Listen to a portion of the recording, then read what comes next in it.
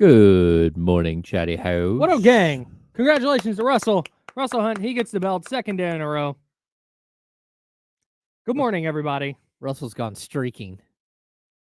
I'm going to, with our whiteboard, I'm going to count how many days it's been since the season ended, and I'm going to say it's been X amount of days since Mike Brown got a contract extension. And I'll just hold it up at the beginning of each day, and we'll erase it. And I think that's going to be a good visual bit for you guys. Hello, Warren. We up in here. What up, Warren? Show can start now.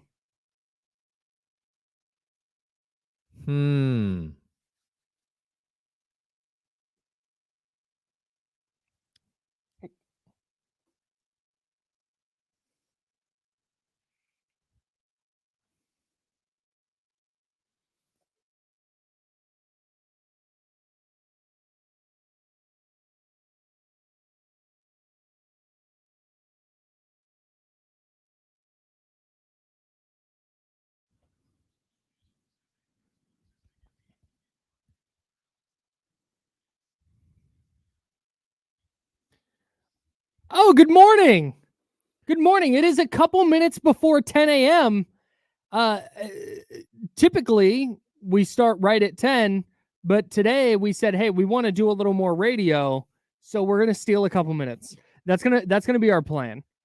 Just gonna quietly start thieving more and more minutes. Yep. Just every few days, just steal a couple more minutes. It's 9:43. Yeah, but how's it going? We started 9:43. Hey, we have an extra segment now. We have an extra segment. And, oh, hey, look at us starting at 9:30. Got 2 extra segments to get in now. That's right. And 9:15. All right, we got 3 segments to do. Those insiders, there's some sneaky dudes. Yeah, like we might as well. And then we get to, by the time we get inside of 9:30, when we're on the north side of 9:30 on the clock. Yeah. Then we can just be like, hey, we're already doing 2. Just give it. We'll just do give Carlin and Joe the time off. They've earned it. We'll just do 9 o'clock. That's right. No, yeah. I see it as like is our way of like quietly. Is that like passive aggressive? I think it might be passive aggressive. Well, passively I feel like see, maybe I'm the king of passive aggressiveness, and to me that's just full aggressive. That's just taking the time. Passive aggressive is when we get on air and go, man, it'd be really cool if they sold a third hour so we could do a third hour. That'd be really sick. I know nice. my son, my oldest, had a friend who anytime he came over, he would just kind of sure do wish I had something to drink. Oh, bro. It's like, man, you've been here at least 300 times. You know where everything that kid is. Gets the little T. He is gone, bro. You know where everything is. Get it? You go get whatever you want. It's all open. Like, it's yours. Dude, that is sure do it. No. What do you want, kid? What do you want? And like you said, if he's been to your house, look, if it's his first time at your house, he's 13, 14 years old, kind of in that awkward stage, you're still finding yourself as a person. You don't want to make a spectacle. I get that that's maybe your defense mechanism. Instead of asking and getting told no for whatever reason, like that's a crazy fear, but it's there. You just kind of casually just like, man, I just wish I just had something to drink. I get where that comes from, like mentally, but also at that point, when he's been over to your house dozens of times, like, dog, just go for it. Get with the program.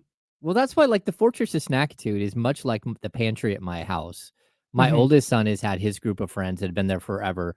They'll walk in, grab an entire box, Costco-sized box of fruit snacks, and next thing you know, they'll rip through like 23 packs of fruit snacks all over the ground, fruit snack wrappers all over the ground. Like, hey, somebody has to clean up the fruit snack wrappers. Oh, our bad. And somebody needs to put the mostly empty box back where lunches go, or we pull stuff for lunch. Sure. Yeah. This is so relatable. This is very, very relatable. Yeah. We're that house. Yeah, good. Shout out to the Fortress of Snackitude. It turns out NBA coaches can get extensions. Can they? Ty Lue today got an extension from the Los Angeles Clippers. Congratulations to Ty Lue, and congratulations to the Clippers on making sure that their good head coach is going to stay with them and not unceremoniously exit now or in the near future. Yeah, it's funny because that's a team that got bounced in the first round of the playoffs. They haven't really maybe underachieved a little. Yeah, maybe underachieved quite a bit. Yeah, quite a bit. I would assume quite a bit, especially their payroll was much higher, and Yeah. they do have 4 Hall of Famers on the roster. Yeah, they dealt with some injury issues as well. I don't know. I guess good on Steve Ballmer for recognizing the value of continuity and for building something and for taking a path and sticking to it. There it is. I kind of wish you would have done passive aggressive. This is passive aggressive. He definitely handles his basketball team much better than he did his rollout of the Zoom. So yeah. Yes, he's doing all right. For Steve Ballmer. He's doing it. He's doing great. Yeah, they got a new building to move into next year. So they are keeping things together. I'm guessing they're going to do what they can to run it back with Paul George and James Harden and Kawhi Leonard and hope everybody stays healthy. And that's going to be what they're going to do. But Ty Lue did get extended.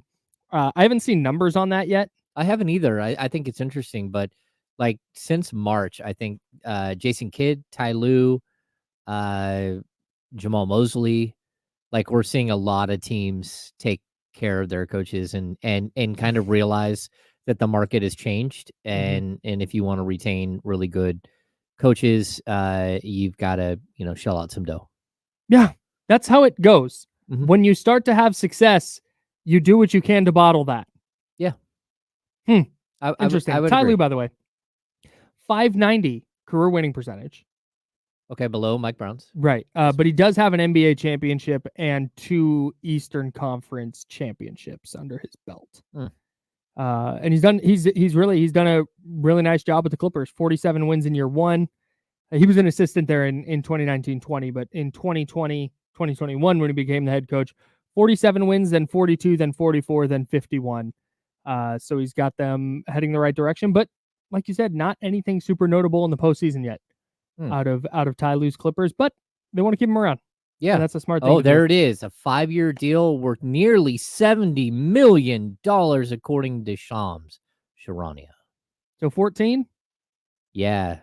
Yeah, no, and that's like I said, he's been to the finals thrice. He was the coach that helped the Cavs come back from a 3-1 deficit in the 2016 finals. Like Ty Lue is a really, really excellent coach.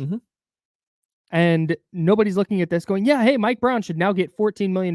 The impact of this, I saw somebody in the chatty house ask, what does this mean for Mike Brown? It's not that, hey, he's going to look at Ty Lue's deal and go, this is the deal I want. It's the principle of it. It's what we talked about all day yesterday, literally for 2 hours. Yeah. It's the principle of it. The Clippers and the Magic and the Mavericks and to a different extent, Golden State and Miami and extending their coaches are saying, here's a successful thing that we have. We're going to move forward with it.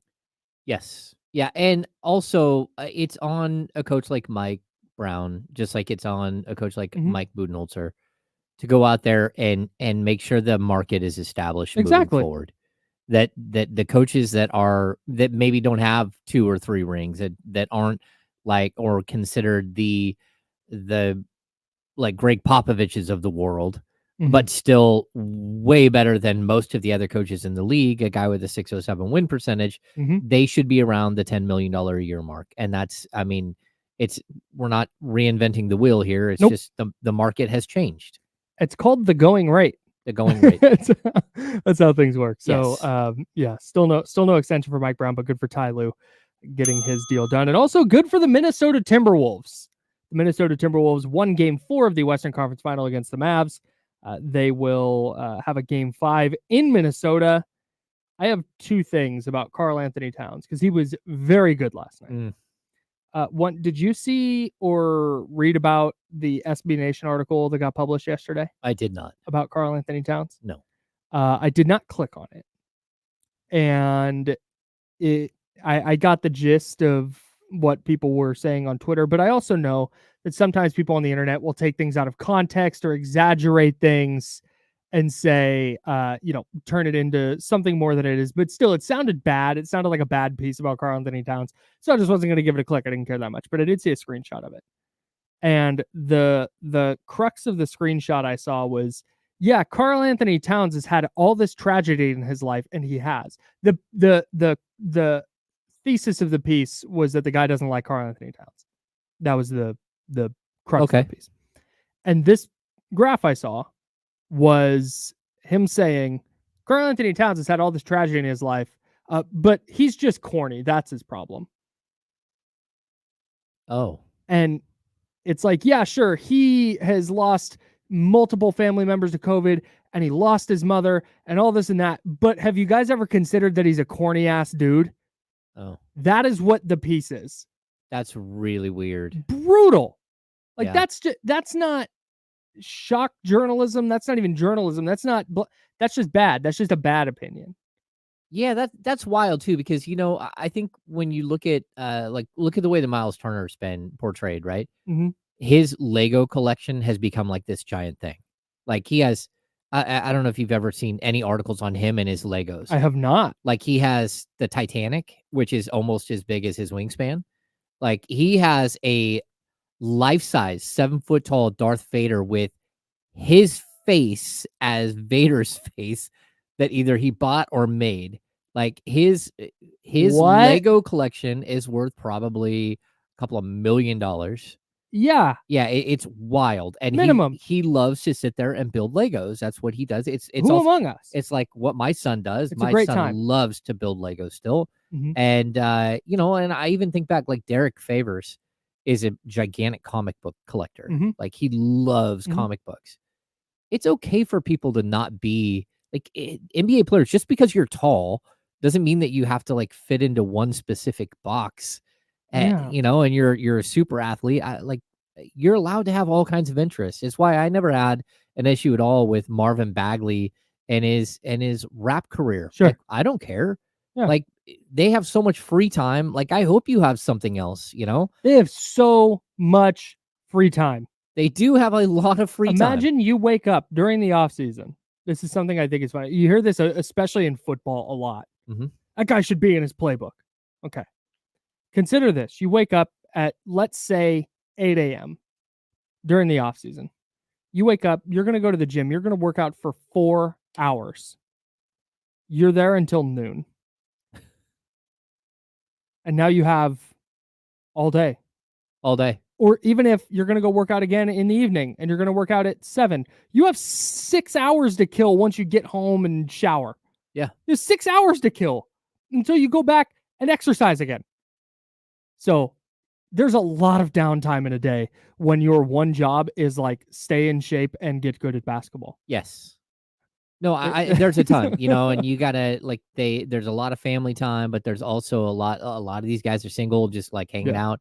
Like, there's a lot of downtime. So I don't blame them for having these other things. Now, if it was like he's putting out like 3 albums during the season and it's like, man, that seems a little excessive. Mm-hmm. Then maybe you start to have that conversation. But if not, like, De'Aaron Fox likes to play Call of Duty and likes to play video games. Crazy. That's been his thing Insane. Forever. Like, that's fine. Like, I have no, I don't want to begrudge these guys. No. So that Karl Anthony Towns piece comes out last night or yesterday, I guess. Mm-hmm.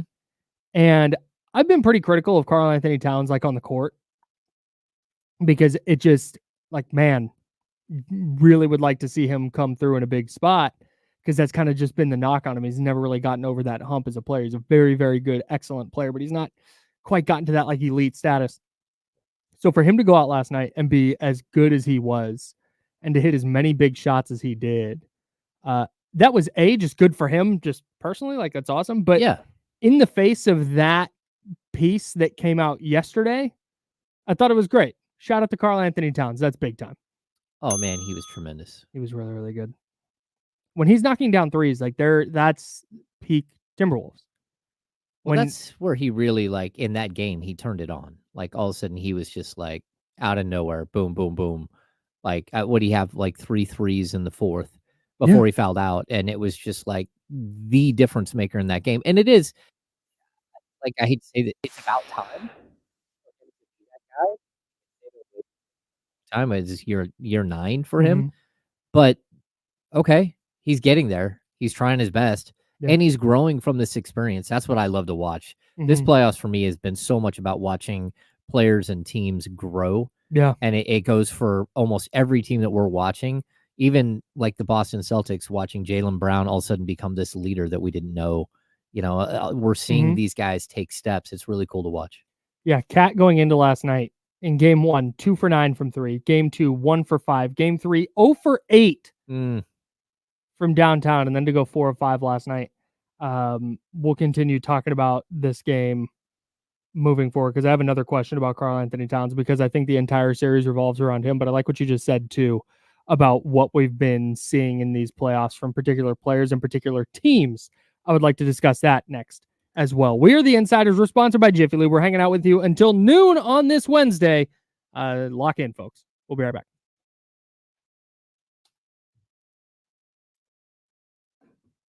What's going on, everybody? Oh, charges were dropped against Scheffler. But the pants! He did irreparable harm to the pants! Nobody is thinking about the pants. What is happening? So dumb.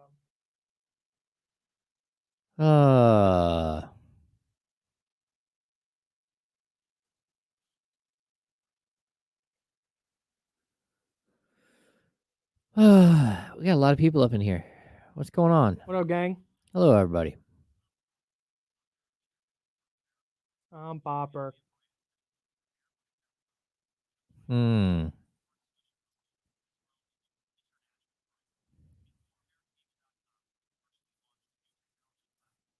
Sack Kings rock. From what I know, that figure is a little high. The high end's a little high, but around that range.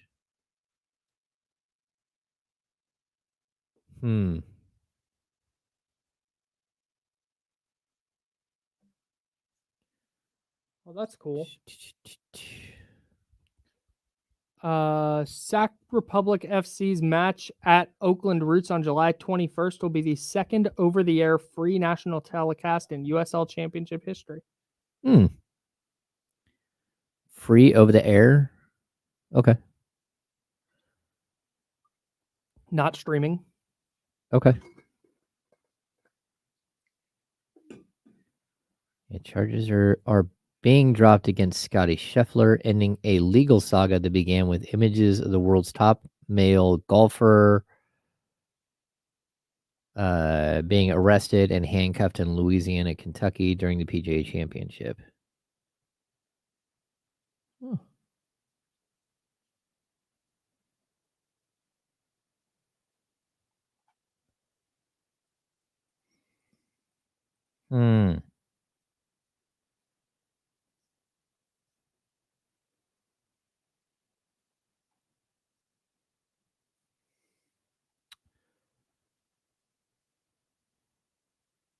Yeah. I don't know who Ty Lue's agent is. But like I do know who Mike Brown's agent is. And there's not a lot of guys out there that are coaching agents. Oh, Ty Lue's agent is his player agent. So there's only like 2 or 3 true coaching agents in the league now. Spencer Breaker and Warren Legary are the 2 big fish. And they have like a huge amount of the guys that come through. And then like Luke Walton had his Wasserman agent that was his player agent. And then a couple of coaches are like that where they still have their agent from when they played. But it's a very, very small coaching circle. Even like the Kings during their, like, I'm trying to think, Alvin Gentry was a Warren Legary guy. Mike Brown, Dave Yeager. Like there's a lot of them. And then Spencer Breaker took over for, it'll come to me eventually. But that agency it was like Paul Westfall. Are we back?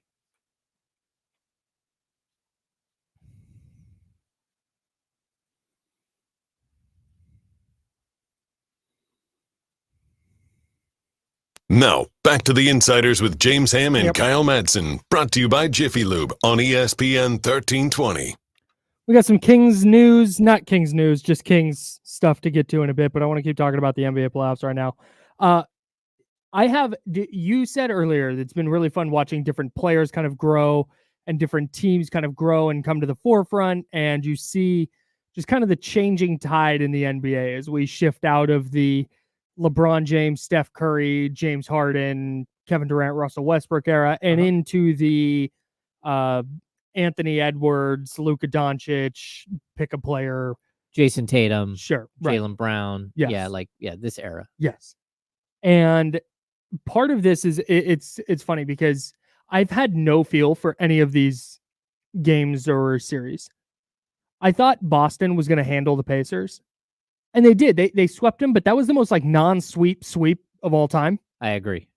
The Pacers had like a 90+ win probability with 2 minutes to go or 5 minutes to go or whatever it was in 3 of those games, where you could look at a couple possessions here and a couple possessions there, and they could still be playing and have like a lead in the series right now. But Boston is just a better team. Boston's the best team in the league. Yeah. And that's what I keep coming back to with all this. Is it has been so fun watching these series play out. And man, hey, I felt good about the Timberwolves winning last night. I have no idea tomorrow night. I've got nothing for you. No, I totally agree. And I was surprised that Dallas took a 3-0 lead. Me too. In the way that they did it. And I think that it just shows you that, again, the Western Conference is so much about matchups. Where the Eastern Conference has been all about injuries. The Western Conference has been so much about matchups. Yeah. Like either it's a good matchup for you or it's a bad matchup, and you're going to make it through or you're not going to make it through. I think it's been pretty clear that that's kind of the way it, like this whole entire playoff on the Western Conference is gone. The funniest part about it is while we've had all these great series and, oh man, an upset here and an upset there. Oh wow, what's going to happen? It's like Boston's just going to win the finals. And probably do so pretty comfortably, but maybe not. I don't know. That's why we keep thinking that, but then something weird keeps happening in this playoff. And I totally. But everything has come back to, oh, Boston won that series in 5. Oh, Boston won that series in a sweep. Boston was just the best team in the league this year, and I'm hoping that Minnesota can make this a series against Dallas, because I think that would be a lot of fun, especially if they can pull out the next 3 and get to a game 7. I mean, that's pure electricity. That's so much fun. And it gives us basketball to watch before June 6th when the finals start. But I was sitting there last night and going, man, that was a really, really nice win for Minnesota. I think Dallas is probably going to go in and win in game 5. But also, if Minnesota went and won game 5 comfortably, and then went to Dallas for game 6, are you feeling great for Dallas? No, I'm not. I don't. I'm not. But again, all of this comes back to, as I started thinking about, okay, well, let's see if this goes 7, Dallas or Minnesota gets X amount of days of rest, and Boston's had all this time off. And I keep coming back to, despite everything that's happened in these playoffs, I think by the end of it, we're going to see Boston hoisting a Larry O'Brien, and the discussion point is going to be, well, yeah, of course. They were the best team. Yeah. It was a fun season and a fun playoffs, but like the best team just won. Yeah, but I think there's also like the moment that they have to get over the hump. And we've been waiting for that forever, for them to like figure out how to like capitalize on all the talent that they have. And then they bulked up this offseason like nobody's business. I mean, they've separated themselves so far from the rest of the NBA as far as like pure talent. And if you give them an opportunity to win one, now you've opened the floodgates, and there's a possibility for 2 or 3 here. Like the talent of that roster. Al Horford is going to get old and isn't going to be able to hang. Yeah. But you can replace Al Horford. Yeah. I mean, the Drew Holiday deal that they signed, I mean, he might be 33, but he's on a contract for another, I think, 4 years. Like this core is going to be together. Derek White and, Jaylen Brown, Jason Tatum, like they're a very, very good team, and they're a matchup nightmare for almost anyone in the league. But very specifically the Dallas Mavericks. Like, because your best two players are two guards, and their third, fourth, fifth best players are also two guards that play incredible defense. Right. And while the other two guys get to go roam free and do what they want to do, it's going to be a really, really interesting series if that's how it turns out. But again, I really think it's about the growth. We're watching Luka Doncic really ascend to like the beyond superstar generational talent that he has been. But you've been waiting for the moment where it translated into the playoffs, and he became like, a Jordan, LeBron type player that makes it to the finals or gets there. I think what we're seeing from, even Karl Anthony Towns taking these steps, but Anthony Edwards improving, Jalen Brunson, McDaniel, Jaden McDaniel. Yeah. Ascending McDaniels. Same thing with what you're saying with Brunson, with Tyrese Halliburton, with Nembhard. All of these guys are finding their NBA voices and taking these huge steps. And it's really, really cool to watch because we're watching organic growth right in front of us for the whole league, not just, we get so king-centric that you're always like, oh, what is going to happen with this player, but we're watching the league grow as a whole, and the next tier, the next group of stars take over and be something better. I have a question. Okay. Is Luka a top 5 player in the league for you now? Yeah. He's there? He's done it? Yeah, I mean, like, I'm not going to put him like all time. I don't know where he's going to rank all time. But right now. Yes, yeah. And I think he even, like, in the second half of the season, he started to make that move where you're like, okay, like, look, it's more than just the numbers. Yeah. Because the numbers are gaudy and crazy. I mean, he led the league in scoring with, like, over 33 points per game. Might even be 34. His numbers out of the gate are silly. He already has, hang on, that's not the right name. He has, I want to make sure I have this right, either more than or as many seasons, averaging 28, 9, and 8. At least. He has as many of those as LeBron James does. Wow. And he's 26 years old, 25 years old, 24 years. That's not right. Yes. He's still 24. No, I thought he's 25. Just turned 25. That's right, in February. Yeah, he just turned 25. You know what's brutal? If I was a Hawks fan, I would, because we sit here in Sacramento and go, oh, there was Luka, Bagley over Luka and this and that. On Luka's basketball reference page, like that's just a whiff on a draft pick. Stuff happens sometimes. Yep. That's Sam Bowie over Michael Jordan. It says on Luka's basketball reference page, draft Atlanta Hawks, first round, third pick, third overall. That's wild. I would not be able to live with that. Yeah. That would be brutal. Like I said, the Marvin Bagley thing, the Kings are not absolved of that. That's a huge whiff. That is bad. But at least it doesn't say draft Sacramento Kings. They drafted him and then just they immediately moved him for Trae Young. Yeah, and a first round pick. I even wonder what is the first round pick that they got, which is a first round pick, which was Cam Reddish. Ooh. That's tough. Yeah. 5-time All-Star, 5-time All-NBA. No, Rookie of the Year, scoring champ. I mean, the team that really gets, I always say that the team that totally gets off the hook here for some reason is the Phoenix Suns, which have blown more top tier picks than any team I've ever, it's the Kings and the Suns who are competing, but DeAndre Ayton isn't on their roster either. And he should be in Phoenix. He should have been the number 1 pick in that draft. But like how many other times, I mean, they took Dragan Bender, they took Alex Len in the top 5.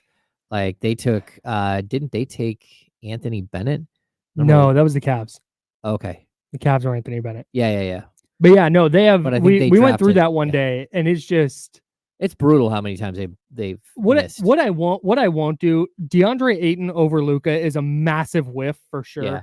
But I'm not going to revisionist history that, because when Ayton came out, he was that dude at U of A. Yeah. And Luka was like, man, how's his game going to translate? He's still so young, and he's going to be playing against, grown ass men in the NBA who are better than the players he's facing in Europe. And there were questions. Remember that whole thing? He's like 6'4", but then he was 6'5", and then he was 6'7", and then he was 6'9", and then he was like 7'1". There were all these conflicting reports about his height. Well, that, and I mean, he wasn't a great. He was a really, really good scorer in Europe, but he didn't tell it, like, you believed he was going to be a multi-positional player. Like, he was going to stuff the stat sheet. He's not going to be able to play defense at a true NBA level. Yeah. And the other thing was, he wasn't a great shooter in Europe. And so I think most people believed like 20, 22 points per game, but with 9 rebounds and 9 assists or something. Jason Kidd type. Yeah, something really, really like incredible. But I don't think anyone saw the 30 plus points for his career, which he's going to average. It's wild. Yeah. All right. We'll talk plenty more about Luka Doncic, I'm sure. We need to talk about some King stuff, though, because our talk with Kenny yesterday was really interesting to me, and I was thinking about it a lot. And so I want to continue that discussion with you now without Kenny. We can even pick it up with Kenny when he's in with us later on this week. But do the Kings need more help on offense or defense this offseason? Where should their focus be? What is this team's identity going to be going forward? We're going to talk about that next, right here on ESPN 1320 Sacramento Sports Center. We're clear. Yeah, the Suns, again, Josh Jackson instead of De'Aaron Fox. Oh, that's right, Josh Jackson. They also took Jalen Smith, 2 picks before Tyrese Halliburton when Chris Paul was aging at that point, and you could have right now like a backcourt of Tyrese Halliburton and Devin Booker. And you would have never had to make that horrific trade to. I think that's what we're going to wind up saying with Halliburton is throughout his career. I think he's going to be a really, really good player, but I think they're going to continually fall short. And we're going to go, man, they need another shot creator. Like, I think they might wind up having a lot of the same problems the Kings had this year. Yeah, but then I think that Nembhard and I think TJ McConnell, like those guys, and even Pascal Siakam, like you have brought in other guys. It's whether he can successfully find a way to play with those guys without, being the guy who has the ball in his hands for the entire game. Yeah.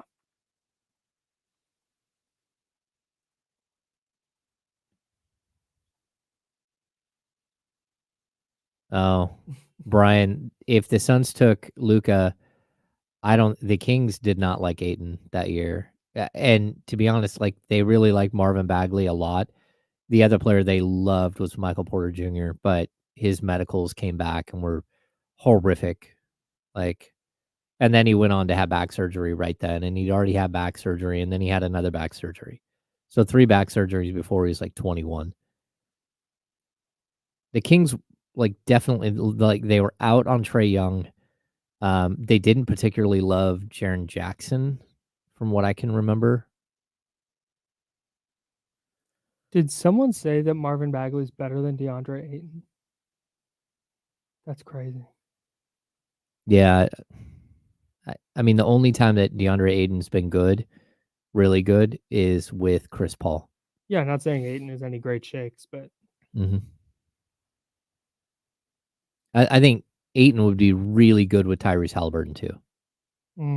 Yeah. Which almost happened. Were they going to trade him for Miles Turner or something? Maybe. But then he signed that extension and they couldn't trade him. Oh. Might be misremembering. I think there was rumor of him going to Indiana. Yeah. For Miles Turner. Or as a free agent. Maybe, I think. Oh, it's even possible they did I don't think they did an offer sheet. I can't remember. They matched him. Okay. Yeah. Oh, yeah. It was an offer sheet. Yeah. That's right. Thank you. Yeah. Thank you. I definitely, Vlade did tell us that he wouldn't draft Emmanuel Mudiay because Emmanuel Mudiay didn't want to work out for Vlade. Like that literally was something he told us. That's a Willie Cauley-Stein draft. But also, just so everyone knows, everyone George Karl and all of his staff wanted Willie Cauley-Stein really bad. He's the rim runner in the dribble drive motion offense that you need.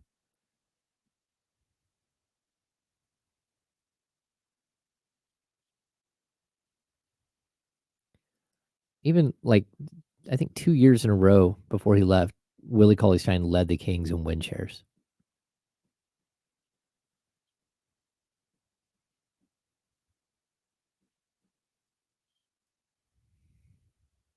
Yeah. They were all over, all over Willie Cauley-Stein. The Kings were talking about Willie Cauley-Stein like February.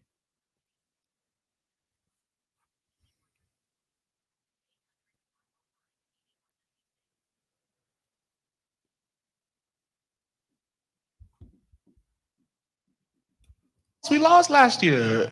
Now, back to the Insiders with James Ham and Kyle Madsen, brought to you by Jiffy Lube on ESPN 1320. James Ham and Kyle Madsen, that's us.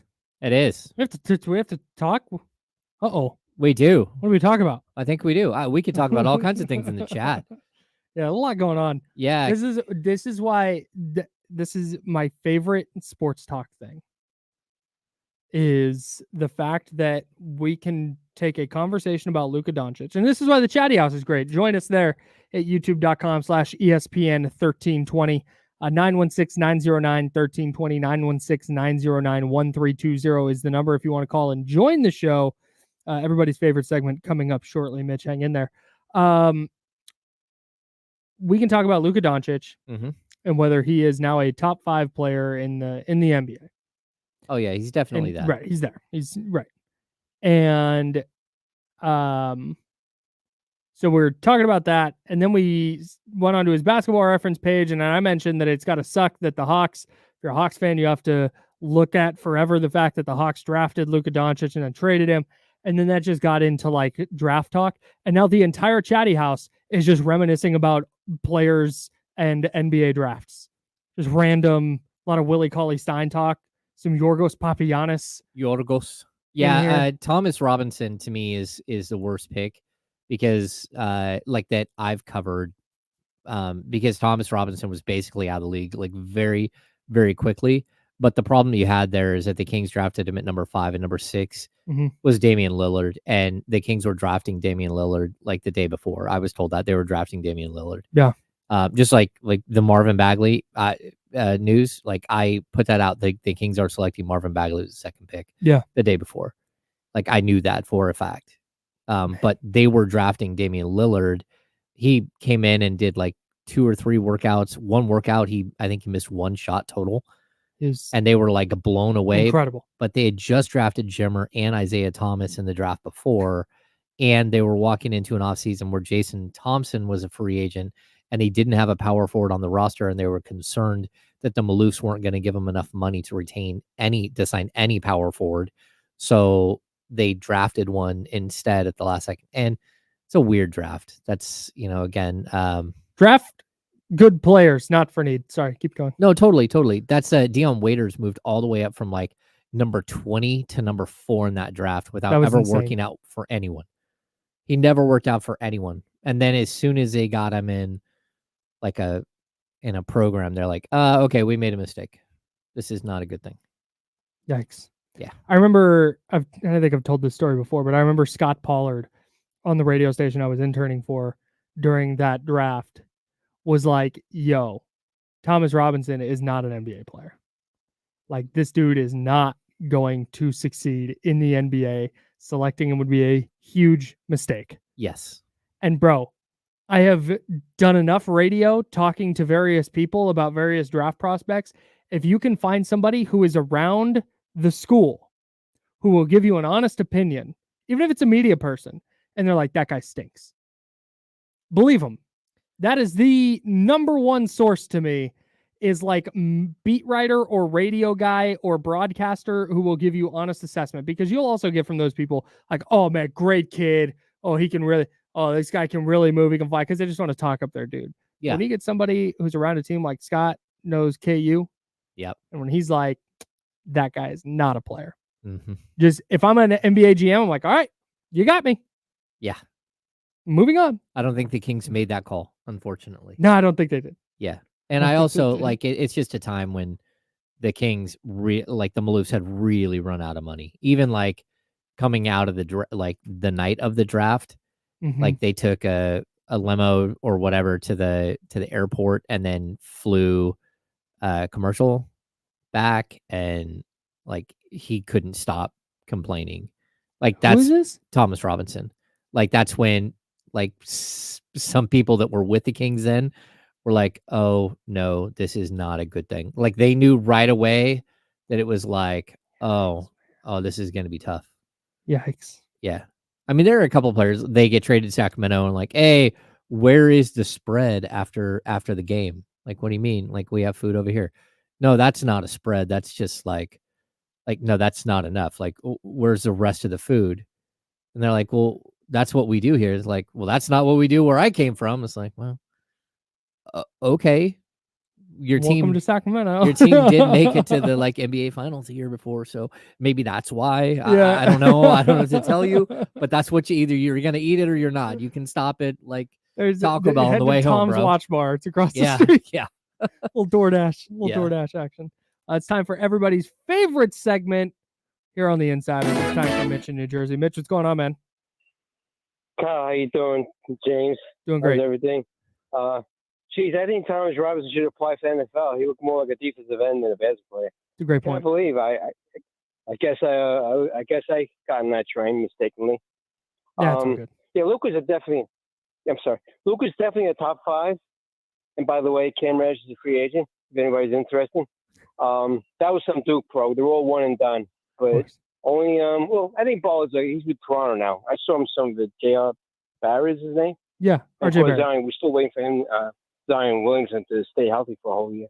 I'm hoping the Kings, and the reason why Minnesota won last night is finally one of the 2 big guys showed up. Yep. I mean, for what the money they're paying, the height, it's kind of the worst big combination I think I've ever seen in a long time. I'm hoping the Kings get somebody that's on the big side and they can score, whether via the draft or free agency or both. Anyway, hey, Mitch, before you go, you're in on the Kings getting DeAnthony Melton, right? I like him. I want to see him keep Monk, but DeAnthony Melton's more of a defensive guy. But he's never, he gets hurt quite a bit, and he never seems to get a chance to start. What do you guys think? Could he start for here and keep Monk on the bench? I mean, does Monk want to be a starter, or are you just going for the best price? That's a great question, Mitch, and we're going to talk about it next. Appreciate your call as always, buddy. God, I love that guy. Yeah. Mitch is the best. Mitch was the one who first brought up DeAnthony Melton's name. Yes. And that's what we're going to talk about next. We're going to take a detour from our detour to get back on track here. Mitch brought up DeAnthony Melton a while back as a potential Malik Monk replacement. And when we were going through each division and talking about each team, we talked about Melton as a potential Malik Monk replacement. Yep. You're talking about a 6'2" guard. He can shoot it. I think he's 37% from 3 for his career. He's a good defender. He comes from Memphis, played a couple years in Philly. Last year got derailed by a back injury. I think he only played like 38 games with 33 starts, I think. But that's the kind of player that you circle and you go, hey, if the Kings need to replace Malik Monk, you can, DeAnthony Melton is a guy in that bucket for sure. But you threw out an interesting scenario today. Yeah. Where, ¿por qué no los dos? Why not both? Yeah, so that's where, like, if you're looking at DeAnthony Melton, the Kings do have their mid-level exception, right? So, like, look, if you have this moment where you've got to go to Malik Monk and you have to do, I think the thing that the Kings are like, I think they'll do just about anything to keep Malik Monk. I agree. But I also don't know that they want to say, hey, Malik, we'll make you the starting shooting guard. Because that's just tough. Defensively, it's tough, right? You'd rather have somebody who is more of a space holder and a defensive-minded guy, a 3-and-D guy, like a Keon Ellis or something, if you're going to have a guy like Monk, right? So you can kind of balance the situation. But if you do give Monk that starting job, you still need a Malik Monk off the bench. And that's where I look at Melton and go, okay, like what would it cost to get him as well, because then you bolster your backcourt. You can do whatever you want with like some of the other pieces you have, but I think he would look really nice next to Keon Ellis off the bench. I think that clearly, if you're going to do that, you'd want to move on from either or Chris Duarte and Kevin Huerter. So you kind of probably Davion at that point too. Yeah, maybe Davion. You also have the problem that would make your backcourt really small, and you probably need to bring in someone bigger, like just to have like bigger depth there. Yeah, but like why not? Because if Monk is gonna be a starter, which I don't know if he is or not, you still need that fireball off the bench. Definitely. And there's a way to stagger your rotations and stuff where you have him on the court a lot, but at the same time, like the Kings we learned during this last 10 games of the season in the playoff and the play-ins that they needed a secondary playmaker, and without Monk, when Monk goes down, if there's an injury to Monk or an injury to Fox, you don't have enough playmakers. Nope. And that's why we talk about a guy like Brandon Ingram, and it's why I would say, like, on paper, a guy like Brandon Ingram and his 5.9 assists per game is more appealing to me than a guy like Mikal Bridges. Oh, I love Mikal Bridges as a defensive minded guy. I love him as a 3-and-D, like the elite 3-and-D wing in the game. But I also appreciate the fact that Brandon Ingram can go get a bucket for himself at will. Yes. And he can also create for others, because that's something that the Kings just lost. Like when Monk went down, it's like De'Aaron Fox, Domantas Sabonis, or bust. There's nothing else you're going to get.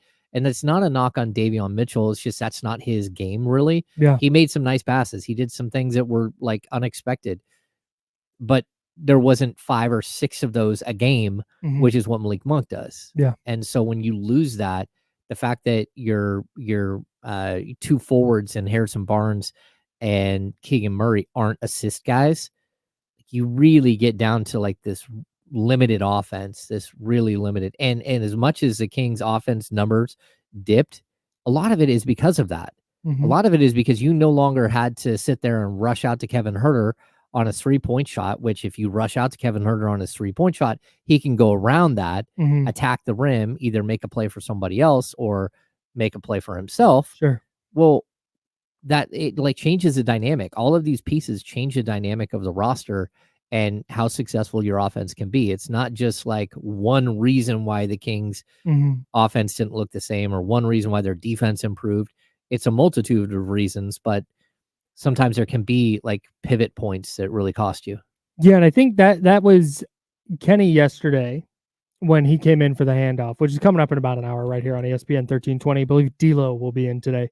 But Kenny yesterday, because we were talking about the Kings defense and how they've needed to improve on defense and how Mike Brown last year said they can get worse on offense, but if they improve on defense, then it's fine. And Kenny's argument, and I tend to agree with him, was like, no, you still need offense, because at the baseline of what the sport is putting the ball in the hoop, and preventing teams from putting the ball in the hoop is great, but at some point you need to make a shot. And the Kings don't, and we've been so focused on 3-and-D wings and defensive minded guys and 6'8" and bigger, these big bodied guys. We look at the Pelicans as the example, right? Shot creation cannot go by the wayside here. They need, and that's why Brandon Ingram is so appealing to me, and to a little bit lesser extent, Kyle Kuzma, because they will. Yeah, you have to play. The Kings have an offense that they run for sure, but dude, in the final 3 minutes of a game, when it's tied, like, getting into your offense is not always going to be available, especially during a 7-game series. Like, at some point, you just need to give the ball to a guy and say, hey, we've got nothing going right now. You'd rather have De'Aaron Fox and Brandon Ingram taking those shots than and Keegan Murray, and if Malik Monk is around, Malik Monk, that's great. That's an awesome like group of guys to have at the end of games. But you would so much rather that than like, hey, maybe work for a open 3 to Trey Lyles. Hey, let's kick it out. There's Keon out on the wing. Let's kick it out to him. Like, yeah, okay, those guys can knock down a shot, but do you want, with your season on the line, do you want Trey Lyles taking that shot, or do you want it to be De'Aaron Fox or Malik Monk or a player like Brandon Ingram? Yeah. That's kind of what, and I again, not trying to overlook the defensive aspect of this, because I think the reason the Kings were really in it down the stretch and not completely falling apart is because they played so good defensively. Yes. But at the same time, that can't be it. It can't be, yeah, hey, they're going to be this awesome defensive team. You see with the Timberwolves right now. The Timberwolves are having a really, really hard time with just Anthony Edwards as their primary shot creator, finding ways to score late in these games. Okay, you can have the best defense of the past decade or the century or whatever people were saying about the Timberwolves. Yeah, well, that's great. But when it's crunch time, can you make a shot? Yeah, I was watching the Pacers series with the Celtics, and I thought they brought up a really interesting point on the telecast, that the Pacers are a concept offense, right? And so are the Kings. Like, it's a free-flowing concept offense. Like, there's some basic rules and some basic concepts, and you play within those confines, right? And then you have the Celtics, which are like an isolation team. Like, everybody just gets the ball and it's ISO time. And they take turns. There's a whole bunch of them that do the same thing. And then those ISO guys find guys for the spray three, and there's always somebody wide open. So concept offense versus what we've seen from some of the other teams, right? But within a concept offense, you need a concept breaker. And that's, I think, what Pascal Siakam is for the Pacers on occasion. Yep. But it's also what Malik Monk can be for the Kings. And if you look at like the early 2000 Kings, like Bobby Jackson was that was a concept offense. It was brilliant. The Princeton offense was brilliant, just gorgeous basketball. And then you have Bobby Jackson, who's a concept breaker. And he just plays outside of the concept, and he can play within the concept, but he also plays outside of the concept. Yes. The Kings could use another concept breaker, because De'Aaron Fox can be that. But it's also a De'Aaron Fox-centric offense that's built around a concept, right? If you had another guy like Brandon Ingram that could create that way, that could like put the concept away and like, okay, it's time for me to go get a bucket. That would really help this team take that next step, in my opinion. Yeah, I'm right there with you. And again, not trying to say that defense doesn't matter, because it does. Yeah. What Keon Ellis brought on that end of the floor, and what De'Aaron Fox did defensively, and what DPOY vote getter Domantas Sabonis did defensively, like that stuff matters, and playing with that level of intensity on that end matters. Keegan Murray is the name I left out for what the Kings were doing defensively. His leap on that end of the floor last year was tremendous as well. But like, all that is great, but I still think that they need more wing depth for sure. Like that, every problem we talked about with the Kings this year came back to like, hey, they need more guys who can play like the 3 and 4. They don't have a ton of options there. They need more length and athleticism at every position. Yeah, like that's just flat out. Like that's the baseline of what the Kings need. But to Kenny's point yesterday, you can't just add guys where you're going, yeah, hey, we think he can make 36% of his corner threes, 38% of his corner threes, whatever. Like, okay, great. You have another Trey Lyles and a guy maybe who jumps a little higher. Okay, yeah, but if you had a guy like that who played elite defense, then I think it's different. Well, yeah, it's helpful for sure. But late in a game, like I just said with Minnesota, in a game, if it's, hey, De'Aaron, take it and please, that's not going to work for a 4-series playoff run. Yeah. And that's why, so with all due respect to the need for length and athleticism and size and defense, yes, 1,000%. But I don't think that the value of an additional shot creator can get overlooked. No, I totally agree with that, but I would also tell you that finishing a season as a number 1 rated offense means absolutely nothing. It means nothing. Yeah. If it doesn't translate to wins, if it doesn't translate to wins in the playoffs, it doesn't mean anything. No. And so that's where I get that you need to have this offense rolling, and that I expected this offense to not only be the same as it was last year, but then to add new wrinkles to it. Yeah. Right? I think that's what we all expected. But I also think no one expected that offense to be that good the first year. That was the first year of the offense, so you thought there could only be growth. And the fact is, that's not the way it went. There wasn't the players. Some of the players regressed. That just happened. But I'm not trying to make them the number one rated offense. Yeah. I'm trying to avoid them being in the position the Timberwolves are in late in these games. Yes. Where, God love Naz Reid is 6th man of the year, but that's probably not the player you want taking your last shot. Yeah. Kyle Anderson or whoever, like having that additional shot creator is just a big deal. And that's not, again, this is not even about they need a better offensive rating. That's not the case at all. It's just when you're going to make these improvements, if you want to pull out an additional 4 or 5 wins, I think they really would have benefited in some of these games from a Brandon Ingram type of player instead of Harrison Barnes, a player who you can get the ball to and they're going to create and they're going to play make and they're going to score and they're going to get to their spots and they're going to rise up and there's not a lot of guys who can defend them. Or Harrison Barnes, who's going to catch it and then dribble and then kick it back out to the top of the key so they can try and run their offense again. Yep. Yeah. I'm with you. Like, look, you've got to have both, right? This team needs to improve defensively and they need to get back to who they were offensively. Yeah. Yes. I mean, that's clear, but even like, again, I've brought this up, but Kevin Huerter, I thought was really in his post-season conversation. He said that he had worked so hard on the things that he was supposed to do within the concepts of the offense that he got away from who he was as a basketball player. And then when other teams took that away from him, he didn't have a counter. And he thought it took him out of his game. And clearly, sure, I buy it, 100%. But you do have to have other players that can step up in those roles in order. There's a counterpunch that the team has to have, not just Kevin. Yeah. And that's where I think that this team became very limited very quickly on the offensive end. And that's teams took away the big sweeping 3-point shot by Kevin Huerter, and Kevin didn't hit it. Yeah. And so that was the other problem. and the other thing is Keegan Murray didn't hit it either the first half of the season.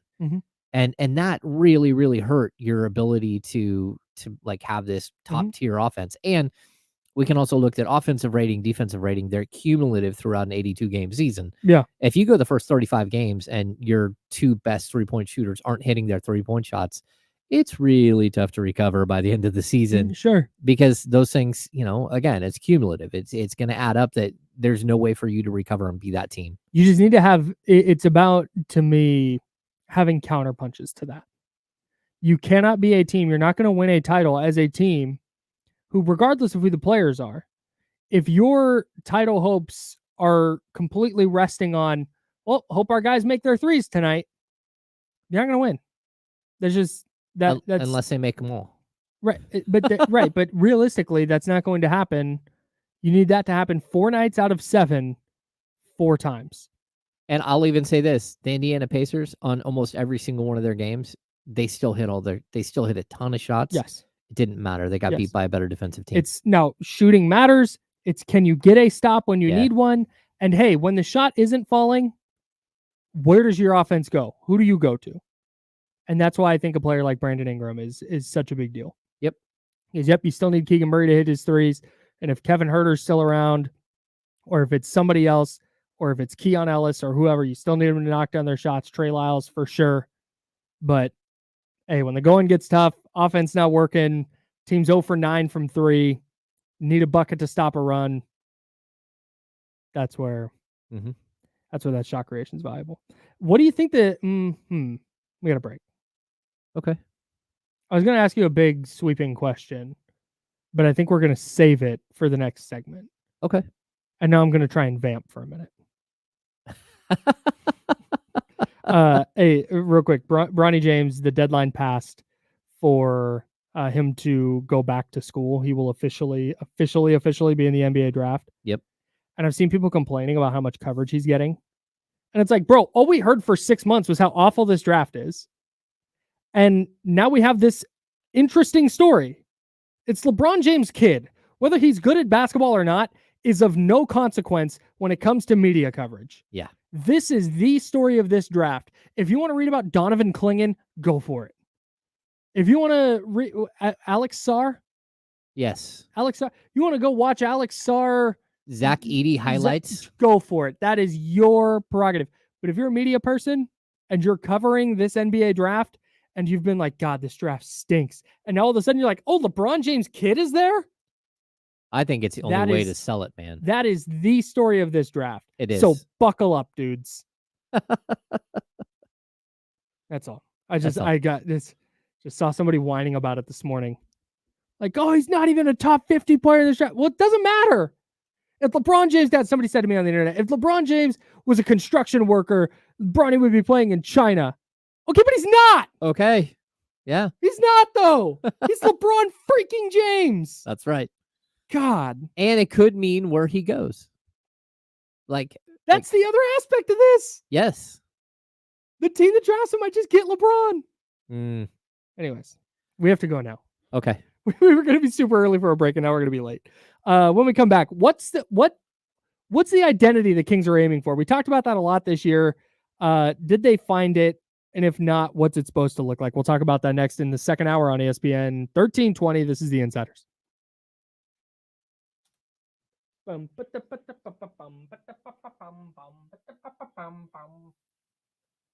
clear, by the way. If my clear music didn't make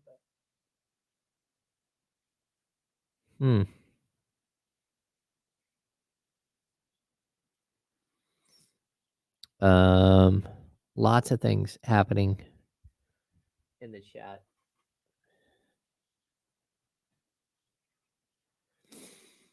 Let's see. What up, Lizzie?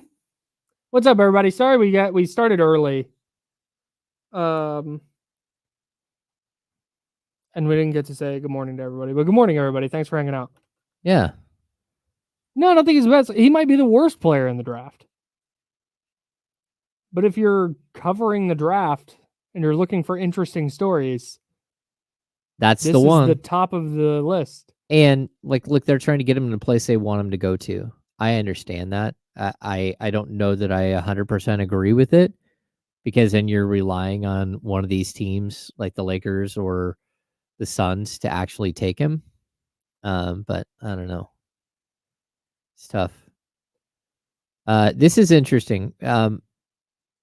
Holmes, his agent kept telling everybody that he was going to get a 4-year, $80 million, and then he didn't. Like, the Kings had no way to give him that money. It's too bad he kind of just lost his fastball, because he's kind of the type of player that's really getting buzz and successful right now.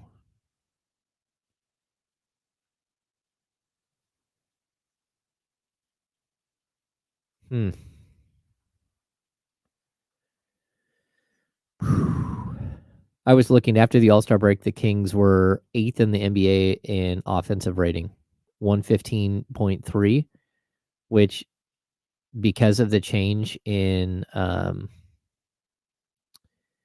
the way the game was called, that's actually like their pre-All-Star was 116.6, way better, but their overall rating was like 16th in the first half. So their offense got worse, but they moved way up in the rankings because everybody's offense in the second half got worse except for the Celtics. Yeah.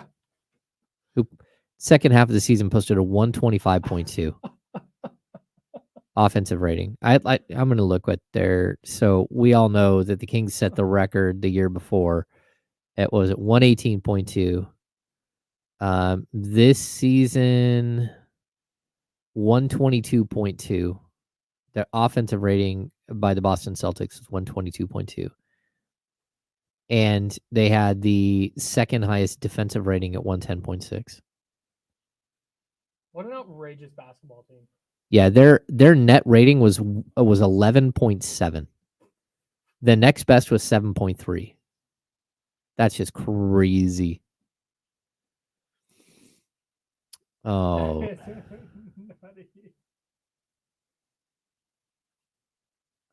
I'm not sure how you would consider this the same as the Bibby Williams trade. Just saying. 30 seconds. That's not the same.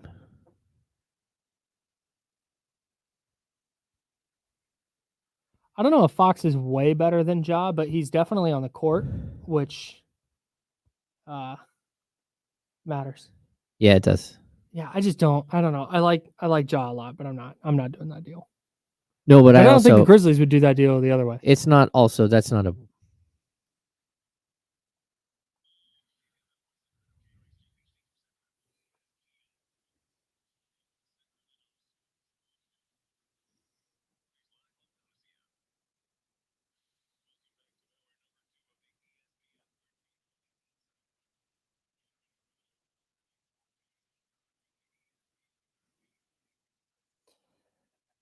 Hour number 2. That's James. I'm Kyle. We're hanging out with you until noon on Sacramento Sports Leader, and then we will hand it off to D'Lo and KC, and they will take you up to 4 o'clock. No basketball tonight because the Pacers couldn't figure out a way to get a win against Celtics. So we don't have any basketball. I was really worried last night about 5 minutes left that we weren't going to have basketball until next week. Buddy, when there were I think it was tied with 4 minutes to go, I was with you. I was right there. I was like, the Mavs are winning. Oh, yeah. The Mavs are definitely winning this game. The Timberwolves got up 6, and Dallas really promptly got it back within 1 or 2. Luka had the 4-point play. Oh, and when Luka had the 4-point play, which ridiculous shot, but when he had that 4-point play, I was like, that's it. That's up. That's done. They're going to beat him. We're going to have no shooty baskets for a freaking week and a half. Alas, the Timberwolves pulled it out. Pause. And they move on to game 5. Anthony Edwards out here telling people he'll see him for game 6. We'll discuss that. He's a confident young man. Discuss that coming up in a bit. We're talking about the Kings and their identity, because we talked about that a lot this year. It felt like after every third or fourth game, another head scratcher from the Kings. Be like, hey, Mike, what's this? What's happening here? What's the identity of this team? And because it felt like we saw them evolve during this season. They went from last year, they were this high-octane team that couldn't really get a stop, but, man, they were going to make the heck out of some shots, and they were going to make it really, really hard to get stops against them. And then this year, you saw them kind of falter, and the car would try and start, but then it would never really turn over. But then by the end of the year, they were this just stalwart defensive team. They were really, really good on that end of the floor. And I think ideally, Mike Brown, if he had his druthers, in an ideal world, you're both. You're a high octane, you're the Celtics. You're a high octane offensive team that's getting a ton of stops. But I think in Mike Brown's ideal world, they're probably trending more toward what they were at the end of this year versus the end of last year. But is that what they should be doing? Okay, so the goal, is to win a championship, right? That's the goal for every team. The Boston Celtics, first of all, they have more talent than anyone. I'm just straight up, they do. I think the only other team that, again, Minnesota has a ton of talent. OKC has a ton of talent, but just on paper, look at the talent level of the Boston Celtics from 1 through 15 on the roster, right? The goal is to look at what we just talked about, their offensive rating versus their defensive rating. They had the best offensive rating in the NBA, and the second best on the season. They set the record for the best offensive rating, 122.2. They beat the Kings, who set the highest the year before at 118.2. But then their defensive rating was second in the NBA, and their net rating is a plus 11.4. That is astronomical. That means that they're great at both ends of the court. And I think if you look at sort of the trajectory, I would just I don't like bringing the Warriors up, but if you look at the trajectory of the Warriors as they won their championships, their later championships, even though the fact that they didn't have a single rebounder averaging over like 7.2 rebounds per game, they led the league in rebounding. Even though they didn't have any outstanding defenders outside of like a Draymond Green, Kevon Looney is a good defender. Andrew Klay Wiggins Thompson was a really good defender. Yeah, but at a certain point, Are you talking about 22? Yeah, well, even like before that, like his run as a great defender was very short-lived. Like his lateral quickness and stuff slowed down even before the injuries. So if you look at that, it didn't matter though. They were still number 1 in the league in defensive rating, even though they had players who you would not think of as defensive players in their starting 5, playing 40+ minutes a game during the playoff run. There's concepts that they had that put them in that running. And I think that's all Mike is trying to do, right? The who are the Kings? Well, what they need to be is a really, really good offensive team that also plays defense, because that's what the Boston Celtics are.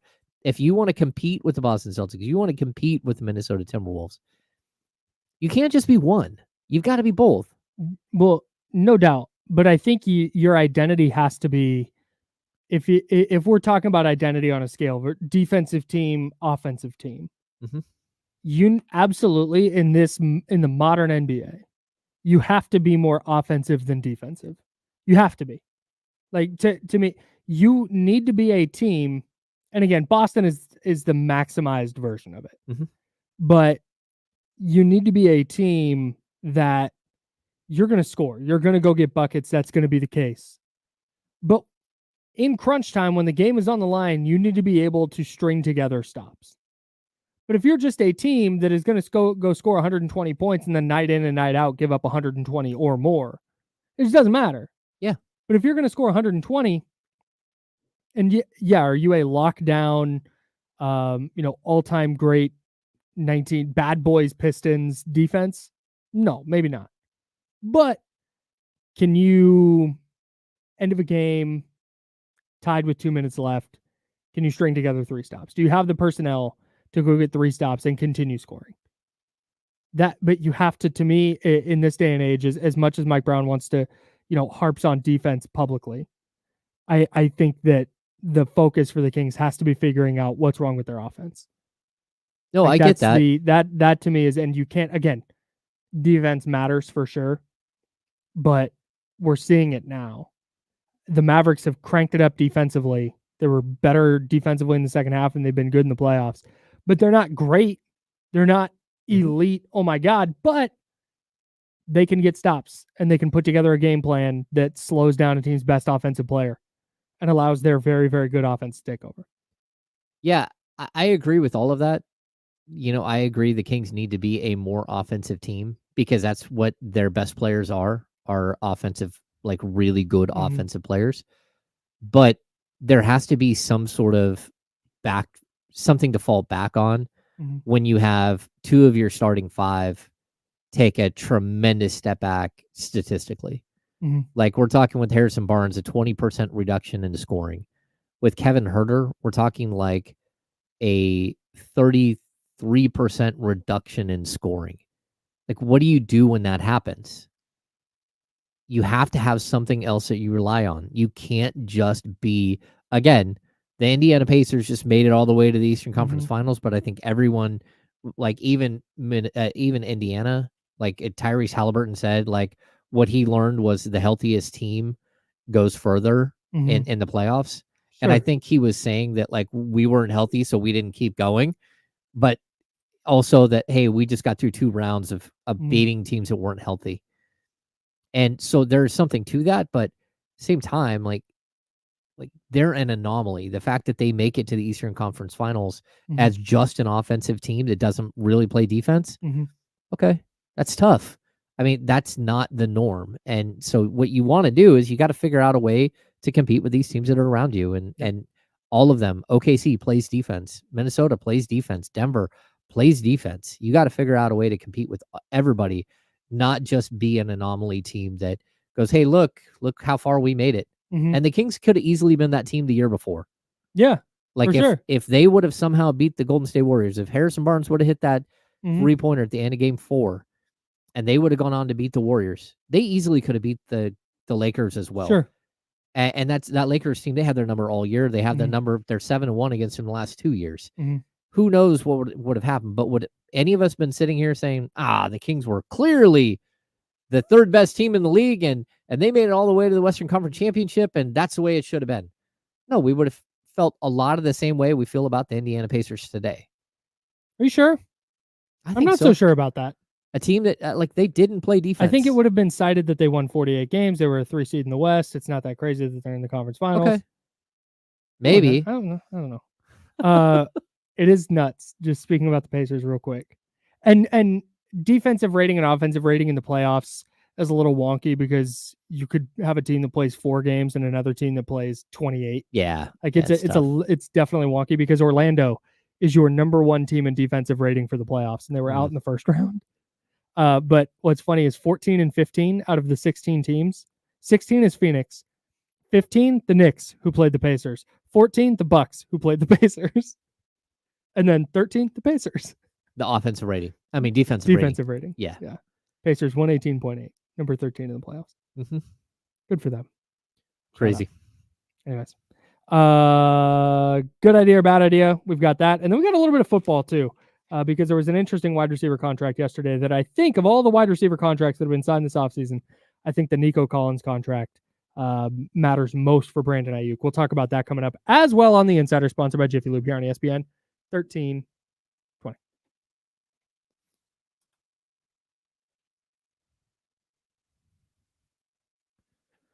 All right. I've got to go.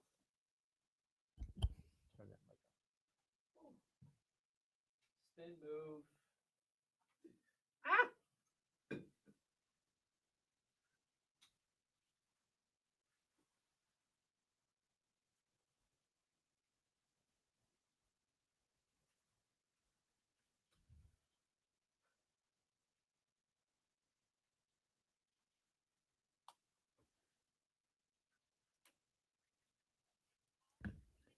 Yeah, Soren, we talked about it first thing, like right at the top of the show. Actually, at the top of the show, we talked about... What did we talk about at the top of the show? Oh, eating snacks. Well, snacks and Tyrone. Yeah, that's what I was... Yeah, we opened with snacks, though. We have like 2. Wow, we have like 3 minutes. I'm going to go fill up my water. Stay hydrated, kids. Maybe get some little popcorn or something. No. I think it's 45 minutes till lunch. Yes, Soren, we did speak on it.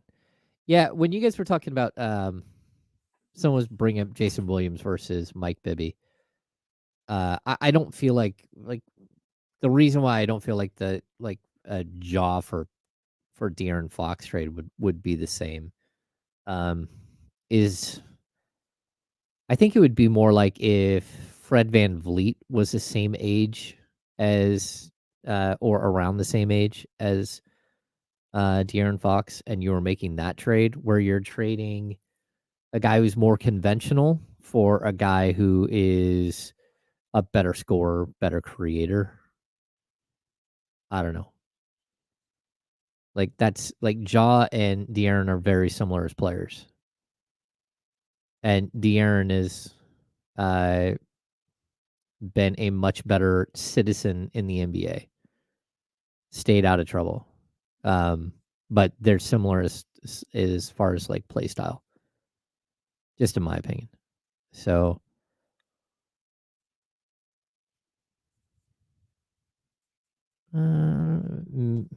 yeah. No, I don't see the like Fox for Ant-Man. We're talking about 2 totally different styles of players. Like I don't know. I'm just trying to think of other players in the league like that I think are more like system type players.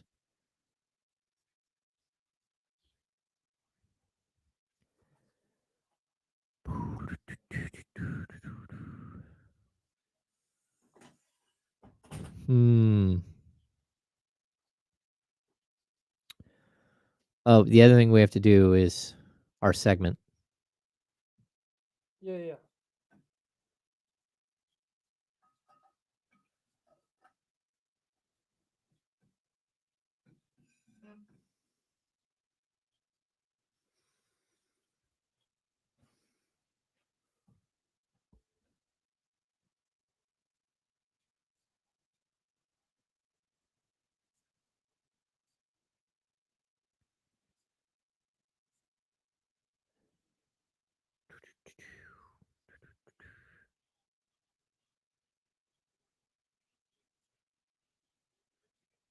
Yeah, I appreciate great offense as much as anyone. I think if you're going to be a bad team, then you need to be super, super high energy offensive team.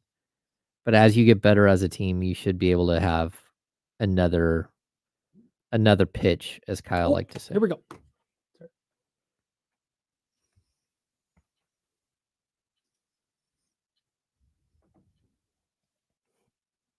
Now, back to the Insiders with James Ham and Kyle Madsen, brought to you by Jiffy Lube on ESPN 1320.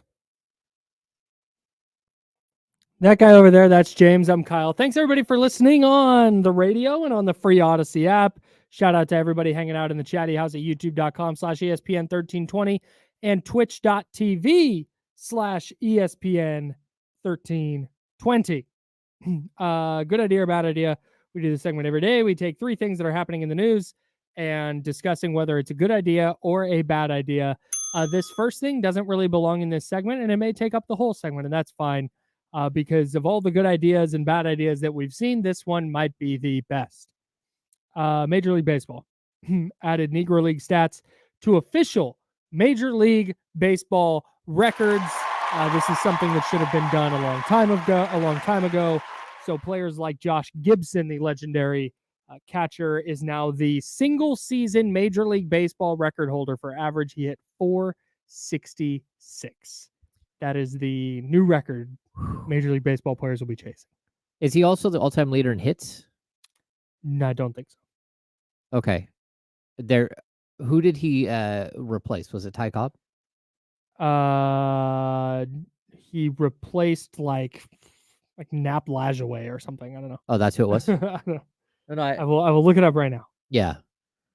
Look, good idea, bad idea. I think it's a great idea. I think it's long overdue. I think that, again, to point out in the chat, Ron Manfred got something correct for once. I'm going to guess that it was more of a committee that did this than it was one person. But either way, the Negro Leagues have not been recognized properly for decades and decades and decades. So to finally see this, I think it's spectacular. And look, we're talking this, they're all going to be like old stats. Like, how do you bring them into the new era of stats? And the fact is, it's really difficult to do, but you also shouldn't ignore something that existed because you don't want it to exist. And that's, it's not great. Hugh Duffy in 1894 hit .440. Oh. I think that all time, there are other stats that are going to be replaced, right? As all time leaders. Yeah, I think so. Like Josh Gibson specifically took over as the all time leader in a bunch of stats. Yeah. Or single season leader. God, his baseball reference page is just insane. It's a totally ludicrous player. No, you can't tell the story of Major League Baseball and baseball in the United States without telling the Negro League story. That was such a massive piece of the growth of baseball in the United States, and what the players in that league did and what that league did matter as much as anything anybody else was doing in the 1930s and 1940s. And I think that one of the reasons for this, and why I think that this is such a valuable inclusion, is if you had any questions about the quality of the league, consider that in the offseason, Major League Baseball, all-star teams, would go barnstorming and play against these teams. Mm-hmm. It was that quality of a league. So shout out to Major League Baseball for getting this right and making sure that those players, while there were injustices done to them that will never be able to be undone, at least making sure that they're included properly and adequately in the history of Major League Baseball. Yeah, I also we need to I think we all know the story of Babe Ruth. We all know the story of Lou Gehrig. We don't know these stories. like we do the other stories, and we should. And I hope that it opens a door to learn a whole lot more about players that we should revere in a certain way. Yeah, no doubt. Number 2. So good idea. Good job, Major League Baseball. Number 2. Hey, James, did you know the Clippers extended their head coach, Ty Lue? What? Yeah. Are you serious? That's the thing that could happen. That's a great idea by the Clippers. I didn't know that's possible. It sure is. Ty Lue's a good coach. Ty Lue is a good coach. Good idea by the Clippers. Yeah, I think it's a good idea because it like solidifies continuity. Yeah. And that's a big thing in professional basketball. Maybe more than any other league, continuity is the good teams have continuity at their coaching position. They have a culture that they develop and build, and they stick to it. Yep. Even knowing that, like, the Warriors extended Steve Kerr for I think like 2 years. 2 year, 35. Because they know, like, this thing is winding down. At some point, I'm guessing Steve Kerr will stick around as long as Steph Curry does, and then he will go off and live his life and let somebody else rebuild that team. He's done what he can do.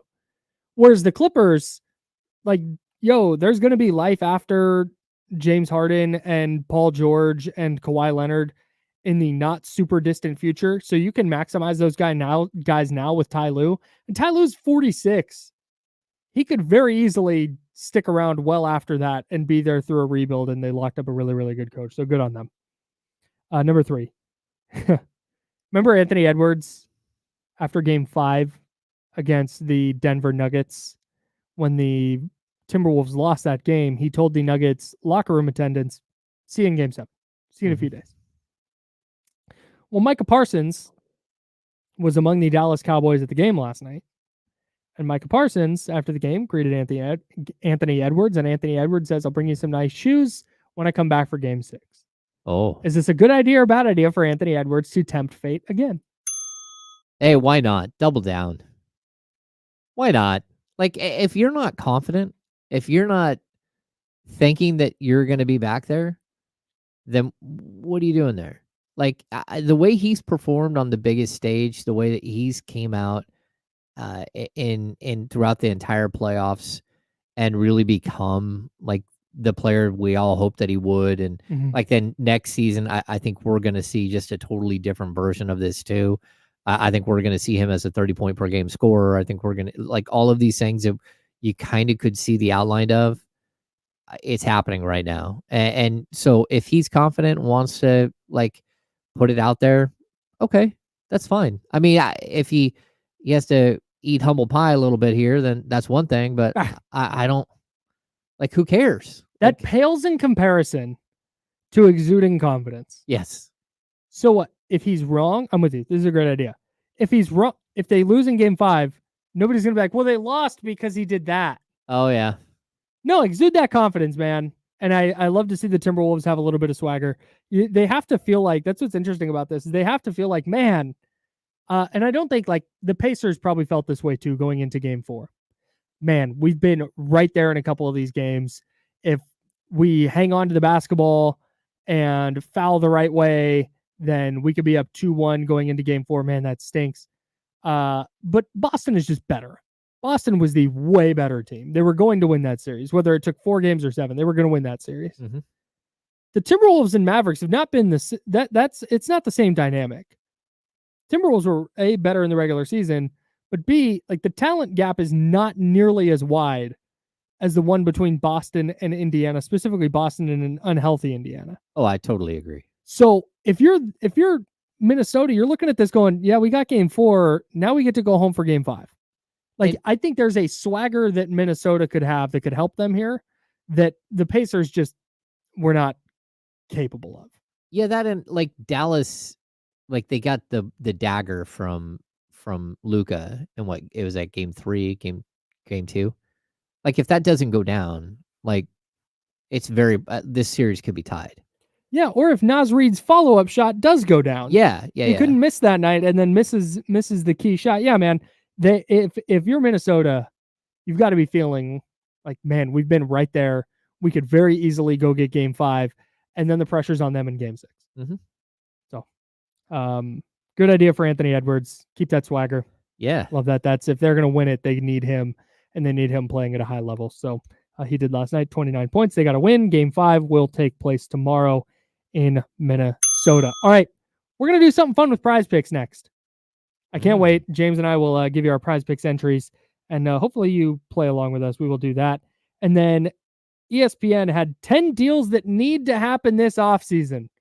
We'll try and get to that as well. That's James. I'm Kyle. We're on ESPN 1320, Sacramento Sports Center.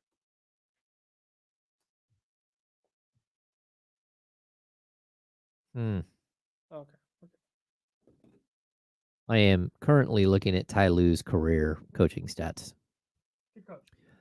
He's a good coach, but is it just me, or do you feel like the Clippers have underperformed at least the last 3 years? Yeah, I think injury stuff has played a role in that. But this is a team that you expected to be in championship contention.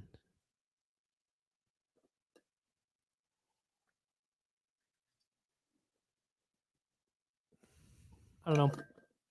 If we're going to knock Kawhi and Paul George for not being available, I'm not then also going to knock the coach because his players aren't available. No, I get that. Yeah. Let's see. Yeah. Well, that's 72 game season. Here's 82. Man, isn't it weird that Yeah.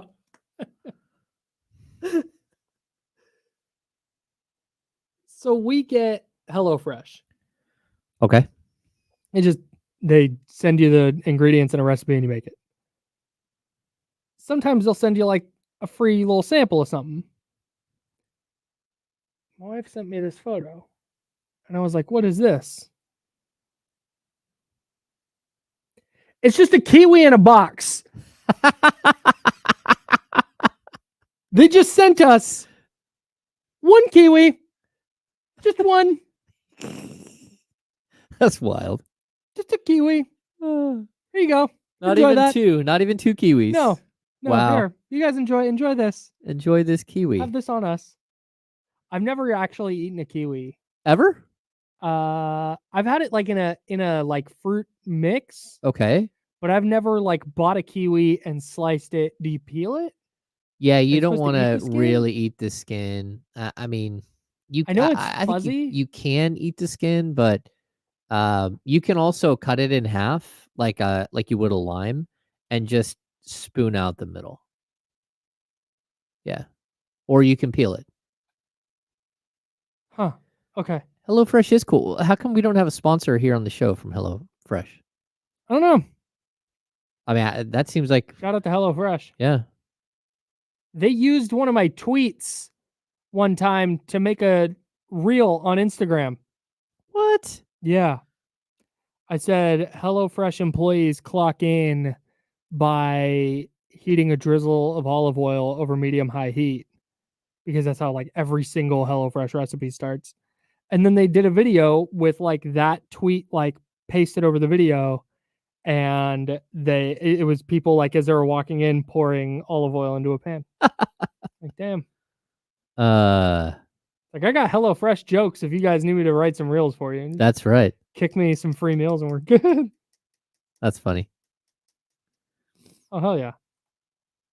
Does he happen to do so in the East Bay? Yo, hey, key lime pie in Key West goes crazy.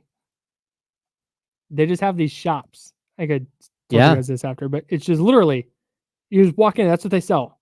Yeah, I saw a whole video on this, like who had like a whole like diners or whatever, where they like go around and like who has the best key lime pie, and like they're everywhere. I'm so jealous because there's a bunch of people who claim to have the best kiwi pie. Exactly. Yeah, key lime pie. Sorry. Every place.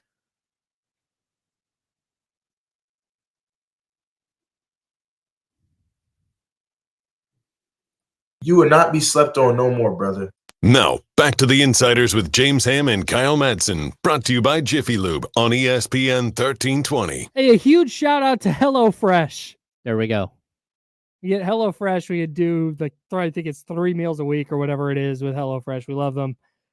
They sent us sometimes they send you a free sample of like a breakfast item they're doing, or like a quick easy lunch meal that they're trying. So they say, hey, try this out. It's on us. Today they sent us a kiwi in a box. Kiwi in a box. A boxed kiwi. I can't decide if it's better that it's boxed or if if they were just like, there's a kiwi. Just gonna throw it on top. It just feels like a wait. Like, is that not? Does the kiwi not already have a container? No, it's just kiwi is just sitting out there. No, I know, but it has a skin. Oh yeah, its own container. Yeah, it's in its own, like a banana. Or I mean, even I guess to a different extent. I know you. I personally, are there people who skin their apples before they eat them? Yes, some people do, but that's a weird thing. Yeah, it's weird. So I just grab an apple and eat it whole. Like that technically too has its own. Like apples are just out; they're not in boxes. That's just a waste of cardboard. Don't do that. I totally agree. It's insane. Yeah, I just think we need to like NASCAR out the show here. We're just gonna like put stickers for everything all over the show. I'm down. Yeah, I'm easy. Hello Fresh. I have a water bottle that just reckless abandon with what's on it. Yeah. I got breweries. I've got TV shows. I would be more than willing K-pop to put your stuff. logo on my cup. Oh, yeah, absolutely. You guys could have what is this? The Kahlua Rum Company. There you go. Your logo could be there instead. That's right. Shout out to the Conch Republic flag as well. We were just talking about Key West and Key Lime Pie. And Brickhouse Golf. Shout out to Brickhouse. Yeah, shout out to our guy. We love Brickhouse. Brickhouse. Yeah. Shout out to Jim. Where were we? Prize Picks. Prize Picks. Speaking of, so James and I, look, here's the deal. PrizePicks.com is the website. It's daily fantasy. You pick 2 to 6 players.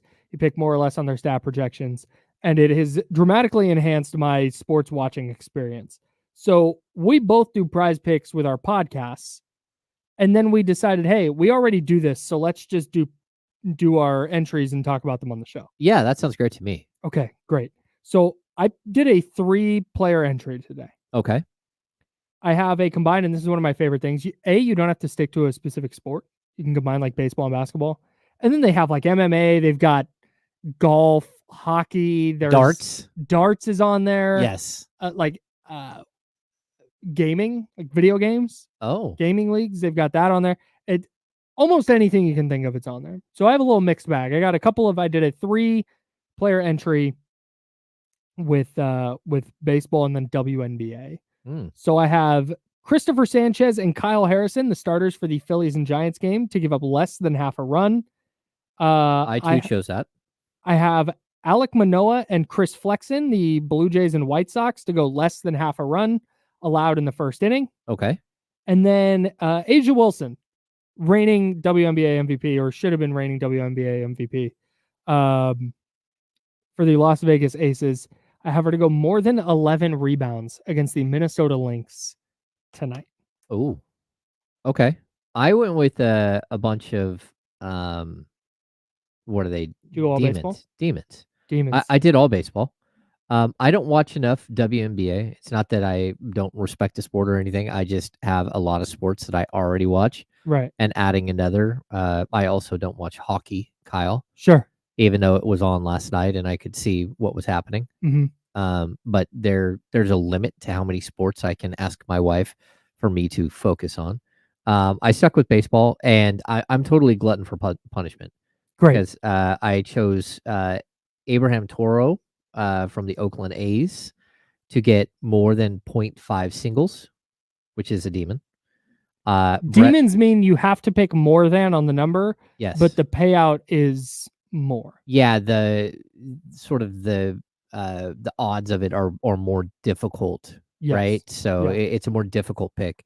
I also took Brent Rooker with more than 1.5 RBI.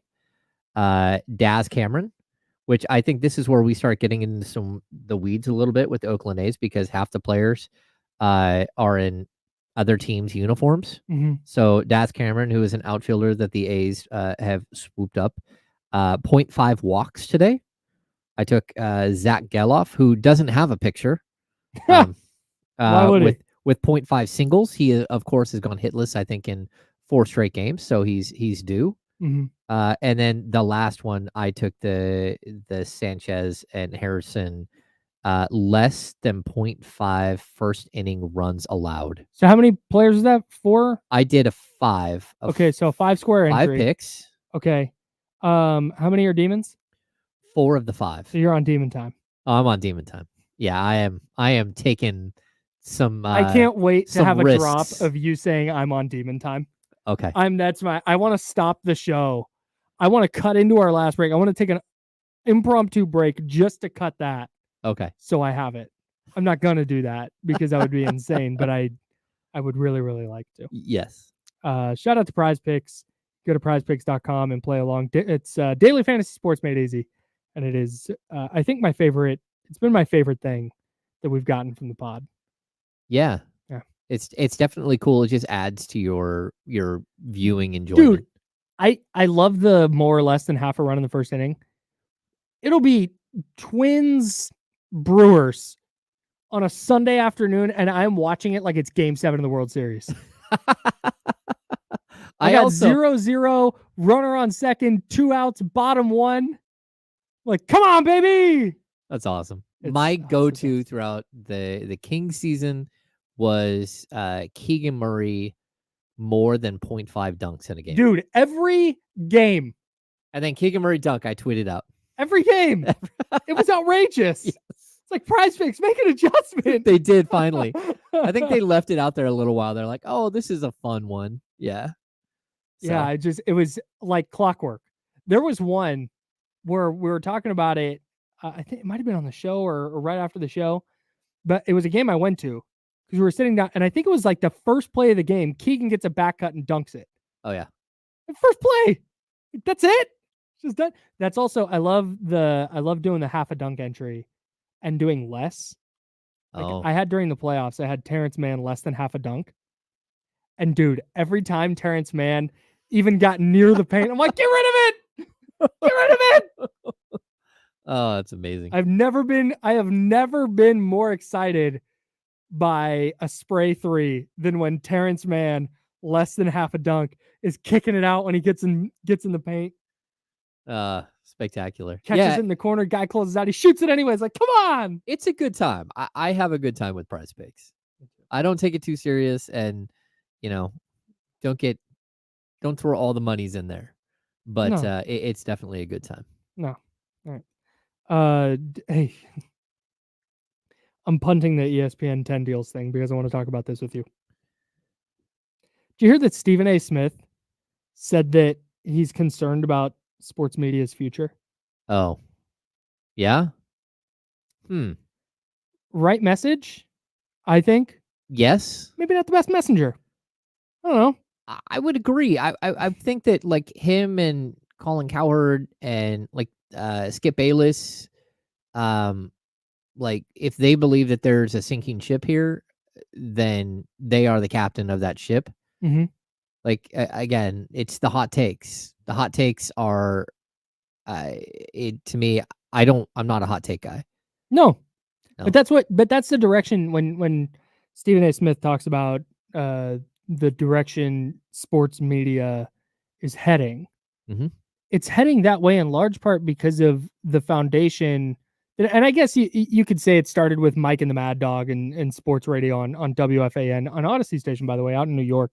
But First Take is the one that really like took this concept that had been around and kind of in the periphery, kind of in the background. Skip Bayless, Stephen A. Smith took it and really took off with it. And it's this debate show culture of you have to have one person is on one side, one person is on the other side, and you're just going to yell about it. Mm-hmm. Like the nuance. And that's what JJ Redick went on there and was like, where's the nuance here? It's like, that's not what the show is, dog. The problem is, and I think there's space for shows like that to exist because there's an entertainment factor to it for sure. Yeah. It's why they talk about the Cowboys and the Lakers and the Yankees, LeBron James, and LeBron, because they're just trying to like, it is pure entertainment. The problem is this is, I think what Stephen A. Smith is concerned about is that has now bled into like every form of journalism. You now have people on certain beats not going to say who or what beat. You can discern it for yourself. You know, have certain people on beats who are there at practices and in locker rooms who are then writing and podcasting from this hot take, I need to say the most inflammatory thing possible angle. And that overlap can't exist to me. That blurring of that area between what we used to call a columnist. Yeah. And taking the columnist role and turning it into, I'm just going to say the thing that's going to get the most clicks and the most eyeballs. Like that's that line blurring between journalist and that is, like I said, Stephen A. Smith being the guy who's concerned about it is like kind of rich, but he's right. Like he's right. He didn't say anything wrong. Yeah. I think it's also, as we've gotten further and further into like the social media world, it's, for example, last week I wrote 2,000 words on the Mike Brown situation. One line taken out of context and thrown up by an aggregator site with 5,000 followers, like then got aggregated by gigantic Twitter accounts with 200,000 or 2 million followers, and then taken out of context by like so many different people. Like read the article. Like that's the point of the, and there is no like click through. I'm not a click guy. There is no clickbait. Even when you're writing, like when I, used to write mock drafts for NBC, right? Like people would complain about having to click through on slides. And I would, welcome to the medium. I would like, okay, so first of all, you're typing out the complaint was more touches on the keyboard than if you just clicked through and read each one. Sure. And you have to understand the value of my work and the value of the person who built the slides, the value, everything that we had to do to build that for you. It should have value for us on the other side. And either way, like there is no click. Like I've never been a guy who's searching for clicks or trying to get famous off writing. No, but at the same time, and this is what I try and tell people, there's clickbait. Yeah. Okay. I'm trying to think of a good example. When De'Aaron Fox didn't sign his extension, writing a headline that's like De'Aaron Fox future with Kings in doubt. Yeah. That is clickbaity because that leaves out all context of the fact that he could make more money down the line by not taking an extension now. That's clickbait. But writing De'Aaron Fox doesn't sign extension with Kings, like, yes, you're trying to get clicks because that's what funds the job. Yes. But you can go about that. Like you're trying to write a catchy headline. Like for sure, you 100%, when you write a headline, the goal is to get somebody to go, oh, that's interesting, and click on it. Like that's what it is. That's the job. That goes back to newspapers, dude. Yeah. Like there's the above the fold headline on the newspaper, right? If you're unfamiliar with newspapers, young people, they're folded in half. And then there's above the fold and then below the fold. So when it's in a newspaper box, I had that upside down. They would slide in the above the fold front page into the window that you see, and whether or not you want to buy the newspaper off of the front. The headlines. Right. The big picture in the front, that's above the fold, right? Trying to grab your attention. Even like when I wrote this. Damien, get in here. We're having real life discussions right now. We are having real life discussions. This is big time. My title for I don't know, it's always like that in here. My title for the Mike Brown piece: Mike Brown, coaching salaries and avoiding basketball hell 2.0. Not. That's a great headline. Ownership angry with Mike Brown on the hot seat. No, that would have been clickbaity. It would have. Not what I heard. Damian Barling in the building. Damian, we're talking about. Not what the internet said. This is right. This is the handoff. Damian Barling, D'Lo, and Casey coming up at noon. Right here on ESPN 1320. No, we were talking about Stephen A. Smith being the guy who's worried about sports media's future. Like, come on, dog. Come on, bro. Okay, bro. This is the same guy who read a text from a source disparaging Jaylen Brown for like no reason whatsoever? Same guy? Yes. Oh, okay. And it's even the worse. Same guy who once basically challenged Kevin Durant to a fight live on his television show? Yeah, that guy. All right, dog. He's the one. Whatever and you that's say, bro. That's what's frustrating about like Stephen A. Smith and Skip Bayless, because I do think the debate show culture, I think there's a place for it. Mm-hmm. Like that's just that's us. That's effectively like you're sitting around with your friends and you guys are just arguing. You know what that is? That's pardon the interruption. Yes, that's what it is. Yeah, somebody, I think Soren in the YouTube chat brought that up. It's genuine conversation. Yes, genuine conversation. Yeah, about a subject. It's not, hey, let's get our stuff off here and try to go viral on a social media clip. Right. I'm going to take this side. You're going to take that side. Yeah. And that's what. To where what you're saying doesn't even become believable anymore. The thing that sucks about it is like Stephen A. Smith is a great journalist. He is. Skip Bayless won awards as a journalist. Well, and I don't. Those two aren't the same. Okay. Like, but I get why they're tied together, but they're not the same. Skip Bayless is a. Oh no, I can't like. No, he's a hack for sure. I don't believe he has a single redeeming quality in him. I think Stephen A. does. I think Stephen A. is an entertainer at this point. Now in his career, he's an entertainer more than he's a journalist. He was a journalist. Yes. All of the stuff that James preaches to Brendan and Frankie and all of those young guys, Stephen A. was that. But there was a point where the game changed a little bit. Yes. He's not a journalist anymore. That's not what he does. He is an entertainer. He is a very good one. But it's not journalism, it's entertainment.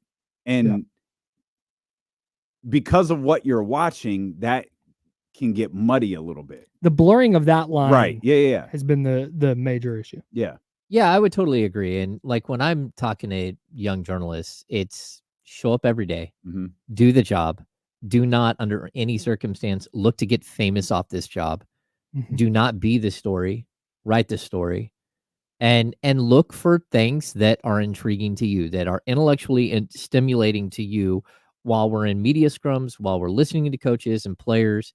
Sit there and look for the things that are important to them and become important to you in your brain, and then write about those things. Yep. And it's really about just showing up and doing the job. And that's not everyone wants to do that. Some people come in hot, like guns blazing, and then they're gone in 6 months, and you're like, okay, I saw that coming. Yeah. Like that's it. Like the job is to grind. It's to work way too many hours, to eat way too many bad fast food meals in the middle of the night because you're driving home from a game. And like at the end of the day, to hold on by a thread until the season's over and collapse. Yep. And then start all over again with free agency and all the other things that you have to cover. So can I tell? Have I ever told my Stephen A. Smith story when we had him on at 95.7? I don't think so. So we have him on at 95.7, and you're talking about Stephen A. as the entertainer, and that's what the crux of what I'm getting to here. Because he does TV, he has a podcast, I think he still does a radio show. Like this dude is everywhere, right? So he has a few minutes. Matt Nahigian, the program director down at 95.7, knows him a little bit. Hits him up and says, "Hey, can you chat for a few minutes?" I think it was when Klay Thompson was coming back, and Stephen A. is like, "Yeah, I got a few minutes." So Matt tells me, "Call Stephen A." Which is like, okay. So I call him, and he answers the phone and couldn't have been really. Hey, Stephen A., it's Kyle with 95.7. You got a few minutes? He's like, yeah, man, I got it. How you doing? Like really, really cool. Like, yeah, that's Stephen A. That's weird. Did we get him on air? And like switch. You know who on? You know who was like that for us? Early 2-hour version of Casey. Way throwback. We had Michael Irvin on, and we recorded it. Because we were only 2 hours, and it's tough to fit guys like Michael Irvin into a 2-hour window. Yeah. So Danny in San Francisco said, "Hey, we got Michael Irvin. It's going to be at 2:50, 3 o'clock, something like that. We'll just record it and play it the next day, or however that worked out." And it was the same thing. Like we got Michael, and he was like, "Hey, brothers, it's great to talk to you. We're happy to do this." And he's just in, total laid back, total chill. And then we threw out the first question, and the Southern Baptist preacher came out.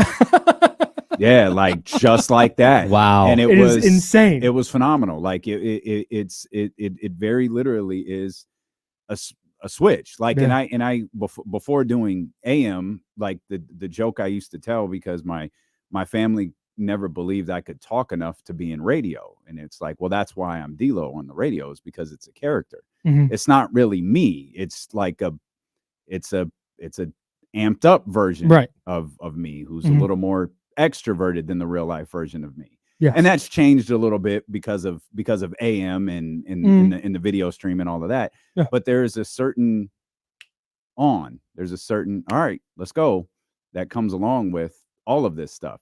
But you can be on and genuine. Mm-hmm.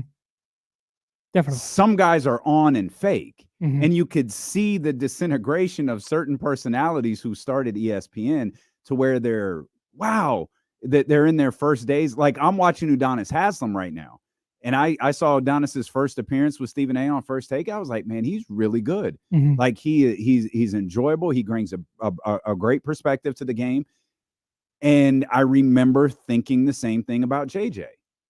And then JJ got shot with the ESPN thing, to where it's like, bro, what are you doing now? What happened to the introspective guy who just stepped off of the basketball floor, who was bringing insight into what we're talking about? What happened to that guy? And then he became something else. I think he's reverted back a little bit to who he genuinely is, because he's calling games now. Right. And that's a different type of animal. But I'm watching Udonis thinking, man, stay this. Like, he's really good. He's really enjoyable. He's really relatable. He doesn't talk over your head, despite he was in the league for 20 years. And I watched him a little bit. I think it was either last night or this morning. And it's like, man, stay that. Mm-hmm. Stay that, because you're really, really good at what you're doing right now. Don't fall into this other, I got to have a clip go viral on Twitter. Ugh. The worst. I think part of it is, and we got about a minute, but I think part of it is there's so much more access to information. Like, fans are just smarter now. Mm-hmm. Like, that's just, there's so much. So the need for what journalists are doing, I think from a fan's perspective, has changed a little bit. I think we're all smarter and dumber at the same time. Yeah, definitely because an app like social media in general, it's catered to you. Mm-hmm. Like, your timeline is catered to your likes and your dislikes. A perfect, very, very recent example, as we're running out of time here, is when the Drake Kendrick thing was at its peak. Casey came in every day with something. Drake, but man, he got Kendrick. Because he's more of a Drake guy than a Kendrick guy. So his timeline leaned towards that. Mm-hmm. My timeline leaned the other way. Yep. Same app, same social media platform, but our follows are different, our interests are different, our likes are different, and therefore it can make you both smarter and dumber. If you're willing to look at everything, it makes you smarter. If you're willing to look at one side, it makes you dumber. People on your timeline were looking at Kenny's timeline and saying, they're not like us. That's exactly what they were saying. Kendrick made a song about it. What do you guys got coming up? I'm not sure. Vibes. We're going to have fun today. I'm in a phenomenal mood. That playlist, when you guys hit that commercial break on my way in, was incredible. So I'm in a good place. Excellent. D-Lo in a good place. Coming up with KC next on ESPN 1320. Sacramento Sports Leader. See you tomorrow.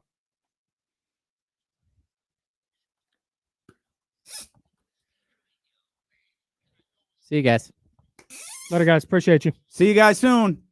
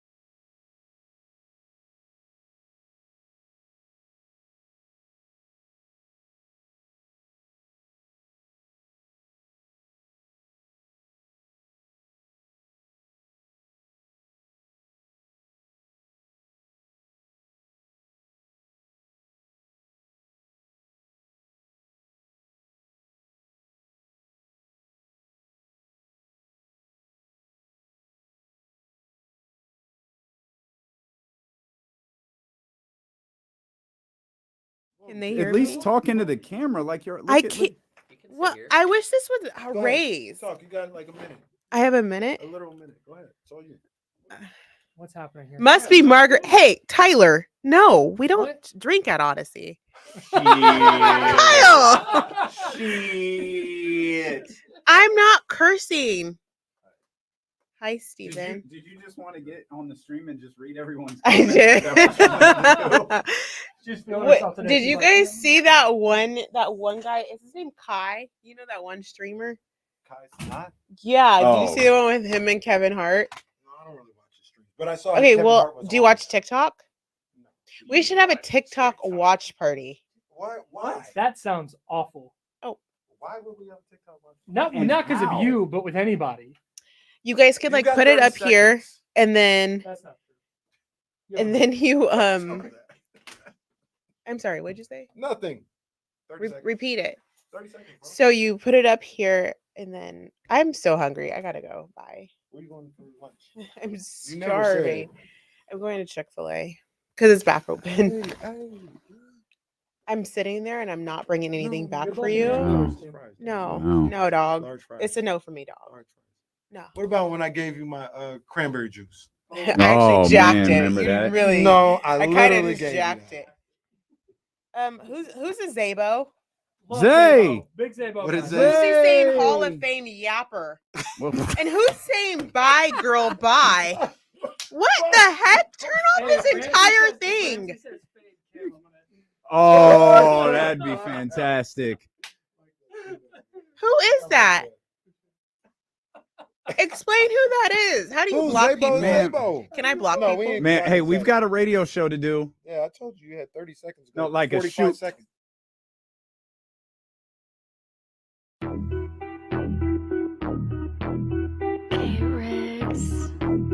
Yeah.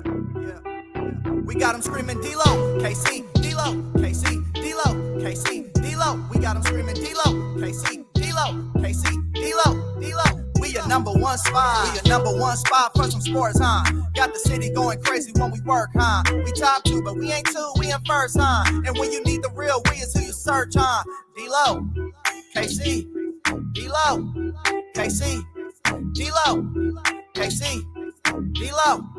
We your number one spot. Talk to me, baby. Talk to me. Talk to me. Talk to me. Or check, baby. 1, 2, 3, 4. Check, baby. 1, 2, 3. That might have been the first ever audible. We just like, yo. Yeah. No, I want to see. That If song I- hit hard too, boy. Hold on. Hard. I don't think there's a way I could do this.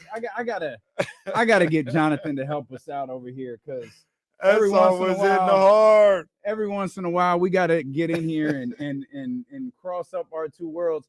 I don't think if I hit play on this, anyone would hear it. If I hit that right there, yeah, I gotta somehow make this work. Yeah, there's a way to do it. We can figure that out. Yeah. Y'all got to know what vibes we was on this morning, bro. We was on one this morning. We accidentally went down a little mini rabbit hole too. That was had a little oopsie moment in the Odyssey come on, library. man. Come on, what are we? We man. was looking for a Oh, particular man. song. The song, y'all know the song by this is what started the whole thing was In Too Deep, Back to the Hotel. And well, we couldn't find that, They had another hotel. but we found some other records. Another hotel in there. What did you guys find? We found a slew of R&B records, let's say. Yeah, there you go. There you go. We found a bunch of R&B records that probably shouldn't be in the system anymore. I couldn't get in too deep, but I was able to find this. The Like, one all right. one that was in there that was like it's I don't know if it's number one. It might be number two of like, yo, this is you can't do this one. Yeah, no, there were That I think that's number two because I think number one is the one where his mind's telling him something. that's number one. Like that is there's no way. But that next one might be number two. You know, the underrated one is she's got the vibe, where he just lists a bunch of he just lists a bunch of girls' names at the end, and we know for an absolute fact one of them is at least 13 years old. Oh man, because he references Aaliyah by name on Born into the 90s, which the math alone has Aaliyah at 13 years old. Oh man, yeah, it's all bad. Oh, it's so bad. That vibe. Damn, just music just wiped away. That is, and they're bangers too. That's what I'm saying. Just wiped away. Like, I mean, oh man, slow dance. I can't never play slow dance again. Man, what public announcement do to anybody? Yeah, public announcement ain't never bother nobody. What are you shaking your head at, pal? Nah.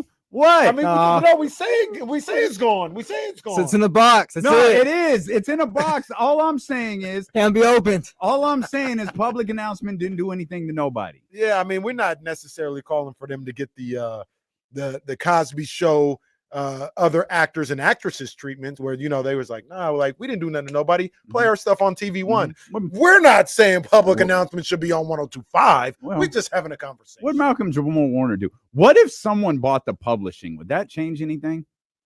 Like, what if? Well, I don't know. That's crazy because remember I asked that question like a month ago. I was like, I don't know if he's still getting money from any of this stuff. And that was the original. But what if we knew who it was? What if it was someone we liked? What if Sexy Red was getting bow, bow, bow?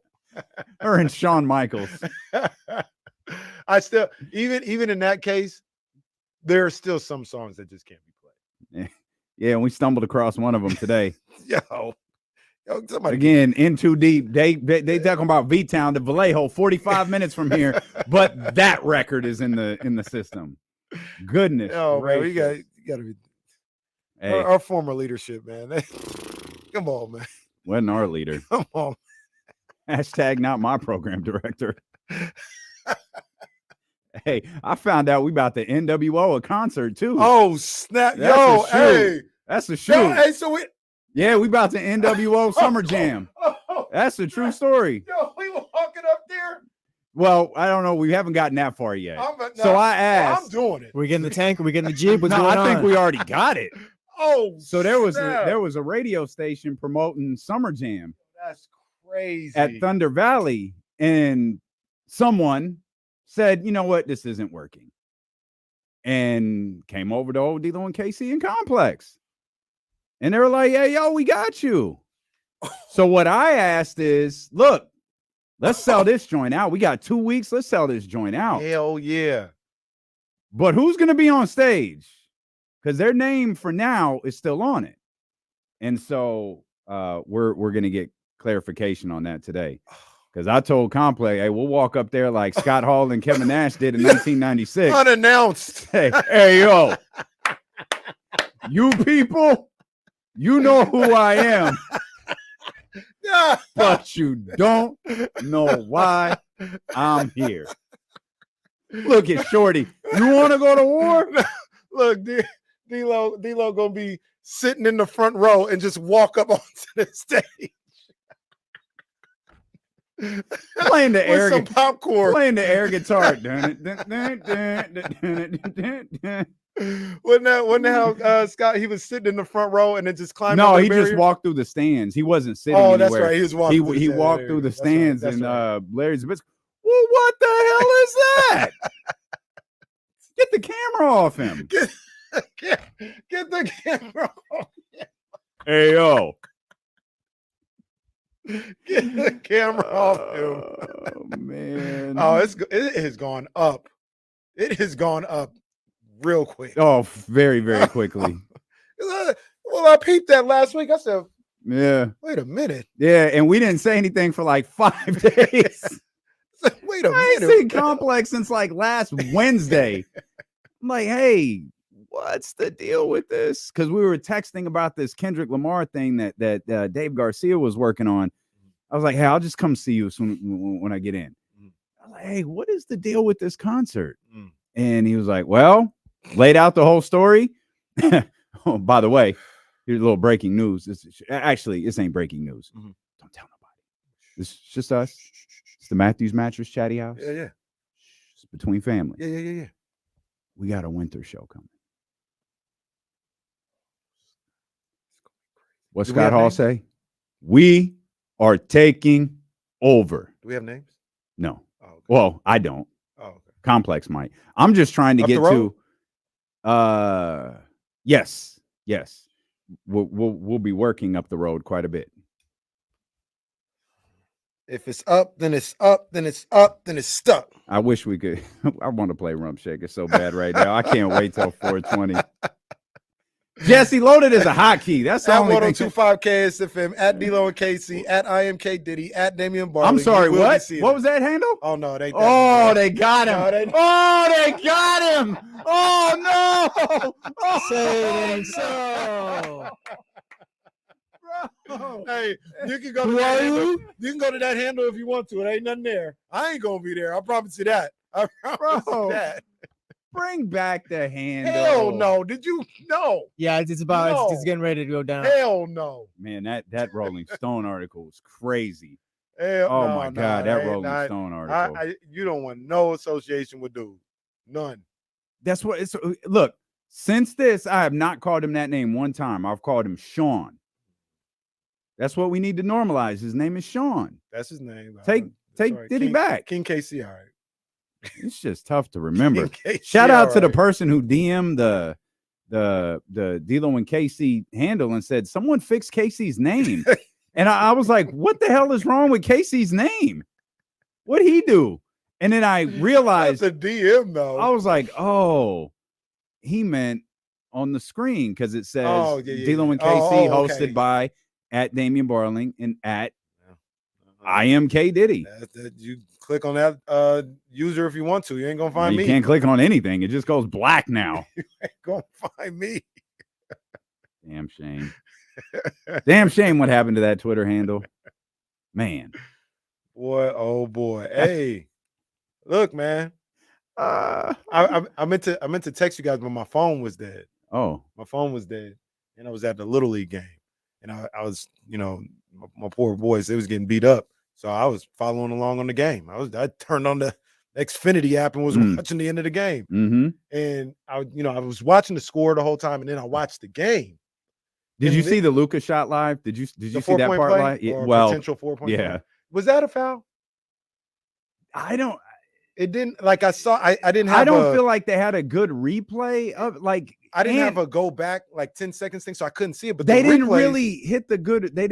They never hit an angle where I was like, oh, he got him. And Ant-Man's reaction was like, hey, like really? But it's, and maybe at that point he was like, I can't fight it that much. I don't know what the Didn't wanna challenge get a situation was. tech or nothing They like were, they were ahead. Obviously he misses the free throw, but I didn't see it. Yeah, I didn't. It was a hell of I a didn't know. shot, That was whether he was crazy. fouled or Yeah, not. That was crazy. That was But, crazy. yeah, I missed that.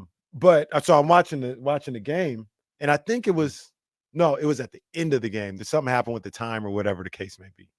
And I was like, okay, the Timberwolves are gonna win this one. And this is my first time. I didn't know. Look who steps in front of the camera and says we're putting more time on the clock. Yeah, He did his job. Yeah, Jesse, yeah, Dame, yeah. he did his job. Yeah. Oh boy. What was that again, Jesse? I don't. Wow. For those of you who don't know, I'm Wow. talking about Scott Foster was the ref of that game. What was his nickname, Ken? He's the prolonger. That doesn't help anything. Nope, either. absolutely. No, doesn't. you said it. I can't even say the other one still. Head over to bluechew.com. Use the promo code D-Lo and KC. I don't know if that'll get you anything, but man, Prolonger's crazy. Hell, enter the promo code 1320. Enter the promo code ESPN. I don't know. One of them's got to work. But either way, he did his job. And I remember this from Kenny Smith. We'll talk about it when we come back. But there's a different way to look at it if you are the team that has the Game 7 at home. And I remember Kenny Smith saying this. I don't know how true it is, like what the statistics say, but he said your mentality is always, if you can get 5, your mentality is always, let's just, all we got to worry, or excuse me, if you can get 4, your mentality is, let's just make sure we get Game 6. Well, let's The mentality is. Well, you got to get to games, but you got to get because his mentality is like, we ain't losing at home.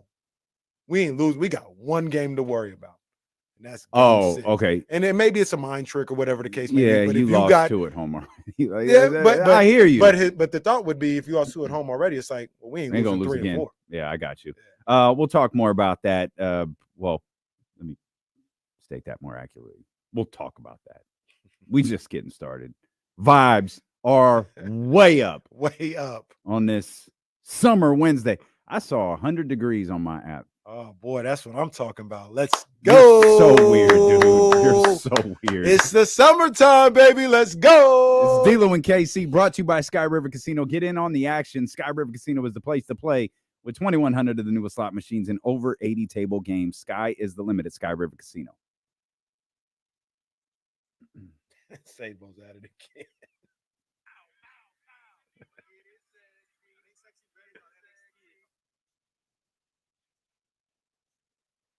Just publish them. Yeah, and don't worry about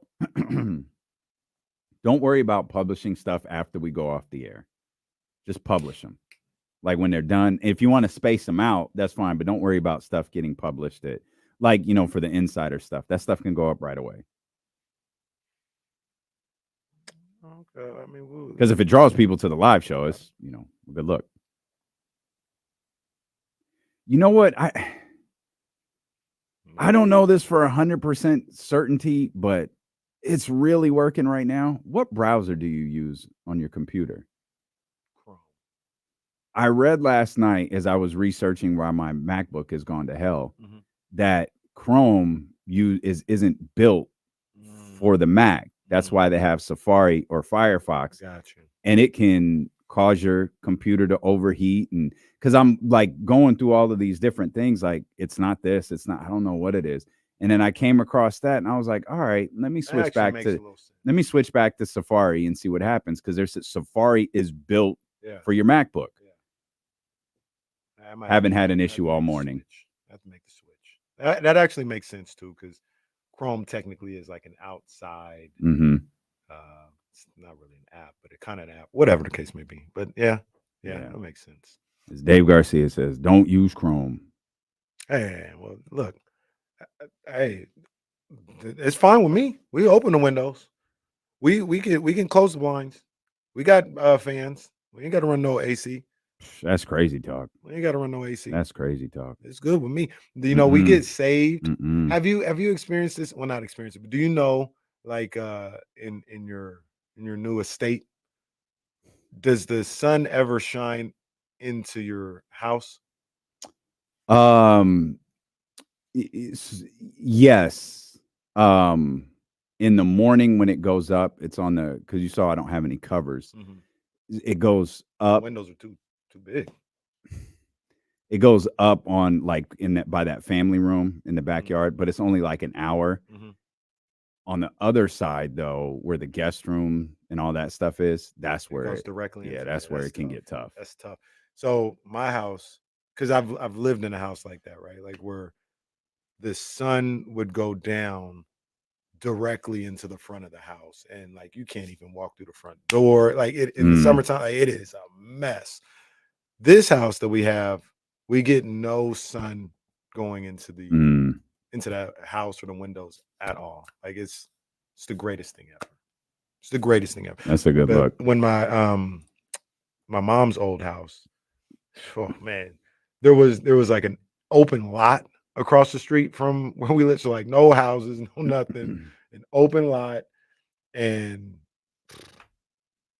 from like 5 o'clock to 8 o'clock in the summer, you didn't want to sit in the living room. You didn't want to walk through the front door because it would burn the mess out of the front of the house. Yeah, I know. Yes, it's a shoot. That's a shoot. Rooms on rooms is for real. Ma'am, you weren't even there. It's for real. Remember the scene on Like Mike where the kid shows up to the pro ball player's house? He's like, wow, this is incredible. That was me. Like this is a shoot. That's why you can't invite people over. Is because of this stuff right here. It's crazy, bro. It's crazy. No, that's a hell of a house. Thank you. This is a hell of a house. Thank you. No, it's facts. You guys are ridiculous. Absolutely ridiculous. Casey, the only one cheering on 100-degree temperatures. Well, Yeah, that's nasty work. I mean, 100 degrees is horrible. well, look, for pretty much all the 100 degrees, I'll be inside. Well, that's a shoot too.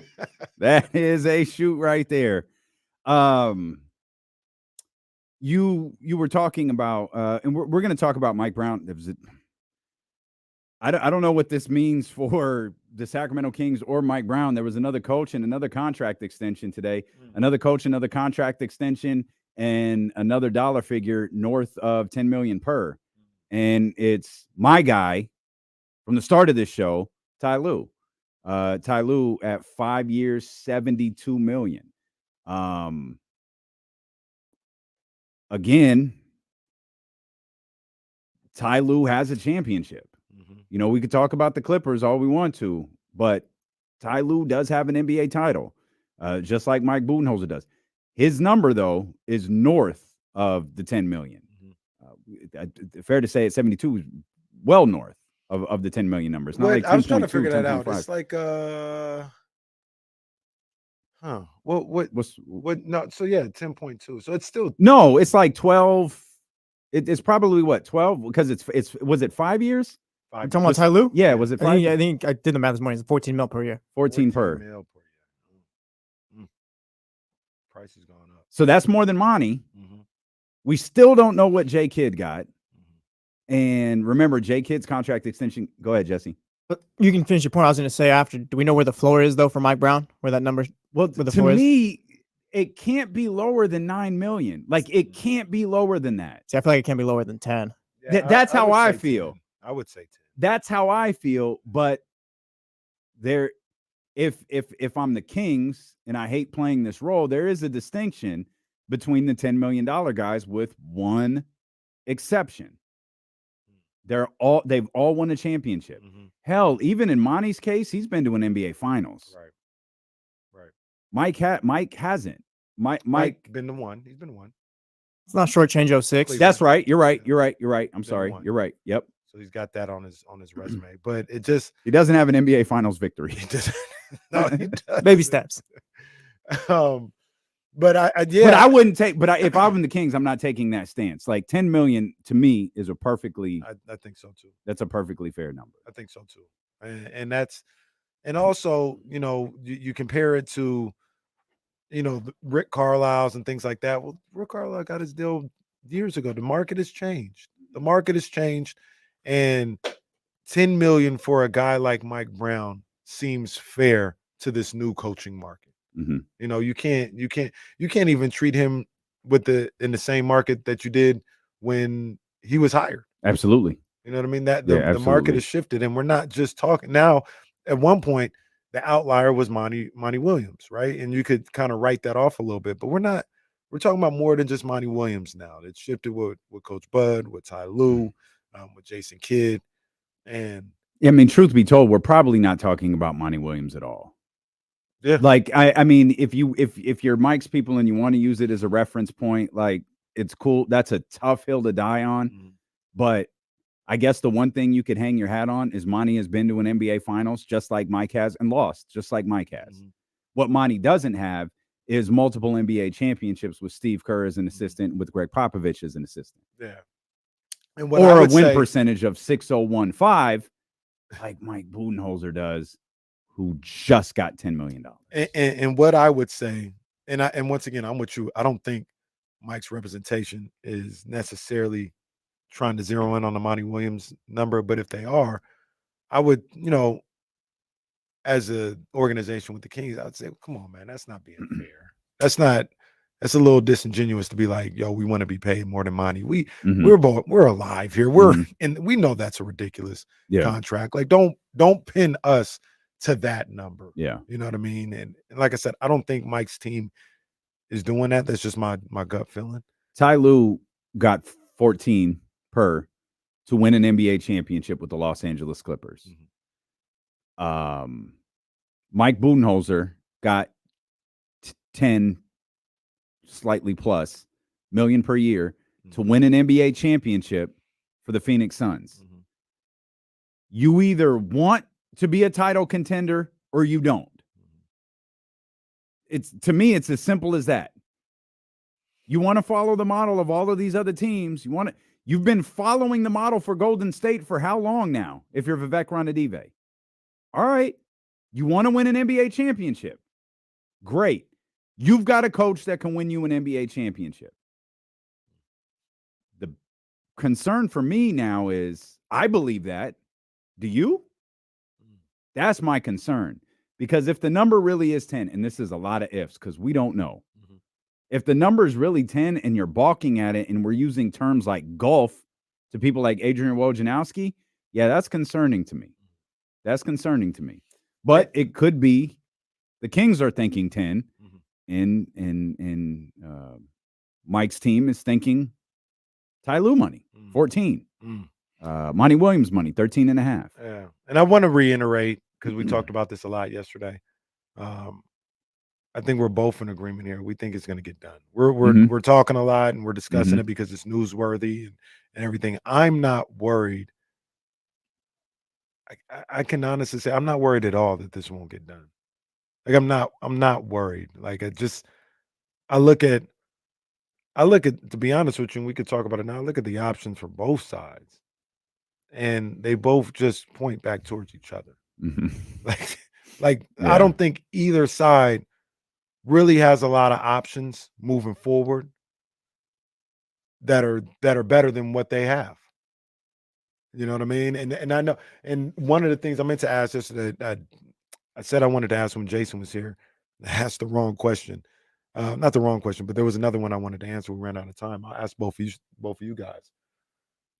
Before Mike Brown was hired, or when he was hired, I believe we were kind of all in agreement that, yo, Mike Brown, you better make this work because this is probably your last shot. You didn't have multiple stops before. You've been, fired or whatever from multiple stops. You took time off to learn as the Warriors. This may be your last chance at a head coaching job. Do we still feel that way today after 2 years with the Kings? I don't think so. I think he'll get a job. I think he'll get another job. I don't think he'll have to work. Like I don't want to speak for you guys. Did we feel that way coming into this Kings job about Mike Brown? I think at the time we might have. Yeah, I think that's fair. Yeah, I think just the job coming into it, Mike Brown's like just his history or whatever. So here's in I think I side with Jesse on this in that if Mike isn't brought back next year or they make him coach out this year, excuse me, and things kind of go south, and you can take that to mean whatever you want to, but like things go south for the Kings and Mike, it's going to fall on the organization. I don't think Mike's going to wear this. So that's because it'll look like another Sacramento Kings blunder. And I don't think Mike will wear it.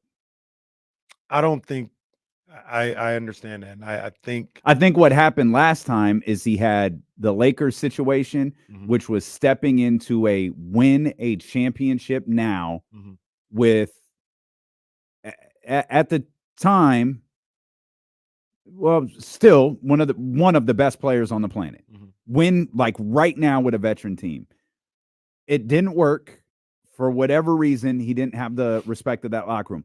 I think that hurts him. And then that blunder was magnified by accepting Dan Gilbert's invitation to go back to Cleveland. If they I don't think the Lakers thing was his fault, by the way, at all. Right. It was a bad fit. It was just a bad fit. Like I don't know if it has to be. Yeah, it doesn't have to necessarily be a bad hire or his fault or anything. It just they thought something needed. They thought something would work with him. It didn't work. Those things happen. They needed something else. So I'm trying to figure out how I want to phrase this. Because I agree with both of you guys. I think he has changed his. He's opened up a new coaching window for him here with this time in Sacramento. You're talking about if it goes south, that means missing the playoffs again, and they just decide to walk away from each other.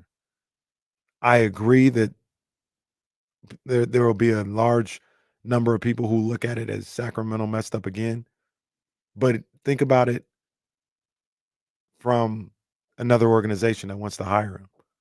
This guy won Coach of the Year and made the playoffs and then missed it 2 straight years. And we're going to bring him in as an answer to our problems. All right, so it kind of ties into the point I want to make and stuff like that. You brought up, like, we're not worried yet. I'll be pretty worried if we're going into game 1 and he doesn't have an extension, because that kind of ties in Monty McNair. Now Monty McNair has to make moves where Mike has to work or whatever, win ball games and all that. Like, now Monty McNair is tied into this. Was like, if I'm Mike Brown, you got to get me these players right now. I don't have an extension. They're waiting on me to wait. Whatever it is the holdup. Like, I need the guys in order to make it happen. Last year, if we're at game 1, we better have the guys. If we're still talking about Monty doing something at game 1, this isn't a Mike Brown problem. This is a Monty McNair problem. I'm just saying, if he doesn't have his contract going into game 1, then Monty, like you said, he better have made it set up Mike to where he could succeed. Yeah. And let Mike succeed. Because now all of a sudden now all of a sudden, give me Ty Lue's money. I don't want Mike Budenholzer. If Monty does what he's supposed to do this offseason, and they put Mike in a position where, hey, it's cool. I'm gonna coach my guys. I'm here. I'm under contract. That's what I'm gonna do. And we get to the midway point, and the Kings are the 2 seed, and it's not people bitching about the Western Conference and how it's weak. It's the Kings is a strong 2 seed or 1 seed. Yeah, that contract has changed. Don't give me Mike Budenholzer money no more. Because you brought it, like, what if he misses the playoffs? The only way I see the Kings missing the playoffs again is if, Monty doesn't make moves. Because I think Mike Brown is the coach for the Kings. And that's not on Mike. Yeah. If this roster doesn't change, that's not on Mike. I agree. And I don't think that if the team makes the playoffs and everybody is happy like they were last year, I don't think it's an issue about his contract or what he'll be paid. And that's going specifically to what James wrote about, Mark Stein wrote about. Like, it seems like the issue was not making the playoffs. So if they're a 2 seed next year and we're having negotiations, or they make the playoffs again next year, and there's another more revenue for the ownership and Vivek and everything because of a playoff run, and maybe they win a series, even if they don't win a series, I don't think none of that is an issue. Unless there will be no more issues to have. Like, he's gotten you to the playoffs 2 of the last 3 years. He's up for a contract. You pay him a reasonable amount for what he's asking. I don't think that's an issue. But here's the thing that I also said, though, is, I think both sides, and I feel like people, maybe I'm wrong, but I feel like people aren't looking at it from both sides. I don't think there's good options on both sides. I don't think the Kings have good options to replace Mike Brown with. I don't feel like Mike Brown has better places to go. And I'll lay some things out. There's some things I was thinking about. I agree with Jason, what he said yesterday, where, he'll be coaching next year because there ain't no jobs. Right. Yeah, the hiring cycle. I mean, Cleveland's open. Yeah, he's not going there. The other job that's open is the Lakers. Oh, yeah, which he's not going there. Yeah, it doesn't seem like that's open too much anymore either. Well, we all agree Mike Brown coaches the Kings no matter what this season, right? I think he coaches. I think he coaches. Yesterday, when we were talking about, I was like, there may be a way where he's not the coach if he doesn't have a contract. I think he coaches. I don't think I think worst case scenario is the one that you laid out a second ago, Jesse, is Mike is coaching without a contract extension at the beginning of the year. That's the worst case scenario. And securing the monk. I got the teams right here. Securing the monk on a Matthews Mattress Chatty House says the Bulls will be open next year. The Bulls will not be open next season. It will be open after next year. All jobs that we're talking about here are going to be after next season. And you're looking at, I got Toronto, I got Chicago. Okay. These are potentials. I got Chicago, Toronto, Washington, and the 3 out west are like, I got triple question marks by them. Who's in Toronto? the guy Darko. Yeah, we're getting rid of him. It'll be his third. Like, would it be his third or second season? Second season. Yeah, I don't. Maybe not. Maybe not. I'm going kind of to the extreme. Okay. It could be open, but you're right. I don't think so. That would be after his second year. That would seem a little hasty, right? A little bit. Yeah. It's very Kingsish of the Raptors if they did that. I agree and I understand. But I just got them on the list just for argument's sake. All right. Chicago, Toronto, Washington. The Pelicans. Maybe. Okay. Maybe. Okay. The Grizzlies. I've been trying to get Willie Green not to pay for me. So it's fine. The Grizzlies. The Grizzlies are interesting. Okay, go ahead. And the Jazz. Maybe. No, I don't. I don't think so. But that's an aggressive firing. It would be the third season of, and I'm assuming the Jazz have a bad season. Is that where we are with the Jazz? I don't think so. No. Is that where we are with coaches? Like, you got 2 years to figure this out. Well, it'd be his third year.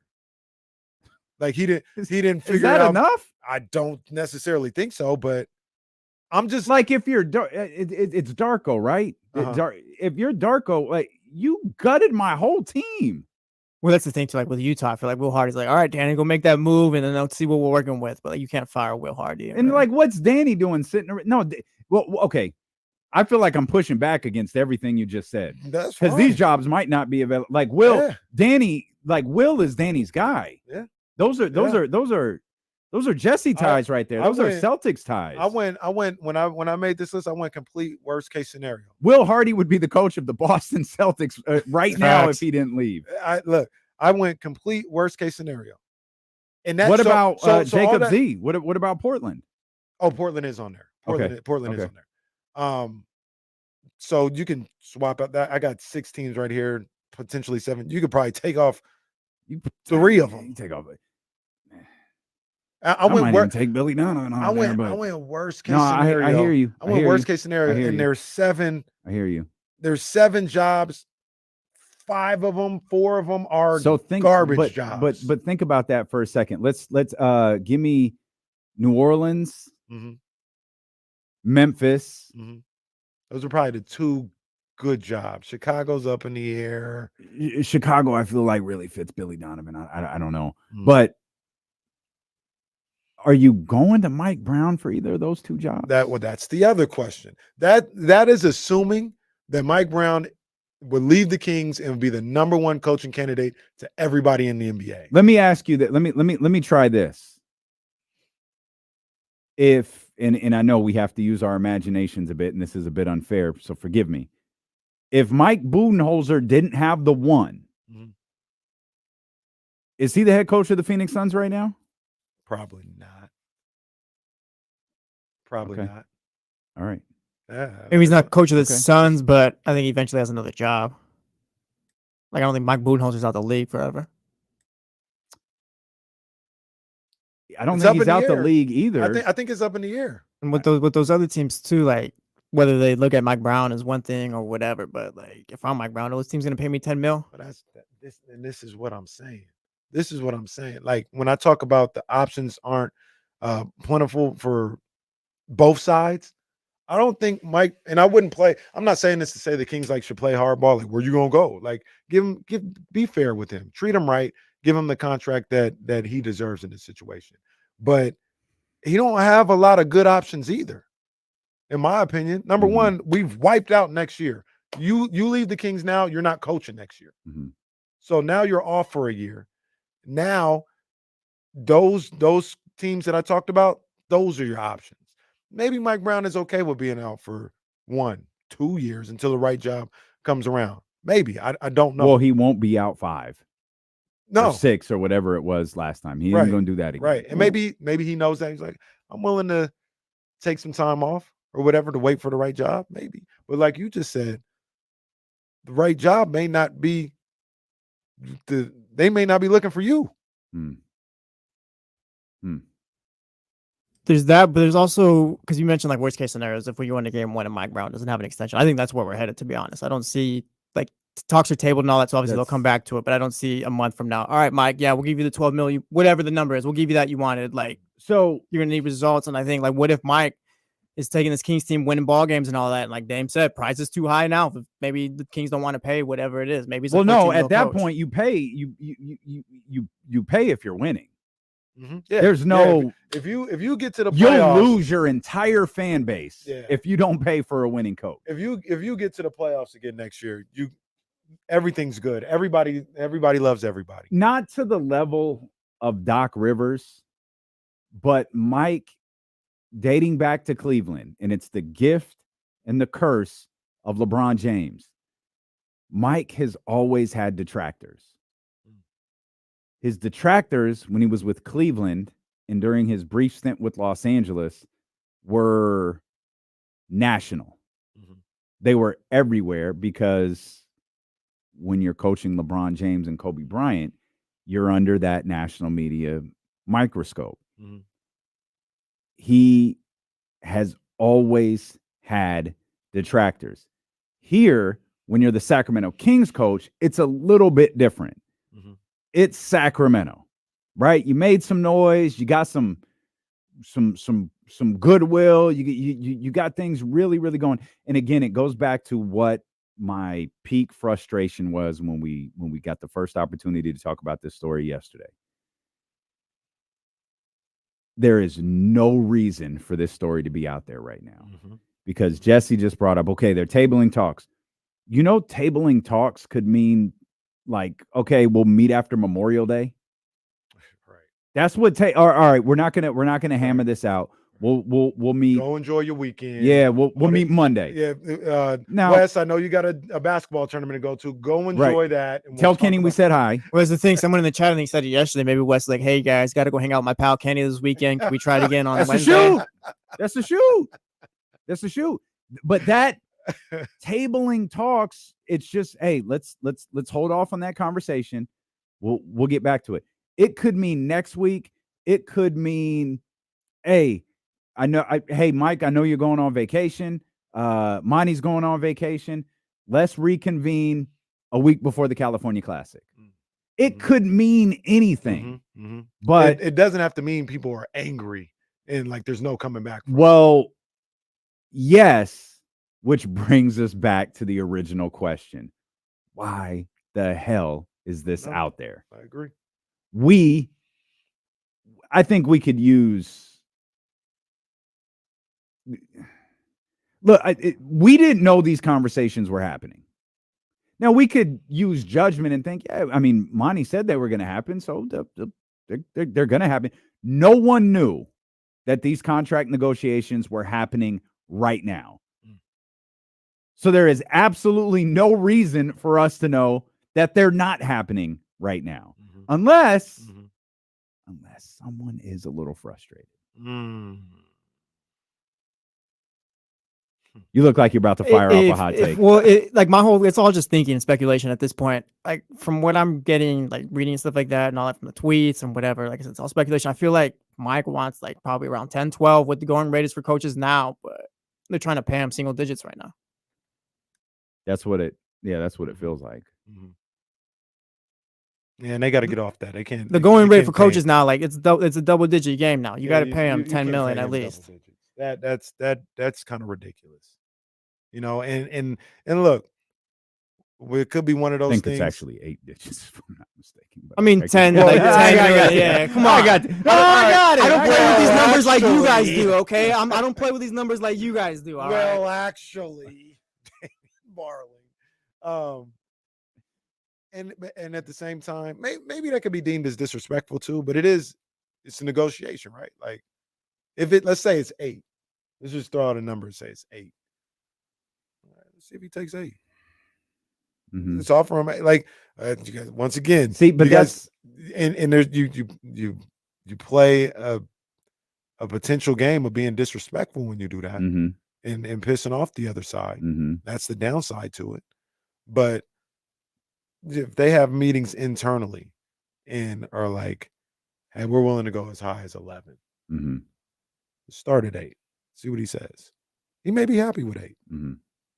I don't know. I feel like it's farther apart because it's like Dame said, it's like we are already negotiations are tabled or whatever. It's not like if it's $2 million you're apart, like you meet in the middle, whatever. You keep negotiating, but the fact that it's tabled and it's like, oh, it's a golf now and all that. Like I feel like they're real far apart, and also too, like but free agency is in a month. And real quick, the whole golf thing and them walking away probably tells me they're both on the extreme ends. Because like you said, if Mike and them wanted 10, if we think Mike is doing like 6 or 6.5, right? Now. Yeah, now.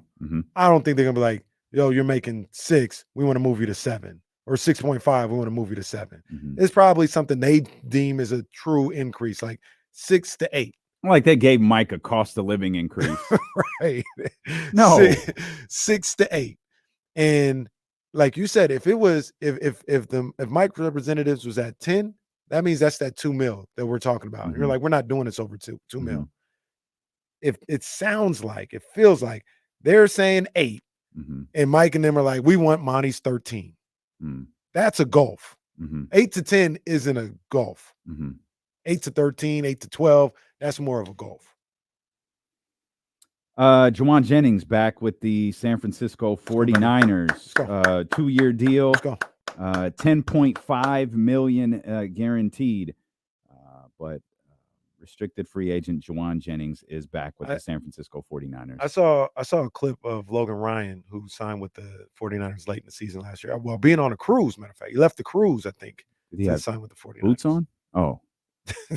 he signed with the 49ers off the cruise, and now I think he's like fully retired, and I think he's on Howard Show or something like that. But he was talking about, like, he's like, the Niners window is now. He's like, last year they probably should have won, but he said this year I think this is the year, which flies in the face of how I feel. Like I'm still like, I'm rooting and everything, but I'm like, come on, they're gonna get back again and now win. But he's like, this is the year. This is the year. So let's get it done. Let's get it done. I see you, Logan Ryan. Let's get it done then. Yeah, let's go to commercial because you misread me bringing that story up real quick. But that's a good look. See the one, Casey. I'll tell you. See, look. You can't take cues. We'll come back. We've got a lot more to talk about regarding the 49ers and the Kings. Got to talk about the game last night as well. Steele and Casey here on ESPN 1320. Well, no. When he's read it, it was 44. I thought we just gonna blow by it. No, I thought we were going to. No. I just wanted to mention it real quick so people knew we saw it and had it. We can keep it going. Jesse, Juwan Jennings. Boys, we're looking. Hey, it's not so bad today, boys. Juwan, talk to me. Wait, but what does that mean for Debo? Thank God that story broke when we were in here. Oh, man. All right. Calm down, pal. Where'd I put my water? Oh, man. I feel like we just got to. Oh, that's right here. Come on, man. Hey, music videos in the 90s, baby. It is real, that beat. Oh my God, that is fire. Baby check, baby 1, 2, 3, 4. Check, baby check, baby 1, 2, 3. Check, baby check, baby 1, 2. Look at the Baby check, camcorder. baby 1. It's going. Hey. Come on, man. We're gonna lose our money. We're gonna lose our. Hold on. Now, if we hit you with the.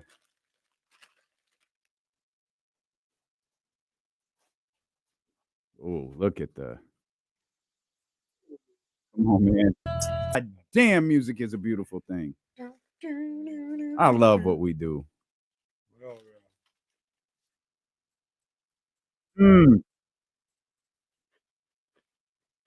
going to need to get that record into the library. Back to the hotel. That's funny. I didn't text Complex what we're doing at the 420. I'm just gonna start sending a list of records to add each week, and then we'll just do whatever.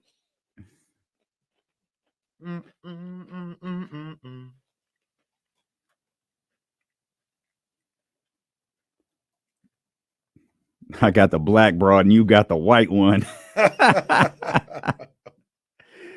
Oh man.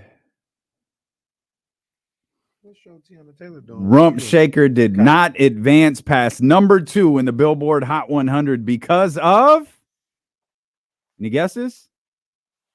1992. Whitney Houston.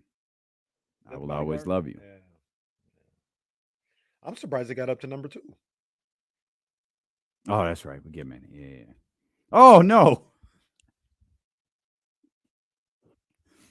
I don't think I knew this, but the video to Rump Shaker was banned on MTV. Well, it's wild video. Well, I forgot until I brought it up on the stream. Like, hey, is it that wild to get banned on MTV? Well, this is 1992. Yeah. At the time they wasn't having it. Although, when was Nothing But a G thing? It's a little different. 90. Might have been 92. I thought it was 92, 93. 92.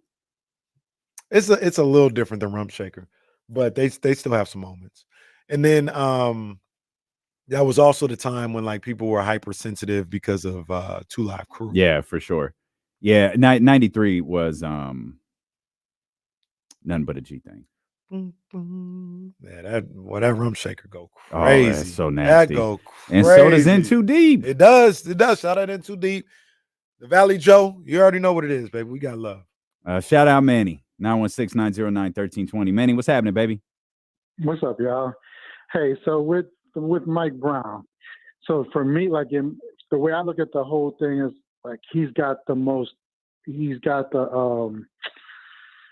like he's holding all the cards in my opinion, because with the Kings organization and the history of it, and like Monk being a free agent, right? Like all the little things that are kind of correlating to this, like if you don't re-sign him or if it makes the organization look like it's in disarray, like that's bad all around for, in my opinion, of Monk re-signing, of getting other people here, and the perception of Mike winning with the team he had. And they were a good team, don't get me wrong, but they weren't necessarily, it wasn't his team yet, right? He still has guys he wants to bring in. Like, I think the outside perception is like, man, look what he did with what he had that year. And he still doesn't really have necessarily the team that he's trying to put together, the full stock team that what he wants. Like, I think that perception is why he kind of holds all the cards here in a lot of ways, and where this could be disastrous with a lot of consequences at the end of the day if they don't re-sign him. Manny, I understand that. I just want to ask you a question too, though. Unless Mike is ready to go scorched earth and just not do anything, what options does Mike have? Like, he's not going to coach next year. Like, if he walks away from the Kings, he's not coaching next year. And I laid out all those organizations that, and I was being generous. Like, half of those teams probably aren't going to be available. The rest of the league is either like established people like Spo or brand new coaches like Mike Budenholzer. So they're not going to be that many openings really for the next 2 years. So yeah, Mike has the public perception behind him, but if he still wants to be a coach and he still wants to do this right now, what advantages do you see him having? So I think it's this too, right? I think it's twofold on this end. I think it's how far apart really is the money, right? And where is his ego at?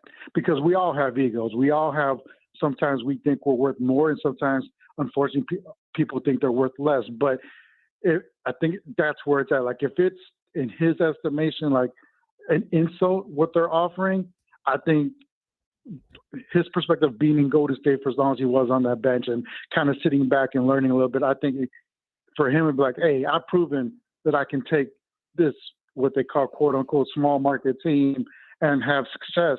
I'm willing to wait. But I think if they're close, like, I think if it's not as far as what they're saying, and maybe that's just the hype and was just to add something to that tweet, I think I think he'll. I don't want to use the word cave in, but I think he'll relent a little bit and resign at that point. Okay. I ain't never thought I was worth less. I can tell you that. There ain't no that's point in my life where you got vocabulary. you know what? I'm not worth what I'm getting paid. they go treat me like Brock Purdy. Real quick, He's if coming around the corner. we don't know the numbers and all that, but let's say Mike's team wants 13 and Vivek they want 8 or whatever. Who's closer to the more realistic number? The Kings.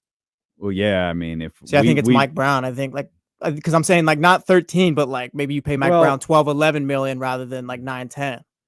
Part of the, I mean, man, there's a lot of things at play. Let me look at something with my man Ty Lue here. I think 10. I don't think he gets 13 or whatever, but like 12, 11. Because I was thinking about this morning, like if say Monty does what he does or whatever, makes the moves they need to and all that, and we're like, yes, Kings have the roster. I'm confident enough in Mike Brown. Mike Brown is a good enough coach to get this team to the finals. I think there's a couple of other things at play. I think there's a couple of things at play here. Mike, Budenholzer and Brown, they're 54 years old. That's young. They're not Greg Popovich's age, right? Like they're 54 years old. That's still very young in this game. Also, you talk about what's realistic, Jesse. Well, let's talk about Ty Lue for a second, because we acknowledged he's got it. He's got that holy grail. He's got the NBA Finals. We did this with Mike Budenholzer and how him and Mike Brown, their statistics, their win percentage specifically, are nearly identical. Ty Lue, 529 games coached, 312 wins, 217 losses, a winning percentage of 5.90. Less than Mike Brown, less than Mike Budenholzer, but $4 million more per year than Mike Budenholzer got. An important note regarding Ty Lue. Ty Lue is 47 years old. Younger than both of them by 7 years. I think that plays a factor in some of this as well. But to me, Ty Lue's contract, we don't know what Jason Kidd got. I guarantee you Warren LeGarry does, though. He knows what he knows what Jason Kidd got. And the more coaches that sign contract extensions, the stronger case Mike Brown might have. The one thing that I would say, and you're right about that. Like what? Sorry, go ahead. No, I was just gonna say, if the Kings, if 10 is the number, right? But the Kings are like, we'll go to 10, and Mike and them want 12 or 13. Jesse, you touched on it a little bit earlier, and we didn't really talk about it. I think it's a good point. Where is he getting 12 or 13 from? Like it's to a certain degree. Well, he's not getting it from Cleveland, and he's not getting it from the Lakers, the two current job openings. No, he's not getting it. He's not getting it this year at all. But of those other teams that we talk about, like 12 to 13, I guess, is there a established but here's head coach that was hired this year? Maybe Cleveland will be an example. Bud, maybe that'll be. Mike Budenholzer is an established coach, but he's got the championship. Okay, well, I hate to do this. What Doc get? I'll look that up. Because Doc doesn't. Doc does have a chip. Oh, he does. Oh, that's right. He has the greatest championship of all time. How could I forget that? Jesus Christ. Could you look up his contract anyways? So I mean, he probably got $20 million per year because he has the most talked about NBA championship in history. 4 years, roughly $40 million, $10 million per year. Well, all right. I think 10 is the number. I think that's the number. And so I have a response though to something. Where's Mike getting? I think you said 13 from. $13 million. Yeah, I don't know. I don't know the answer to that. If it exists, maybe there's a good old fashioned bidding war for Mike Brown. A good old Kenny Caraway bidding war here. But the price for coaches is changing. Mm-hmm. And it's almost like we don't know who the Lakers are going to hire. Mm-hmm. We think we do, but we don't. That's a number to watch. Mm-hmm. Because what it's starting to feel like is there's almost like a rookie pay scale with coaches, mm-hmm. where you could see the Will Hardys and the Joe Mazzola, those guys kind of getting a run that's probably all in the vicinity of $5 to $6 million. If the Lakers hire JJ, what if they hired him at like $8 per year? Mm. One, if I'm Darvingham, I'm furious. But salute to him because he's getting $10 million in free money if he wants it. Right. But we're seeing the scale in which, and this happens in sports, the scale in which coaches are getting paid changing. We focus so much on players because of cap and maxes and TV rights deals and CBAs and all of this different stuff. Whereas coaching, you get floored by a deal like Monty got. Mm-hmm. Pop makes more. No one blinks because it's Pop. Well, Steve Kerr makes more. No one blinks because it's Steve Kerr. And they have championship pedigree. You blink when you don't have that pedigree and you see that dollar figure. But then you start to see other championship coaches be in that same vicinity. Mm-hmm. The number one thing I've gotten out of the last 2 days is Nick Nurse's agent wasn't nearly aggressive enough. Unless Nick Nurse is getting some extra money from Toronto that we don't know about, by the current scale, Nick Nurse is underpaid. For sure. Because Carlisle went to Indiana 3 years ago. Yeah. Because he was there the year before Ty got there, right? Yep. Okay, so 3 years ago, all right, you then take $1 million per year. Nick Nurse went to Philly last year. Mm-hmm. Yep. Yeah, Nick Nurse's agent wasn't aggressive enough. Yeah, he's got to do better. He got 8. Right now, he's the only championship coach that ain't making double digits. Toronto taxes too make it out to about $20. Toronto nightlife though makes it all worth it, from what I hear. So, and then those Drake shoulder rubs, they're priceless. So what you said is spot on. Thank you. I'm gonna give another outlook here. I'm about to go nuts on these coaching salaries because now I'm just like, hey, what's Chris Finch make? Well, look. I agree with you though, because to a certain degree, that's all outdated at this point. Yeah. I think the thing to look at, and maybe this is what the Mike Brown's representation is waiting for, looking at, and this may really set the market because this is going to be a little bit more in the ballpark of Mike Brown.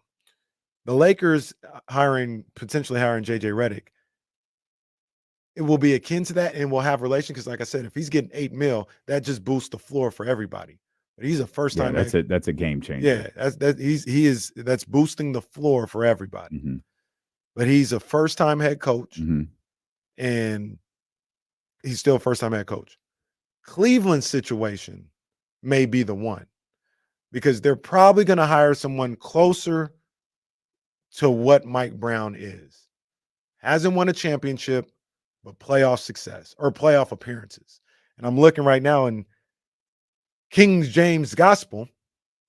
I think that's the one of the Cleveland Cavaliers sites on fan side. Okay. King James Gospel. All right. That's actually clever when LeBron was there. King James, this is book in the Bible, gospel. It's clever, but he hasn't been there for one way of putting it. Almost a decade. You can tell God that was a real clever website. But they talk about, no, sir, you're going to hell. Goodbye. They talk about the I guess, I don't know if this is official or what, but the top 3 coaching candidates, top 3 maybe finalists for the Cavs job. Uh-huh. Kenny Atkinson, Sam Cassell, Yep. And Sam will be a unique one. Yeah, Sam's not Will Hardy. No, he's not Darvin Ham. He's gonna get what the guy in Charlotte got, whatever he got. That's what Sam's gonna get. If he's gonna get what Charles Lee. Mm-hmm. That's he's not gonna get JJ. He's not gonna get JJ money, which is potentially 6, 7, something like that. Yeah. I don't know if we mentioned it yesterday too, because we were talking about it for a little bit. But Jason Kidd, he was making $8 million a year originally, so yeah, he's probably around $10 million now after that extension. Yeah, at least. Yeah, you think 12. At least. Yeah, I think I'd go north. Yeah, I'd go north of that because that contract did get signed during the playoffs, right? Yeah. It obviously wasn't. Yeah, sometime in May. Early May, it wasn't in the Western Conference Finals, but it was during the playoffs. Mm-hmm. It was when this team had clearly made a turnaround, and we had to stop making fun of Jason Kidd because he was clearly doing a very good job. We're still gonna get a couple jokes. Well, yeah, you can, but the last name on this, or you can trash his playing career like one of us did yesterday. I didn't trash it. I just said he ain't better than Dame Lillard. He's not. The last name on this list is interesting. Terry Stotts. And what Cleveland decides to do with their coach and how they pay him, I think will set the Mike Brown market the most fairly. I think Mike should make more than Kenny Atkinson. Terry Stotts, he doesn't have a finals appearance, but he's got a lot of success, a lot of playoff appearances. I still think Mike probably should make more than him, but it would be in that vicinity. He doesn't have a ring. He's got a lot of playoff success. I don't know what his winning percentage is. I'm assuming Mike's is probably better. But let's look. That's an assumption. I don't know. Terry Stotts didn't have a lot of bad teams in Portland. Terry Stotts. He just never got past the second round. 66 years old. Not that we're ageist here on Dealing with Casey. Because Jesse, old people have just as much rights as young people. I've heard that on The Office.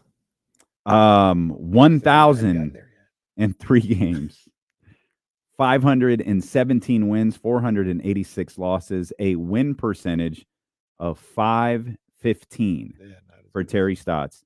Missed the playoffs 1, 2 times, was fired in Milwaukee, missed the playoffs his first year in Portland, conference semis, first round, semis, first, conference finals, first, and that was his final year. So missed the playoffs his first year in Portland in 2012 and never missed them again. So if I'm looking at the Cleveland situation, I'm just kind of guessing. Like, they're not going to make Coach Bud money. I'm going to guess they're going to make about 8. If I'm Mike Brown's the Cleveland coach, I think they're going to make around 7 or 8. If I'm Mike Brown's representation, I'm looking at that and I need at least whatever they get. I need at least $2 million more. I really need 10. Like that's the number. $10 million a year is the number. I know they got to negotiate and all this stuff. We keep dancing around. I think $10 million a year is fair. I think it's the right number. I think that's the number, man. Well, you said something that's got me. I was gonna say, like, Kenny saying 10 is the number and all. It's like what Dame said yesterday. Like, it shouldn't even have come out. Like, we shouldn't even be at this point with the negotiations and stuff. I feel like Clippers today, like, boom, extension. Mavericks, there was no issue there, extension, and all that. Like, no, Clippers had some issues though. They just happened earlier. Remember, Ty Lue was having issues getting his deal. Correct. He's been having it. That's true. That's fair. And it's been out there. Correct. For the whole season. Did he have a deal at the end of last year? Did he what? Did he have this those reports at the end of last year, or was it during this season? I feel like it was during the off season where there was talk that Ty Lue might just not sign a contract extension. It was different than the conversation we're having now, but there was definitely, like, we all I think I could speak for it. We thought Ty was gone. Yeah, I thought it was a real possibility. Yeah, we thought Ty was out of LA and thought that might be more because of Ty Lue's desire than anything else. So, by the way, since we're doing this with everybody, Jason Kidd's win percentage, we don't know what his extension was for. Again, I'm confident. He's above 6. He's had some good coaching. Well, Brooklyn kind of messed him up. Milwaukee, he did good in Milwaukee and Dallas. Brooklyn kind of messed him up. He has 2 seasons above what Mike Brown's career win percentage is. His win percentage is .522. His highest season was .634. His first year in Dallas when they were 52-30, and .610, which was this year with Dallas. Okay, those are his 2 seasons above. What do you do in Milwaukee? Because I thought he had some good years in Milwaukee too. I mean, maybe they weren't 600 win percentages, but no, he did not. He whatever you're thinking he did in Milwaukee, he did not do. They went above 500. 41 and well, they were that, but not 6. That's what I'm saying. Yeah, 41 and 41, 33 and 49. I can't remember what happened that year. 42 and 40, and then he was fired at 23 and 22 when the reports were he wasn't getting the most out of Giannis Antetokounmpo. First year in Dallas, 3 years later, 634. 463 last year, and then 610 this year. So Brooklyn was before. So his time Milwaukee? in Dallas has been very successful. Yeah, Brooklyn was 1 year. Oh wow. Yeah, Brooklyn was 1 year. Hey, run into me. Was that Brooklyn? Oh, I don't know. I was thinking of that moment. For some reason, I just assumed it was in Milwaukee.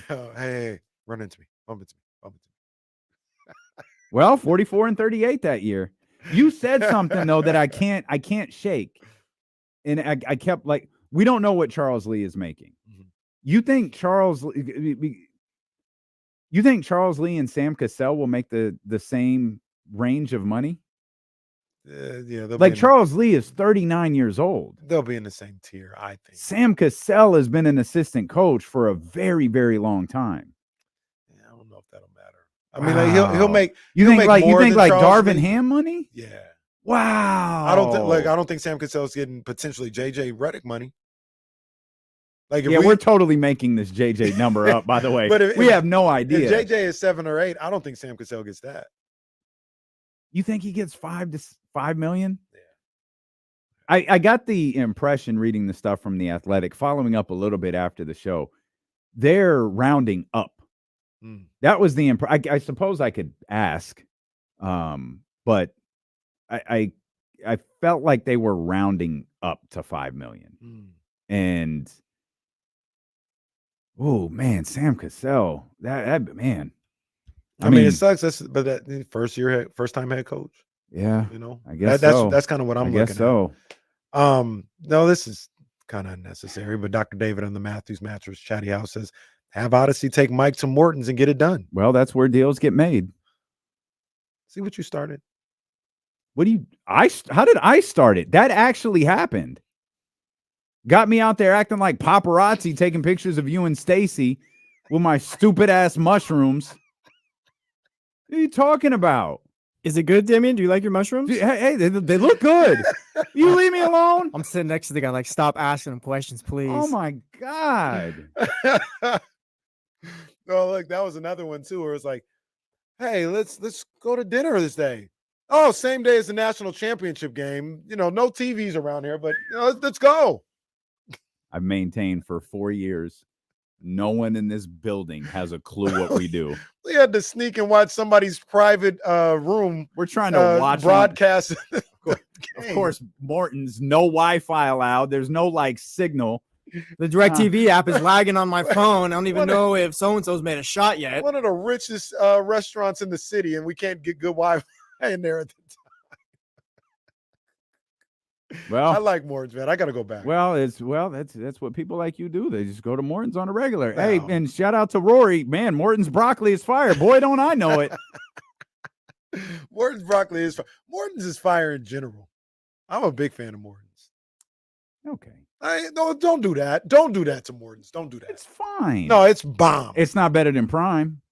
No, it's not better than Prime. It's not better than Prime, but Morton's is really good. I'm not even Prime, sure man. I got to go back to Prime. Better than that other steakhouse down the street. Which one? The one at the other one.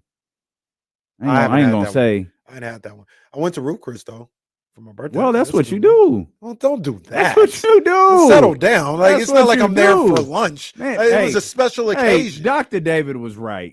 Get Stacy, get Casey, get Mike Brown, Get Vivek, get to Morton's, and get this deal done. Or go to SR Prime. And I'll take the picture. They go to SR Prime. I'll take the picture at SR Prime. Oh, I guarantee you go to SR Prime. The Deal's getting done. You pull out that smoky old fashioned. Oh, his deal is getting done. Yeah, we got. Go to SR Prime. We got the egg. I'll call Kerry right now. We can get this deal done tonight. They get in the private room. Oh, we get this deal done tonight. That's facts. Then we'll head over to the humidor. Oh, we celebrating at the humidor. We celebrating the humidor. We'll come back, man. We've got a lot more nonsense to talk. We'll dive into the game last night at some point as well. Steelo and Casey. Oh, phone line's open for you. 916-909-1320. Steelo and Casey. Brought to you by Sky River Casino, where SR Prime is located. Yeah. Here on Sacramento Sports Leader, ESPN 1320.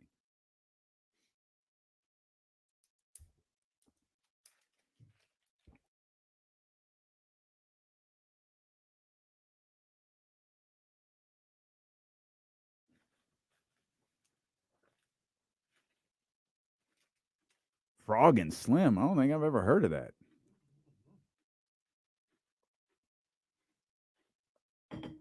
We do the Blake Griffin joint. Was that Blake or was it DeAndre? DeAndre. Or who did Blake post the picture? I think. Didn't Blake say he just pulled the picture off the internet? I don't know. I didn't hear that story. I think Blake said he just pulled the picture off the internet. And that was after Broussard said Mark Cuban was frantically driving all over the place. I have it on good authority. No, that was my fault. That Mark Cuban is frantically running and driving around Dallas as we speak to keep DeAndre Jordan as a Dallas Maverick. Was there ever a free agency period like that one? That was a crazy one. Was that the same one when old boy got $16 million? Mozgov? No, I think that was a different one. I think that was a different one.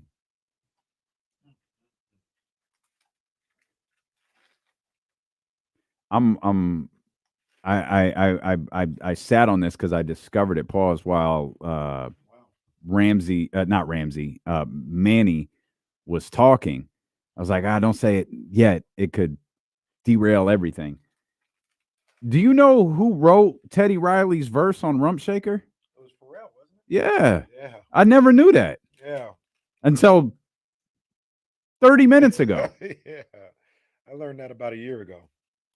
Yeah, Pharrell wrote it.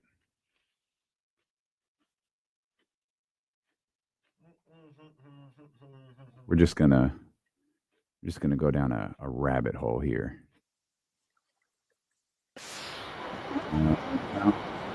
No, not the best.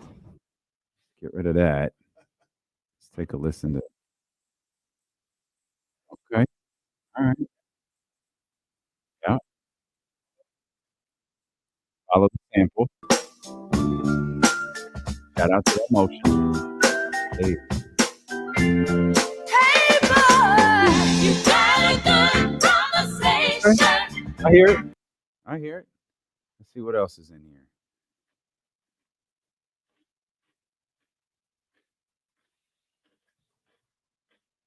I love stuff like this.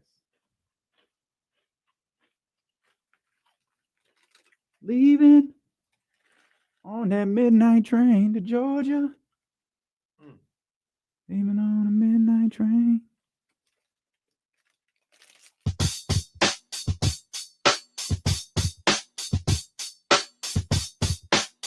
Huh. That sounds Here. That sounds like I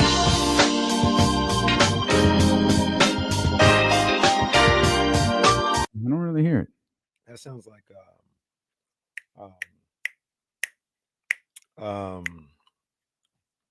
you'd be killing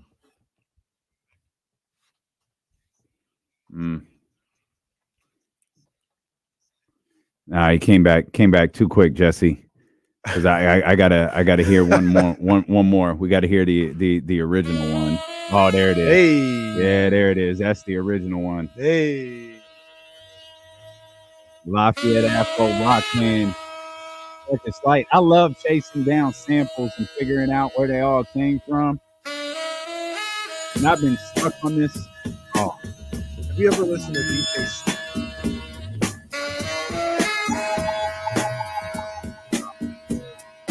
mixing. Like he would play this, he'd be mixing.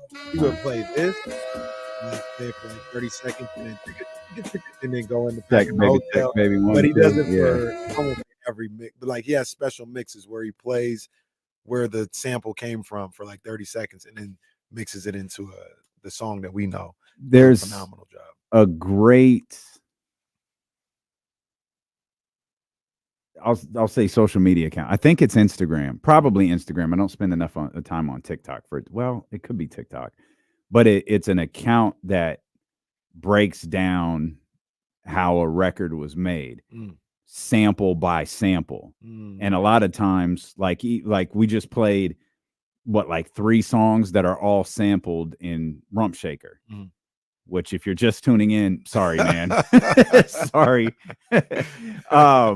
But like, okay, so here's what they did. They took the Lafayette Afro Band, and then they'd play that and then show how they sped it up or slowed it down or chopped it up or did whatever and then layered it with the James Brown sample and then layered it with the Emotion sample or whatever.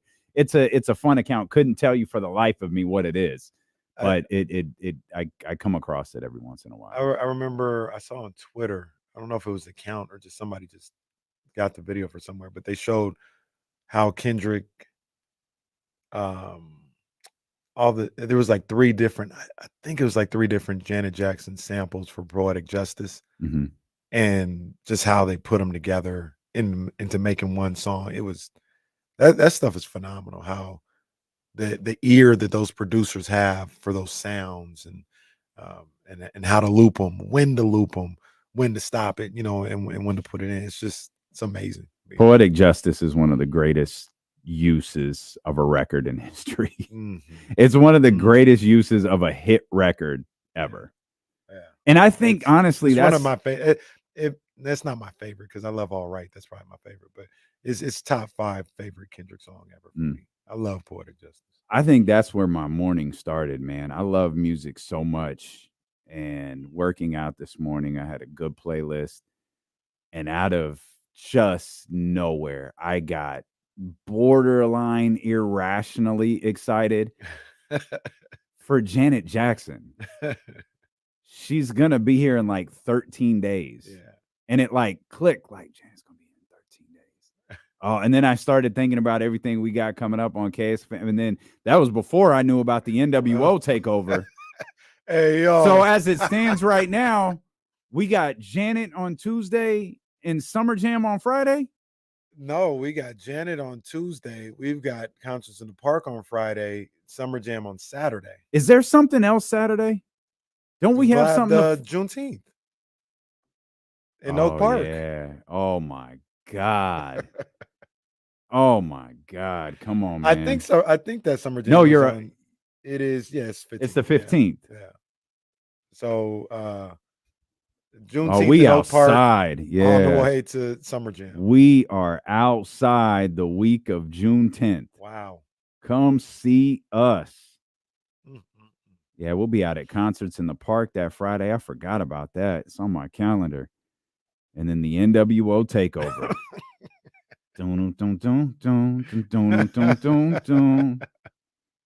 Hey, yo. I'm going to need the Lakers to just go ahead and announce JJ Redick as the coach so we can kind of, better yet, announce JJ Redick as the coach. Specifically, announce his salary. Because now every salary we get is fascinating. In fact, every salary that becomes public is crucial to the Sacramento Kings offseason. Now, again, they know. Vivek knows, Monty knows, whoever is in charge of this negotiation knows, Warren, the Gary, all of Mike's people, they all know. Well, let us in on it. We need to know. So what do you think about what I said with Cleveland? Do you think that's a better gauge of where Mike Brown's deal might end up? With a guy like Terry Stotts, yeah. So what he might get. So let me ask a follow up. Is it Terry Stotts or is it Cleveland? It's Yeah, a little bit because Kenny Atkinson, I think isn't the same resume wise, isn't the same level from Woj. Lakers nowhere close on head coach. That literally popped up 60 seconds ago. Terrific. No, that's good. That's good. Go to hell. Just one more reason for the Lakers to go to hell. Okay, Lake Show. Whoa. Speak for yourself, pal. Whoa. Did they get your Celtics drop in there? No, I saw your Celtics drop. Those are your boys, man. I'm sorry? You're a Celtics fan, man. No. See, there's a difference between me and you. I'm absolutely rooting for the Celtics to win the NBA championship. That's 100% accurate. But there was a drop that appeared on social media yesterday of you. Yeah, because not of me. I was copying you talking about Celt show. Can I tell you my favorite part about that? Is it sounded like you were doing an imitation of you saying "Okay, Lake Show." That was my favorite, and it didn't register as you were doing it live. It registered when I saw Zay's video later that you are doing an imitation of yourself. What does the dude say? What Cornbread say? Yeah, Celts Nation or something like that. He said, no. He said, "How about them Celtics?" How about them Celtics? Cornbread, sit down. Somebody get the microphone away from Cedric Maxwell. Stop it. Okay, so but again, your idea or your question is that based on the Cleveland job, or is that based on Terry Stotts getting the Cleveland job? The Cleveland job and who they're going to go after. I don't think they're going after a first-time guy. Right, that wouldn't make sense. And I don't think they're going after a guy who has the resume of I don't think they're going to get a guy with the resume of Coach Bud who has a championship, or Ty Lue or something like that. So they're going to get a guy. My thinking is they get a guy that is closer to Mike Brown resume. Who Terry leave again? Was it the Bucks? Portland. The Bucks. Yeah, the Adrian Griffin right? Situation. Yeah. God, that looks worse and worse. Sure. Yeah. Like I guess. Or to your original point, though, is everybody seeing, because everybody thinks it's JJ Redick, are they seeing what JJ gets, to your original point, to see how they're going to move going forward as far as Kenny Atkinson or Terry Stotts or anybody like that? In terms of money? Yeah. No, I don't JJ's think so. Getting 7 or 8. And be clear, I just made that number up. Right, like that's not a report. Well, like we're all just talking, and we're just saying if that happens, then the price has gone up for even for a Terry Stotts. Well, yeah, right. And that was my original point in bringing that up, is if JJ gets,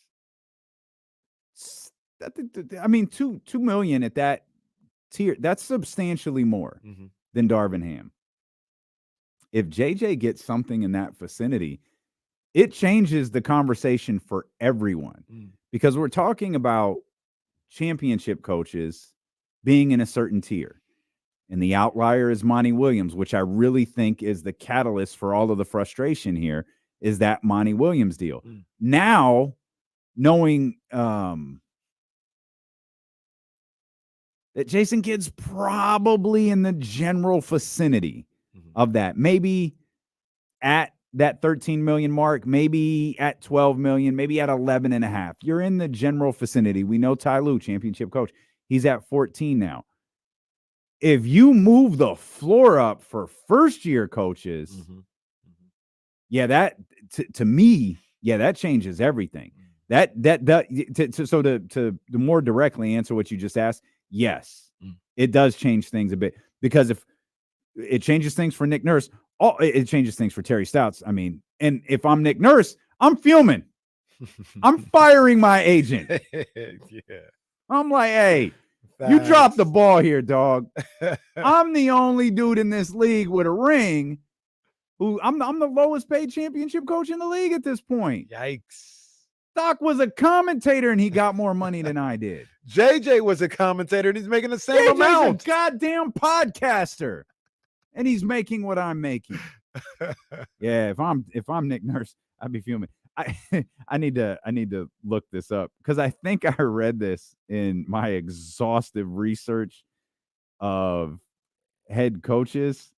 I think Nick Nurse's former agent Yeah.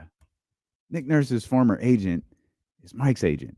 Mm. And there was a bit of a legal battle between the two. It's out there. It's public. I'm not breaking news. Like there's stories written about it. I don't fully understand it. It has something to do with the compensation of his Raptors deal, I believe. But it's out there. But yeah, I think Nick's former agent is Mike's current agent. Mm. So maybe we're in the Gary learned his lesson. Well, I ain't gonna make that mistake again. Ain't getting shortchanged over here. We ain't doing that again. Ain't no this way, time pal. Around. Ain't no way, pal. Yeah, I think one of the things about it, to the moral of the story, one of the morals of the story is I think, and we don't know what the Kings are doing, but I hope they are getting with the times. Like, this is the market now. You know what I mean? You want an established head coach. You want a good established head coach, which is what Mike Brown is. You gotta pay the guy. Yeah. Like there's no more $5-6 million. That's not what it is no more. It's the coaching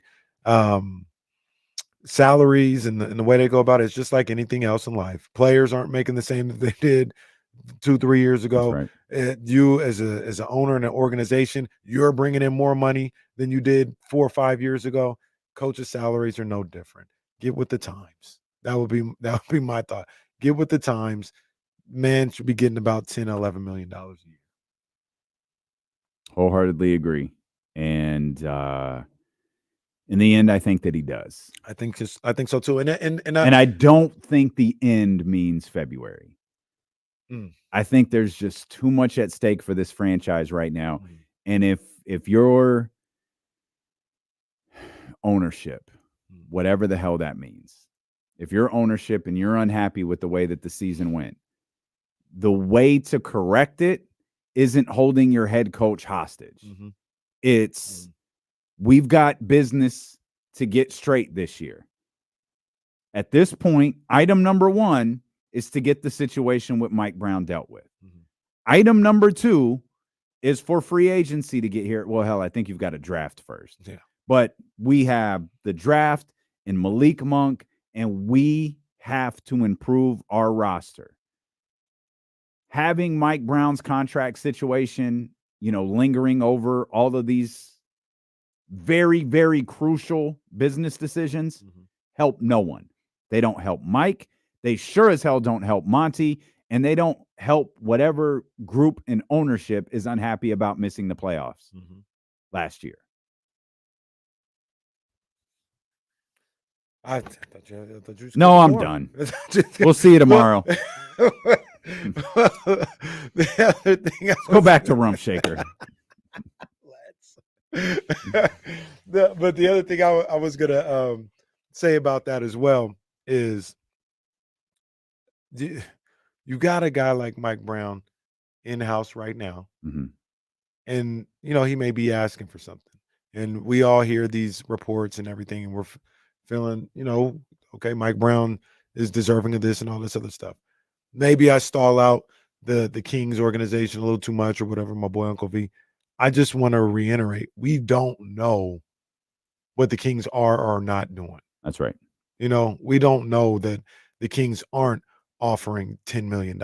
We don't know that, hell, to be honest with you, we don't even know what the holdup is. We think it's money. It could be years on the contract. The Kings could be offering a 3-year extension. Mike Brown might want 5 years. Which we've heard that before. Ty Lue with the Lakers. Yeah, which is technically a money thing, but the per year average salary is already mapped. In that case, is already mapped out. They're just trying to figure out the length of the contract. We don't know if that may be the case. So there's a lot of assumptions for what's going on with this whole ordeal, and a lot of it tends to lean towards, oh, the Kings are being the Kings again. We don't know that. We don't know what's going on there. So there's no way I could possibly find this, but I wonder what Rick Adelman's succession of contracts were. Like when he came here, was it a 3-year deal when he came here? Was it a 5-year deal when he came here? And what did he sign along the way that kept him here? 2006. Yeah, there's virtually no way I can figure this out, especially live on the air. But I might dive into that later because he was here for what, 10 years? Yeah, maybe not. Maybe not that long. About 8. Yeah, I think it was probably 8. About 8. Oh, there it is, right there. Look over in the other column, stupid. He was here. It's always hilarious when David curses himself out. Oh, it's literally right there. I'm trying to, what was it, 10 years, 9 years? No, idiot. It was the 1999 season to the 2006 season. It's right in front of you, stupid. So that's probably not one singular contract. But there also is an argument that I would make that the Kings got rid of him a year too late rather than when they should have. Yeah. And paid for it for about 16 years. Oh, gosh. Jeez, don't remind me. So let's not do that. Let's get this situation with Mike dealt with and keep it moving. Get it done. Let's keep it Handle moving. business. Everybody come together and let's work this thing out because I do think it's best for both sides to be here in Sacramento. Absolutely. And it's okay to be frustrated with missing the playoffs last year. There's nothing wrong with that. But let's also we're putting that on Mike. To be clear, that's what we're doing. We're putting that on Mike. That would be wrong. That feels like an easy way out, to be honest. Why? I'm not gonna lie.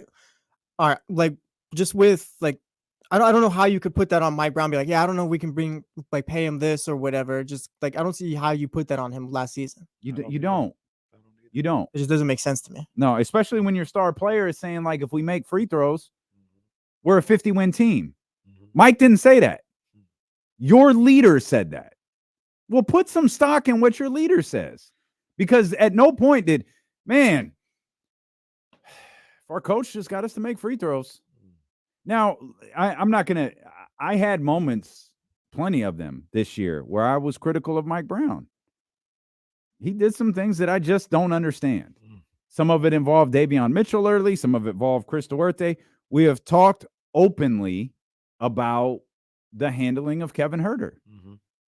Yeah, that stuff is on Mike, but it's not the reason that they were 2 games worse last year. And really, you find one way to be 1-5 versus the Pelicans. None of this is happening. Facts. None of this. And to be honest with you, you can exit the playoffs like the Pelicans did. None of this is a conversation. Let me ask you a question though.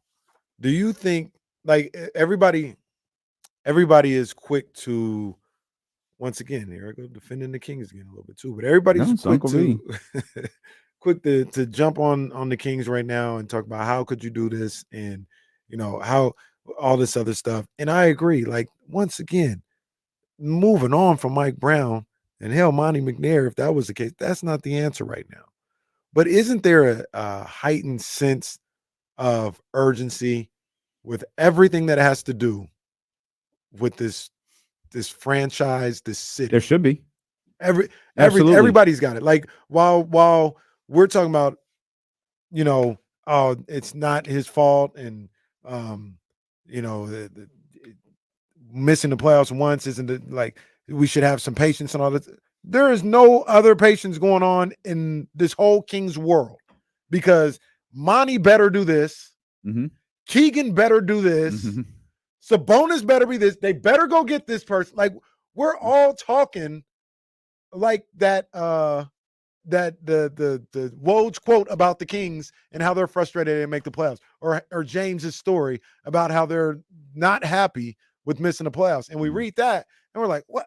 Oh, really? You're going to feel that way after not making the playoffs one time?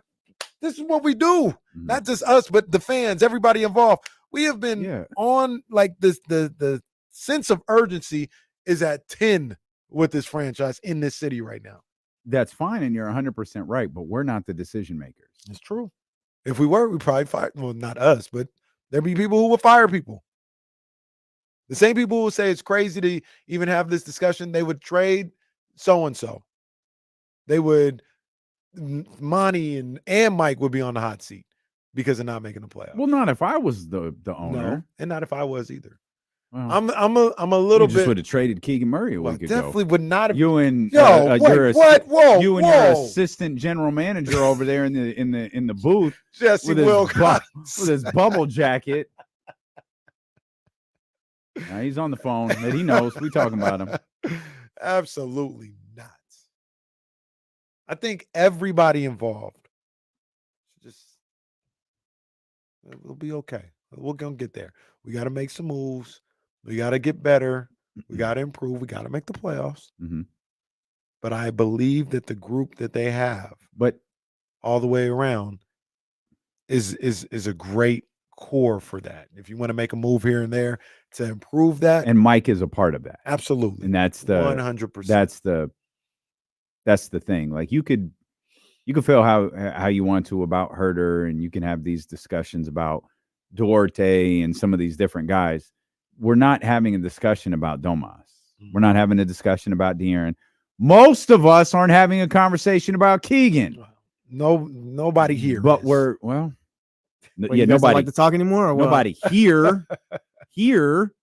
And Mike Brown is not either. At least not in my opinion. No, Mike Brown is core. He is core.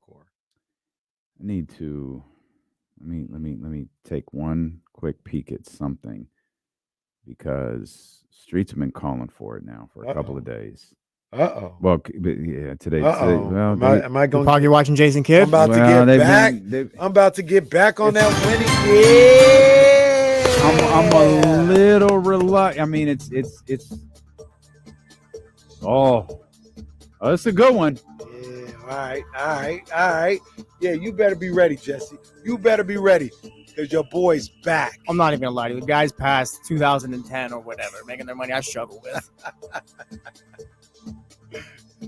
Current standings now 17-16. Jesse Tapia with the last victory. Well, I need you to tell the whole story. If Jesse was 17-16, you'd be like Jesse in first place at 17-16. You didn't tell the people who was in first place right now. It's every day with this guy. Tell the whole story. Jesse Tapia is not in first place right now with a he's got a 16-17 record in pocket watching, which means KC will go first. Jason Kidd, the player, who was greatly disrespected. Well, don't do that. By Kenny Caraway. He's one of the great players of all time. Wrong. Off the all 75 list yesterday. Well, that's only because you tried to throw off Dame Lillard, and that can't happen. I did. And I don't think I'm sorry about it, to be honest with you. I love Dame Lillard. Yeah, I feel pretty good about that one. I'm trying to get you feel pretty good about Dame Lillard? Yeah, we'll get him out of there. Not in a bad way, but it's just like I'm trying to get Kyrie on the list. You saying Kidd is better than Dame Lillard? Look at, I was a youngster or whatever. Jason Jones was bringing up the defense, the rebounding, the assists. That stuff matters. I know J Kidd or whatever, but well, I know we're about buckets on this show too. I know I co-sign a lot. This has never happened in the history of pocket watching, but I'm like good old JR, folks. We're out of time. Oh, we really do gotta go to break. We'll come back. We're out of time. Damn, USA won't give us that extra 5 minutes. La Femme Nikita's coming on. La Femme Nikita. Only the real ones know. Shout out to the Chatty House, brought to you by Matthews Mattress, your locally owned and operated mattress retailer. Sealy, Stearns & Foster, Tempur-Pedic, Beauty Rest Black, whatever your vibe is, Matthews Mattress has got you covered. You can go to MatthewsMattress.com and find one of their 10 locations in the area. Yeah, man. I like the Elk Grove location personally. Well, of course you do. It's right by you. I like the Roseville location because it's right by me. It's a good one, too. They got them everywhere, though. They got them for everybody all over the city. Again, head over to MatthewsMattress.com. Find the location nearest you and let them know. Part of the Chatty House. Let them know D'Lo and Casey sent you. Pocket watching. Jason Kidd. Next on ESPN 1320. Oh, silk stockings. Good reference. There you go, Card Pros. That's a good reference right there. Silk stockings. See, I don't know nothing about that. Silk stockings. Oh, man. Then and later the little more maybe in Jesse's time. Didn't they do Psyched? Wasn't that on afterwards? Oh, Psych, yeah. Yeah. Psych wasn't bad. I feel like I watched the season of Psych. It wasn't the worst Where show. was Pacific Blue in all of this? Snap. Pacific Blue. It feels like Was that after? Was that an after Raw show? it feels like that was like UPN, but no, Pacific Blue might have been on there. It might have been on after Raw. Weren't they running what's it called? Chrisley Knows Best or whatever, but those people got like 10 years in jail and then they stopped that. Yeah. Yep. Damn, Chris Knows Best. That was a very, very staged reality show. I liked it. I enjoyed it. Yeah, Pacific Blue was USA in the mid '90s. Pacific Blue. Probably the biggest post Raw show in history. The Ultimate Fighter. The Ultimate Fighter was after Raw. On Spike. Huh? Spike, yeah. I don't even know. Was it Spike yet? I think it was TNN still. I think it was Spike. It was Or around maybe that they were time. there for a transition. Was Spike TNN? I thought they were two Yeah. different channels. Yeah, TNN, not TNT. No, I know. TNN, yeah. I thought. No, I thought they were two different Spike became TNN became Spike. Okay. I feel like when WWE moved, it was TNN. What is Spike now? Is that a thing? I think it's not. No, they're not on at all. Oh, I don't know. That's why I don't play replays of my show. What was show? your show? Pro versus Joe's was on Spike. Oh, One more time. Pros versus Joe's was on Spike. Oh. If they had a channel, they play replays. Like ridiculousness. Spike is Paramount now. Is that a shoot? what a It rebrand. might be. That's a good call. Paramount Network. They play a lot of bar rescue. Well, I searched Spike TV and Paramount Network came up. It's like going from Attitude Era to PG Era. I think they curse on Paramount Network though. They play good movies on there too. TNN relaunched as Spike TV, which targeted young adult male audiences. Oh, that's funny. It was the National Network. I always thought it was the Nashville Network because it was some country ass channel. I was like, you sending me over here? Is Garth Brooks going to do a run in?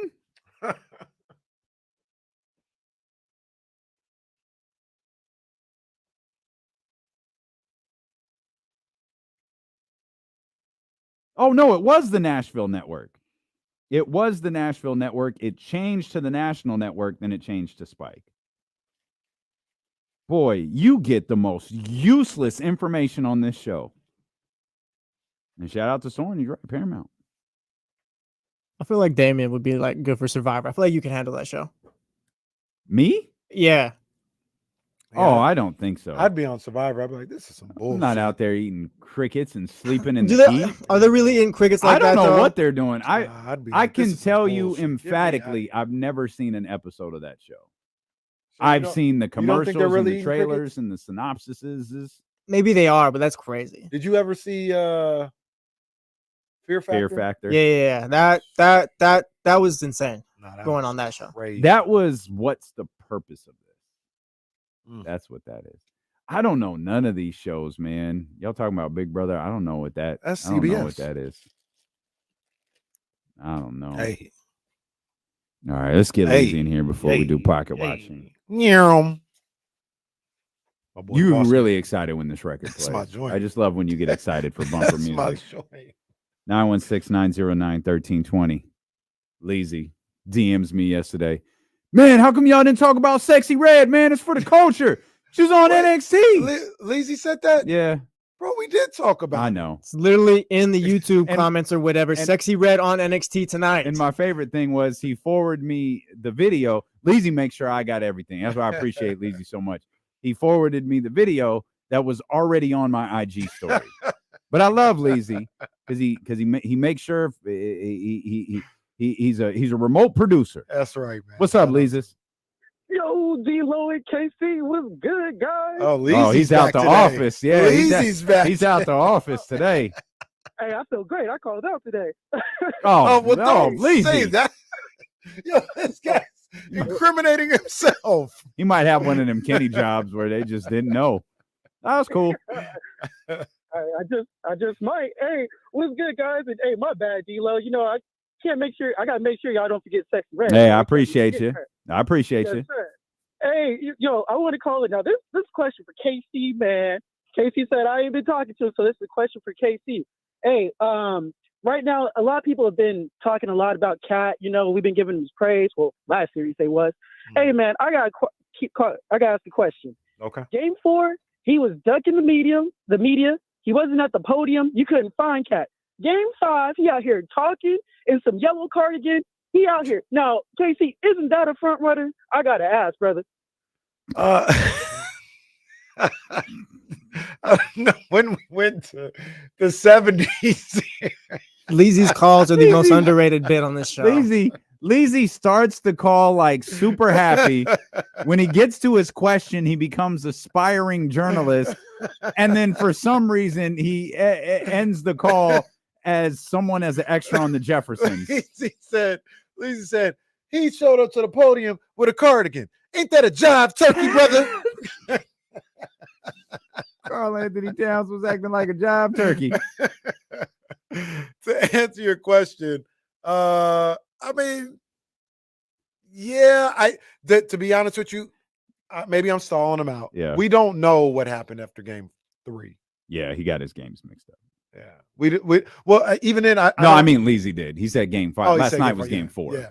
We don't know if he was asked, if he declined, if what happened. I don't know. But I will say this though, Leezy, if he declined in game 3, he's wrong for that. You gotta go talk.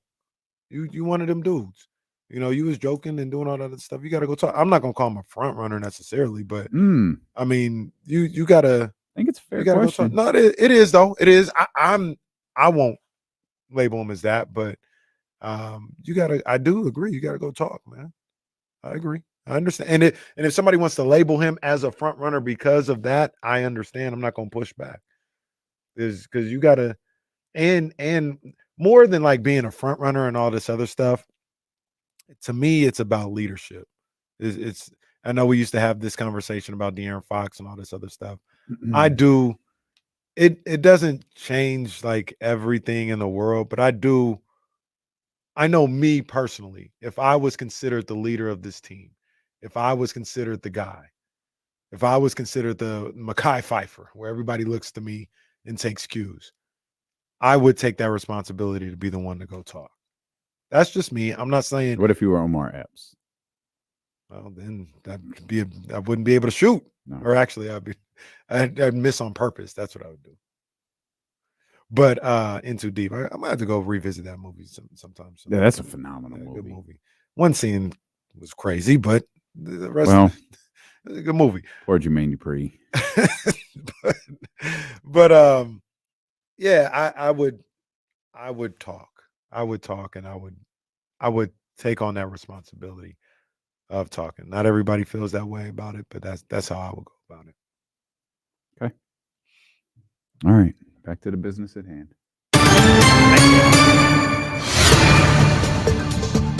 This is broken down a little bit differently than in other years. Jason Kidd. Wow. 14, 15, 19 NBA seasons for the Hall of Famer and the Dallas Mavericks head coach. These are player-only earnings for the number 2 overall pick. Wow. In the 1994 draft, as Jason Jones emphatically stated, out of Cal. Again, 19 NBA seasons for Jason Kidd. His peak earnings in those 19 years was in 2008 when he was 35 years old with the Dallas Mavericks. Jason Kidd earned $21.3 million that year. $21.3 million.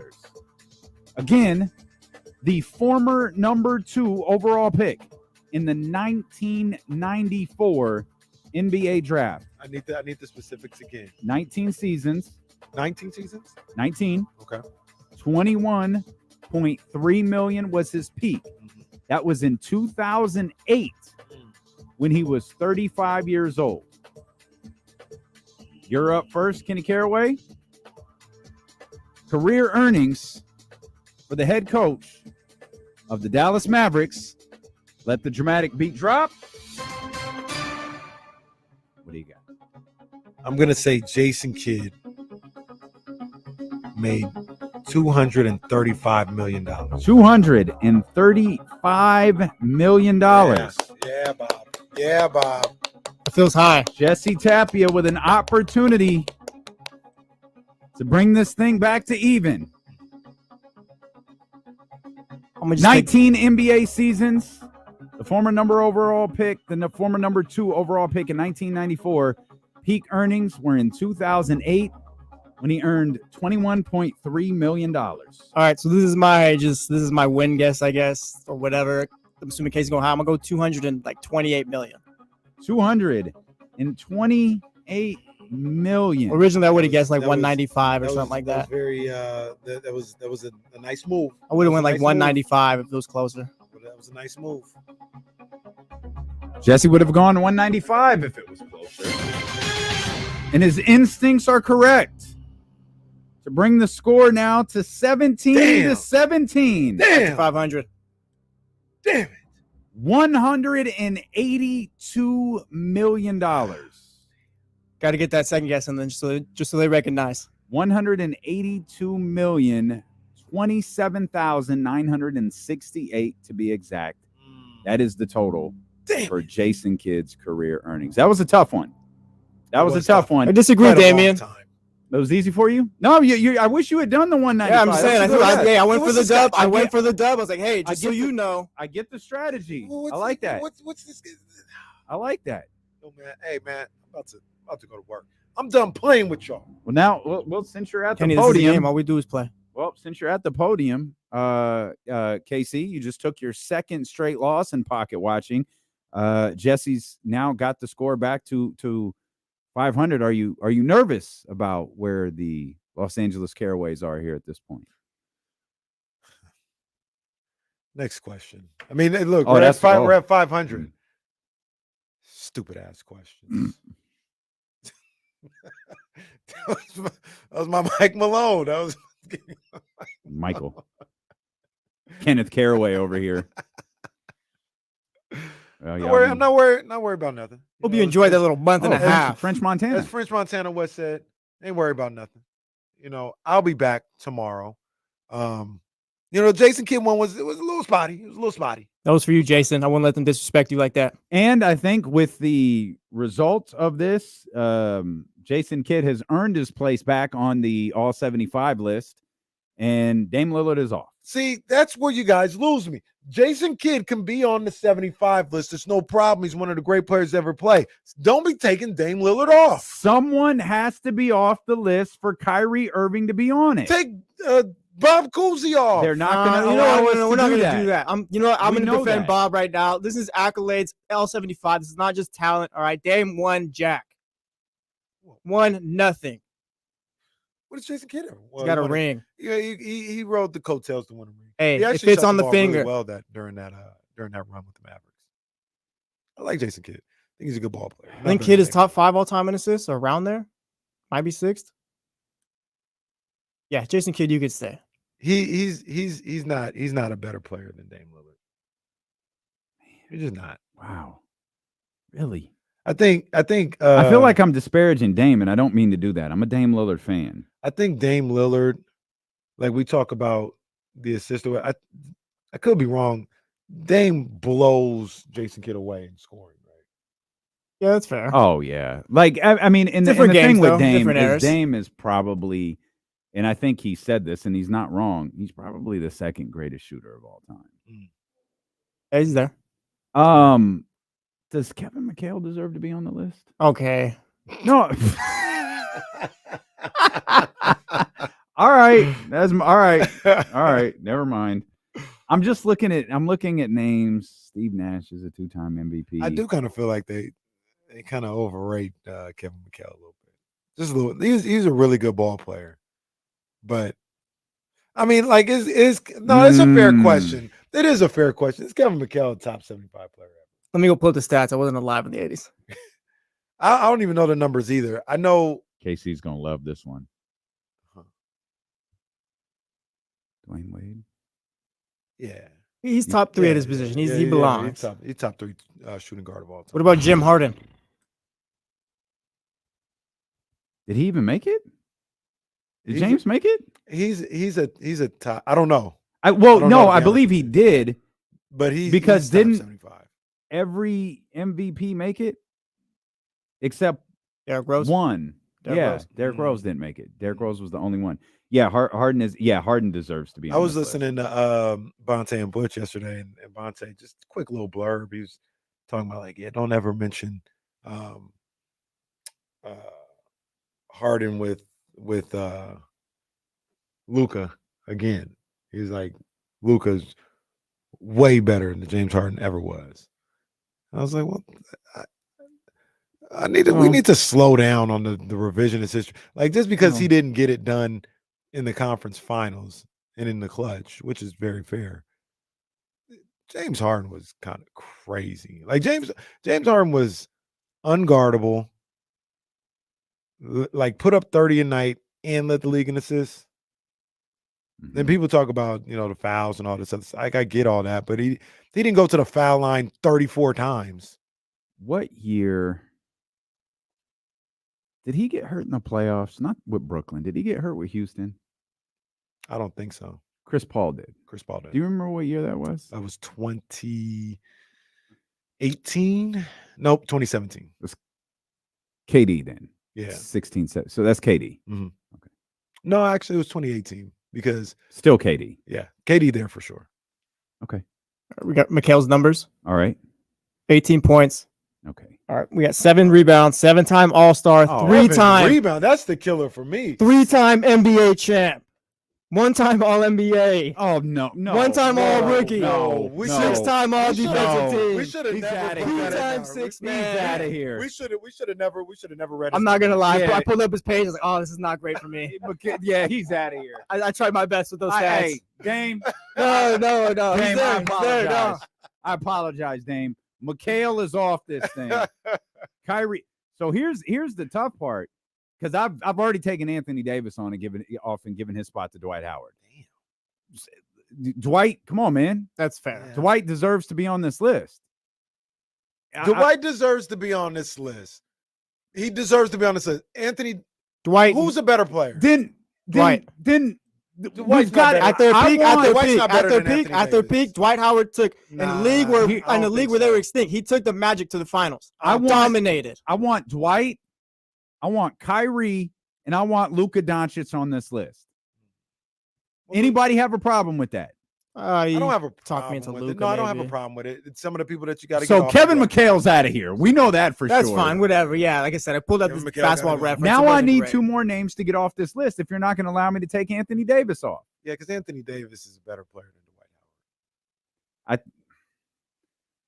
He's more talented, maybe, but He's more talented. I don't even want to say that. Dwight was dominant. Dwight was something else. I don't want to say that. Dwight either. was special. Let's not pretend No, like absolutely. He absolutely was. He absolutely. But like, kind of what we're talking about is like Dwight got to the finals. He got to the finals. I'm not sneezing on that at all. But we talking about Dwight did this, and that. That's like, it was like a really short time. It's like 3 years where he was like leading his team that's to anywhere. not true. It was No, like it is. 4 or 5. No, it wasn't. He won They like went- 4 defensive player of the years. But I'm didn't he? talking about like leading his team somewhere, because we're like, that's what we're comparing with AD. Like Dwight went Well, to. AD didn't lead anyone anywhere ever. Well, I mean, he won an NBA championship. He did do that. LeBron was there. I'm not saying he was the best guy, but he won a championship.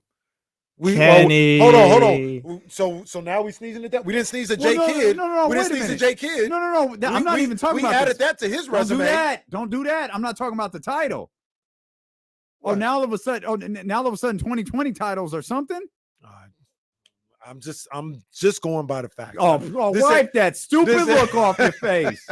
This ain't the Man. Dodgers, okay? This ain't the Dodgers. And there Well, are that's- arguments for and against that being tough and not as tough as the Raiders. So I understand both sides. I tried to make arguments for it being tough, and y'all tried to throw me off the show. Well, no, I agree with it being tough. It's definitely not the same, though. That's all I say. I don't know who to take off this list. I have no idea. AD is so Dwight had what 2 or 3 years of he's the best big man in the league and his team wins. He had at least 4. No, because then he wasn't there for that long. Then he went to Houston. Well, and he also hurt his back, didn't he? And then he went to the Lakers and didn't perform at a high level. The team. Well, he went to the Lakers first, didn't he? Yeah. So in Orlando, he's 8-time All-NBA, 8-time All-Star. He was an All-Star from 07 to 13, I think it was. Looking at Basketball Reference. Mm-hmm. Dwight is phenomenal. Dwight deserves to be. He deserves to be on this list. I just don't 5-time All-NBA first team. I just think when it's all well we go ahead, disparage it. I'm not. I think we got him. Put him in the top 75, KC. That's all. Not sure. No, for sure. Oh, he's got to be. I don't think AD needs to leave. Outside of Luka Doncic, he's got to be the only 5-time All-NBA first team player to not be on this list. Sounds about right. Gotta be. Sounds about right. Unless the guys who played basketball before All-NBA existed. All right, Kevin McHale, I hate to do this. Oh, man. I need you to pack up your playbook.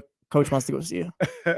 Now, look, this also isn't fair because Dwight had some years where he didn't play, right? Like he had like a 1-year stint with not the Kings, but like the Kings, like where he was way past his prime. But I mean, the career numbers are kind of crazy.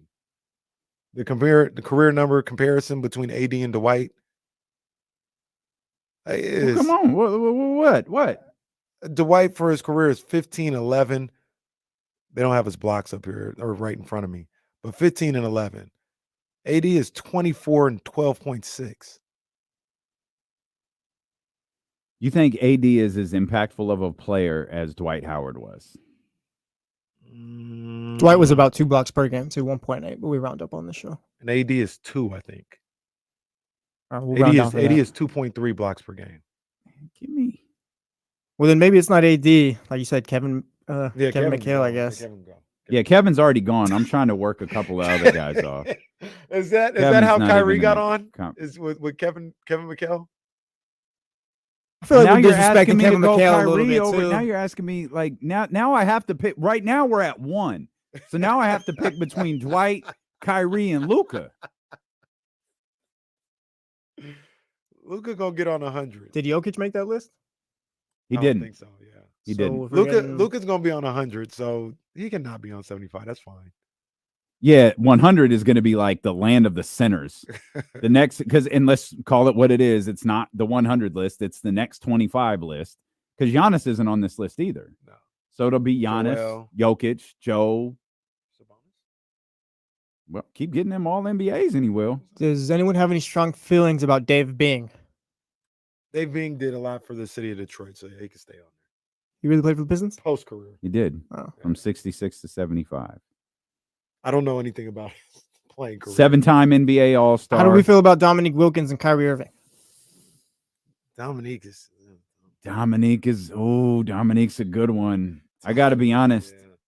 I don't want to do that. Dominique, hold on. Dominique did not make top 50 either, right? Was he one of the late ones that made top 75? That sounds right. If I'm not mistaken. Yeah, you're right. Wait, he didn't make top 50? Yeah, he didn't make top 50. Pat on the back for the producer. And they put him on 75. Did he get the Kyrie spot? Yeah. Dominique Wilkins. Celtics legend. 9-time NBA All-Star. 1 All-NBA first team. 4 seconds. 2/3. Dominique doesn't need to be on this list either. Dominique's out of here. So that's Dwight. That's Dwight. So we got Dwight. Is so who do we go with? Because we said Luka. He's just gonna be on 100. Kevin and Dominique are out. Kyrie and Dwight are in. Yeah, there we go. We're good. We solved it. Sounded like an episode of The Office for a second. Tell you threw Dominique in there. If you said D'Angelo, that would have been a full-on episode of The Office. All right. Shout out Dominique Wilkins. He doesn't. He doesn't need to be on this list. Big ups to Dominique. He was very exciting, very, very exciting. And it might be a little different, with like living through Dominique Wilkins. You know what I'm saying? Like maybe it was a different vibe living through him. But I feel like that's about it. I'm looking at the list right now. I don't know. Dave Cohen's, don't get too comfortable. Well, I feel like they're not throwing anyone off. Like, they're not going to make up for putting Dominique Wilkins on this list. Oh, no one's getting taken off yet, though. This is just for our fun. Yeah, they love Dolph Shays, too. I think he's a King's disciple, like the franchise. What, Rochester or Kansas? Who'd you put? Dolph Rochester. Ziggler? Who was it?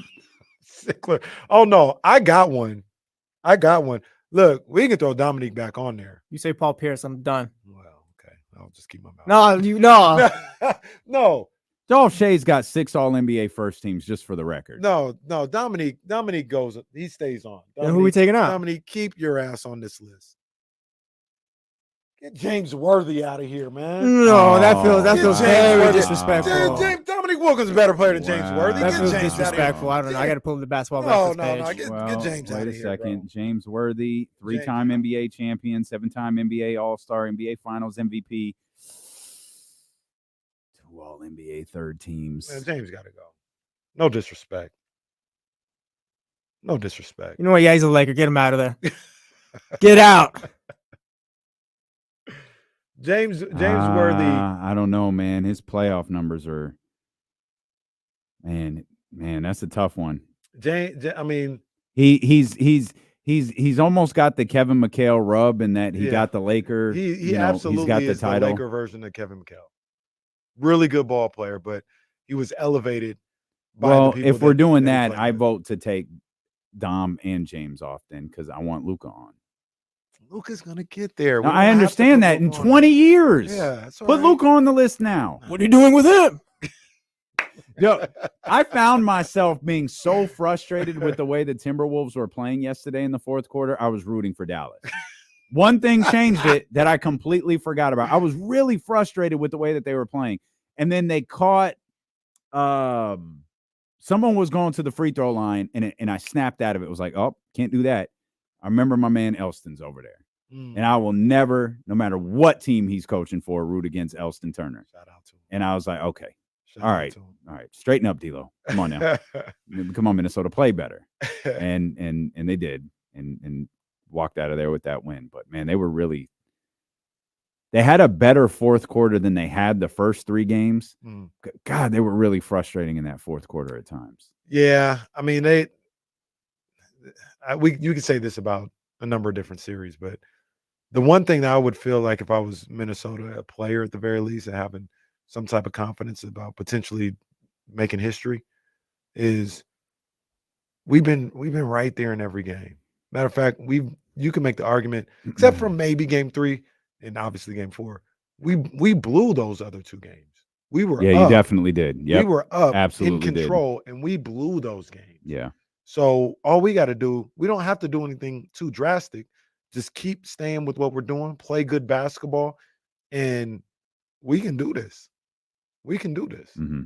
So, yeah, I mean, it is funny. I was looking at, I think it was on ESPN Bet or something like that while we were doing the show yesterday, and like, I don't know why it stuck out to me. Minnesota's plus 1,100 to win the series. I don't know why it just caught my eye. Just like, damn, all right. Like I took notice of it today. Yesterday, down 3-0. Yeah, plus 1,100. Oh, this thing's a work. That's all right. And I was like, as you can see, I committed it to memory. It was just like, oh, all right. And you commit nothing to memory. Normally, you go, I forgot to bookmark this. I got to do a better job. I got to bookmark this. Yeah, but James, I mean, just real quick, Dominique Wilkins, 24.8 points per game, 6.7 rebounds, 2.5. Those are his career stats? Yeah. Wow. 24.8, 6.7. James Worthy, 17.6, 5.1. James, but look at James' numbers are higher in the playoffs. He had a better team that'll get him to the playoffs. But when he did, he was really good. No, I don't want to say it like that. Yes, he was really good. big game James for a reason. But he Let's was just the stick with supporting throwing cast. Kevin McHale off for now. We'll No, figure we're the getting rest James Oh, out it's of there good. too. We'll No, figure it's out the good. It's rest good. of You're this right. You're later. right. Let's just leave it there. Let's James leave it there. Worthy, yeah, he could roll the coattails of Kareem and Magic. In case he didn't want to say it a minute ago, I'll say it. We'll come back. He might have been better than Kareem at that time. Being honest. It's not what winning time told me. Well, winning time told us a lot. Clip the countdown to clip is we're win- a week out. Winning time told us more than we need to know. We'll come back. Lots more basketball to talk about. James Ham at the top of the hour. Lots of Kings basketball to talk about. But baseball got something right. Well, we'll talk. We'll talk. Dealing with KC on ESPN 1320. You can't help. Well, Shut the hell up. Wow. Oh, he's on Siri. Wow. Wow.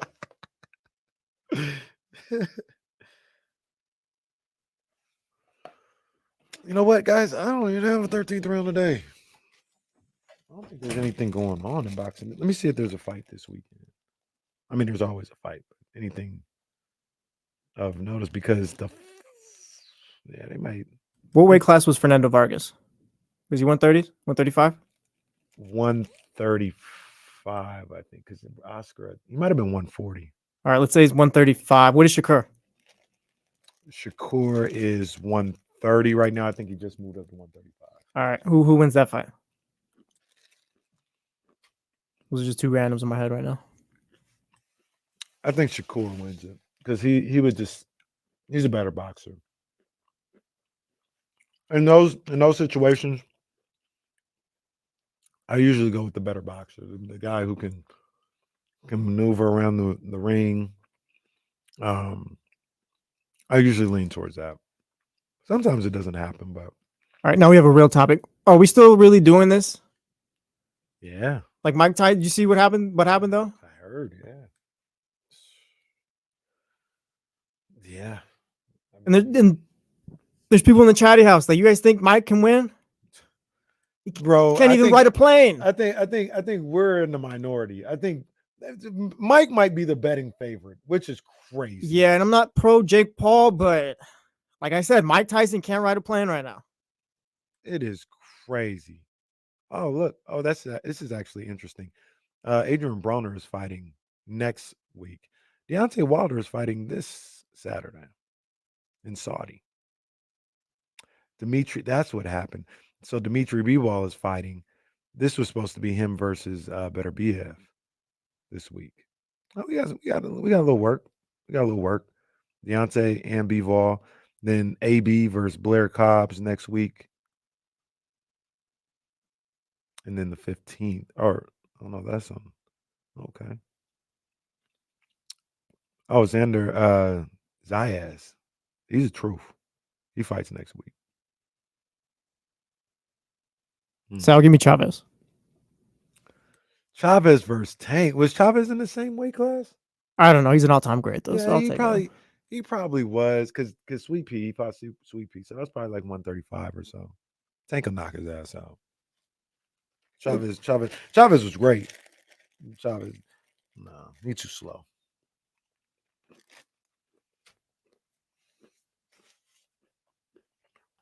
Hey, bro. Hey, go somewhere else with the 5th round. I don't know nothing about that, bro. With a rear naked chokehold, go somewhere with that. I don't know nothing about. That's what you drew down.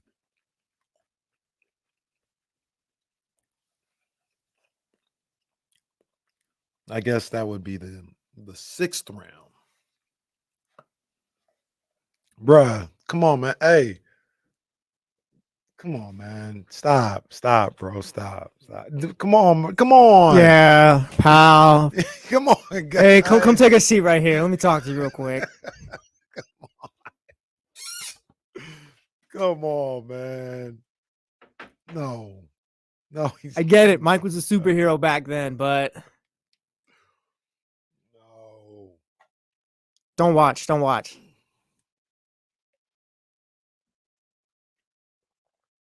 Oh, are we gonna talk about 60 Red and Shawn Michaels? Come to daddy, sugar.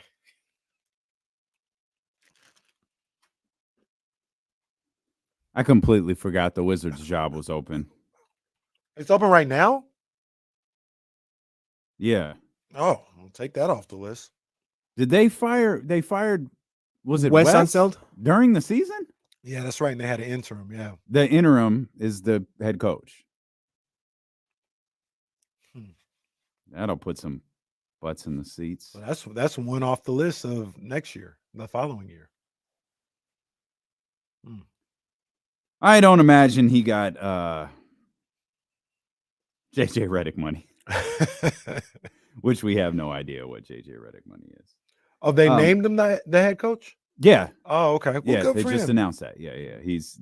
They're taking the interim tag off him, and he'll be the head coach. Good for him. So Yeah. that job won't be. Well, you never know. They be hitting. That job's going to be open again in 3 years. Well, I'm about to say they be hitting people with these 1 year coaching jobs. Yeah, this is the, hey, we need someone to coach this team while we tank. Like, come get this check. We call that the Steven Silas. Yes, sir. Poor Steven. He had to do it though. He had to do it. Poor guy. So help me out. Baseball didn't get this thing right. Okay. Well, before we get into it, go ahead and break down what happened today. So it's really been a 3-year project is what they're labeling it as, but it's been something that's probably been a decade in the works, where they integrated Negro League stats into Major League Baseball stats. And there's now no, at least from what I understand, differential between the two. You'll see Josh Gibson at the top of a lot of lists, like career batting average, like leaders have changed. One thing that solidified this stat integration, though, actually there were two. One, dead all this Babe Ruth talk, because not even close. Two, Barry Bonds is emphatically the greatest player that's ever lived. Like, that's the number one. Oh, there's Josh Gibson, Barry Bonds, Josh Gibson, Barry Bonds, Josh Gibson, Barry Bonds. Like, every list when it comes to Barry Bonds is the one. But there have been, Rob Manfred has kind of fumbled his way through this for the last several years. They've worked, they've kind of outsourced the data retrieval over the last handful of years. And I think yesterday was the culmination of all of that data research, which Major League Baseball didn't do. It was outsourced to a couple of different entities. And now there's no, unless I'm misunderstanding this, there's no Negro League stats anymore. They're now baseball stats. They're Major League Baseball stats, and they're all integrated into one. So that is about where my problem lies. Okay. And maybe I'm being too cynical. Maybe my antennas are up when maybe they shouldn't be. But something about this I'm not comfortable with. I got to be honest with you. Mm-hmm. I don't want them erasing the Negro Leagues. And I know everybody's saying they're not erasing it. They're just No, I don't want them erasing the Negro Leagues. I do not want Josh Gibson's stats to be Major League Baseball stats, because that's disingenuous to why this is an issue in the first place. Those are Negro League stats, and his accomplishments and what he achieved in that league, which a lot of people would say at times was better than the major leagues, needs to be recognized as the Negro Leagues. And when we talk about the Negro Leagues, we need to talk about why there was a Negro League. And that needs to live forever. We can't, I'm afraid of Reese, my son, who's 11, his son looking at baseball stats and being like, Josh Gibson is the Major League Baseball leader in on-base percentage. And that's just kind of what it is. No, Josh Gibson was the best, and he played in the Negro Leagues because they didn't allow him to play in the Major League Baseball. The Negro Leagues was this, grandson. The Negro Leagues was some of the best baseball ever played. Yeah. And I'm going to tell you the story of the Negro Leagues. And like I said, maybe I'm being too cynical about it, but they're erasing the Negro Leagues by incorporating incorporating into Major League Baseball. It's not Major League Baseball. And don't try to wrap it in now. It's the Negro Leagues. And I personally would want, if you want to acknowledge and embrace it, wherever you keep your stats, whether it's on your website or whatever the case may be, make a separate section for the Negro Leagues and tell me the story there. I don't want it incorporated in Major League Baseball. You're not being cynical at all. You're being naive. You're being naive to believe that if the stats were separated, that the story would ever be told. The story of the Negro Leagues is never told, ever, unless you go to the Negro League Museum, unless you got a guy like Rich from Anywhere who sends you stuff from the Negro League Museum. Those stories, Shout out to him, man. Absolutely. Yeah. Those stories aren't told, though. But now it's easier not to tell them because there's no line of demarcation. I disagree. And so it's easy to. I don't think it's easier to not tell the story of the Negro Leagues, but it's more difficult to ignore them when so many guys at the top of these lists are Negro League players. And work with me here. I don't want to do too much. Tell me if I'm doing too much. Anybody can tell me. But this is I'm trying to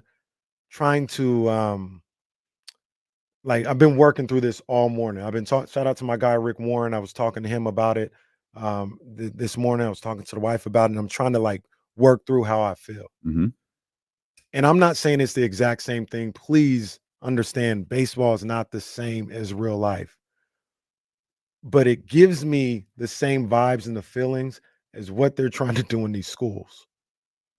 And not have to tell the story of what the story is with the history and all this other stuff. No, I don't agree with that at all. Because there's no marker for those stories. Like in baseball, if you're talking about on base percentage, whatever, you have like there's a mark there that you have to tell the story. What they're doing is why do you have to tell the story? Because of who's at the top of the list. Josh Gibson is a Major League Baseball leader in on base percentage. There's no that's the end. If you had to say, okay, fine, we could stay with that. What's there's nothing in schools. Like they're just trying to pretend like it didn't happen. Well, and I get the same feeling. Like, no, it's good. He's in all his numbers are in Major League Baseball. We have his numbers. We have their number. Everything's good. No, it's not all good. You didn't let him play in Major League Baseball. Tell the story. Don't incorporate his numbers now and think that no, it's with us now. It's good. You didn't let him play. But again, to me, it's not speaking to you being cynical. It's speaking to you being naive. Naive to the fact that, and this has always been my gripe. Major League Baseball was born. Was it April 15th, 1947? I think so. I'm not exactly sure, but the year. I think it's 1947. I think it's 47. But it's April 15th, yeah. Right? 1947. Major League Baseball is born that day. Because before then, you had the Negro Leagues and you had the White Leagues. And even when Jackie Robinson debuted, it was still pretty much a white league with a black dude in it. That's always been that's never changing. The fact that they consider Major League Baseball, despite the fact so many of the best players weren't allowed to play in it, is never going to change. But they don't even tell you that. They don't mention No, that. of course they don't. They don't mention that. So now we don't even have to tell you about the other league. We don't have to tell you about that because it's all Major League Baseball.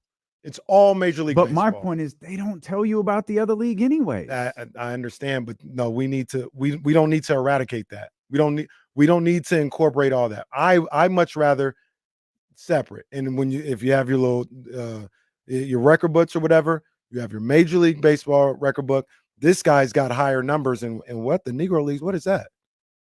Like even if somebody is going through, if they did what I said and put a section in there saying Negro League stats, somebody could be going, some historian, some kid could be going through the website and let me see who's the Major League Baseball leader in stolen bases.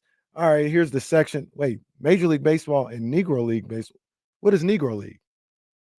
They don't even have to do that no more because they didn't put it all in Major League Baseball. Let's get Ramsey in here because I knew Ramsey was either going to call during this conversation or bring this conversation up at the most inappropriate time. So I'm glad he waited till the conversation. Mike Brown, and he starts. Ramsey, what weigh in on this? I take the small win in the fact that they've incorporated these stats. Yeah, repeat that one more time, Ramsey. You said you take this for a win. I take this as a small win. That these stats are being incorporated, and that these players are finally being acknowledged for the fact that, like Kenny was saying, they haven't, and you were saying, they haven't been acknowledged regardless. But take the win that Major League Baseball, after this research, is acknowledging them. And I also want to give shout out to where you were talking about Rich, the man that runs that museum, Bob Kendrick, is a baseball encyclopedia, especially when it comes to Negro Leagues.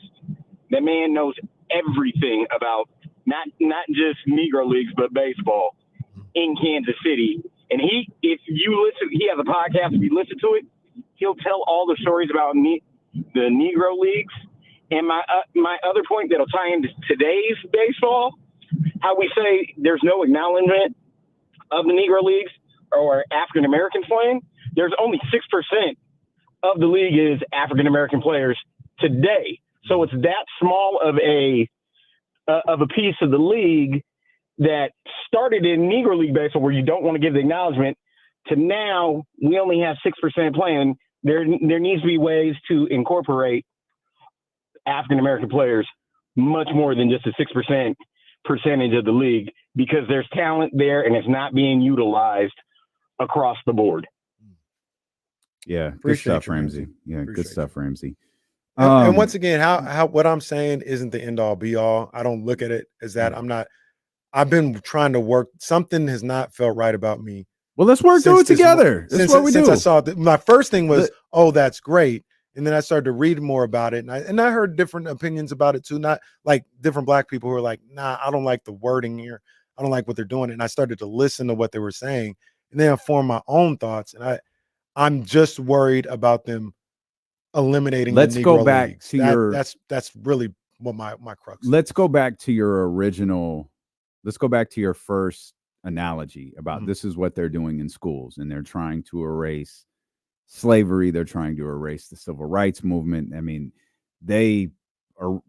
I learned much more about Black history as an adult than I ever did as a kid, and it's a constant joke in the Black community, but every February where your kid goes to school, they get to learn about Rosa Parks year after year and Martin Luther the King. And that's about it. Maybe if your school's real edgy, you'll learn about Frederick Douglass, maybe Harriet Tubman, but that's where it's going to end. You're not going to learn about Malcolm X or Huey P. Newton. You're not going to learn about the variety of other people who influenced Black history along the way. If we go with that line of thinking that they have worked to eliminate Black history from schools, what would be any different of them just essentially erasing Black history from baseball? Because if, again, we're dealing with the arrogance of a league who determined this is Major League Baseball, despite the fact some of the best players in the world can't play in it. This is Major League Baseball. What do people always say, whether they're talking about a job, a phone, a moment? This is the major leagues, pal. That's the line people use. And it was, born from that. This is the big leagues. No, ignore that. The best players in the world, a lot of them are playing over there. This is the major leagues. What would stop them from just eventually just going the way of Black history? So just my erasing it. My initial thought is, as long as that line of demarcation is there, there's always the opportunity for a discussion. But that's what I disagree with. Who's having the discussion? We are. We always are. Yeah. Or you're but that's forced what I to mean. acknowledge it too. You're forced to, like right now, 10 years from now, what are they forced to acknowledge? nothing really, like, because there's nobody questioning what was the better league or who that, because we've incorporated it all. We've put it in our league. So there is no the age old, no, this was a better league. It's all Major League Baseball now. But is that conversation happening now? Yeah, I know people who having the conversation. I don't know if just in general or anything else like that. Like it's happening on sports talk radio or, but I know people who are having that conversation and who are keeping that conversation alive and keeping it going, as far as saying like, look, man, there needs to be an acknowledgement But of the on a Negro grand League. scale, is that conversation happening? Probably not. And that's what and see, those conversations can that's the frustrating thing with all of this. Mm-hmm. Those conversations with us, they're always going to happen. Those conversations aren't happening now. Mm-hmm. Well, then this is the other thing. Shout out to our guy Tone. Big ups to him. This is the other conversation I had. He said in the Matthews Mattress Chatty House, it's about MLB making money off the Negro Leagues. There will be more NLB merchandise sold at MLB venues. Josh Gibson jerseys will be sold at a higher rate. Also, MLB still owes NLB player pensions. And this is something that I was thinking about when I was talking through it earlier. I was having a conversation with my wife, and I'm in agreement. Once again, maybe I'm cynical, but in situations that feel a little funny, always follow the money. Always follow the money. Mm-hmm. Where is the money at? The money is in the merch. The money is in the relationship that you're now able to make money off of from the Negro Leagues. And I saw this a little bit when, and I enjoyed, I thought it was an opportunity to teach as well when they incorporated the Negro Leagues into MLB The Show. And when they did that, I was happy to see that, but it was also like, well, somebody got money. Yeah, somebody got paid off of it, which is fine, making money or whatever. But I look at the situation where I would much rather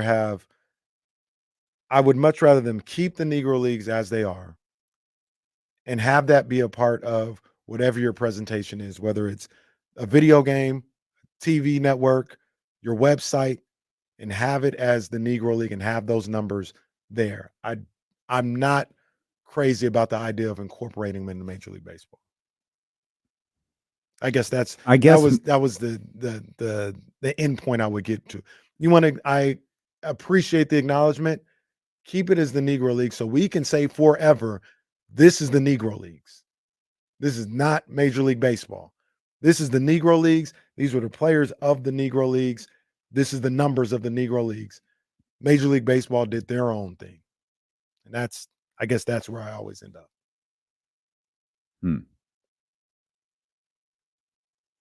What if it was called baseball stats?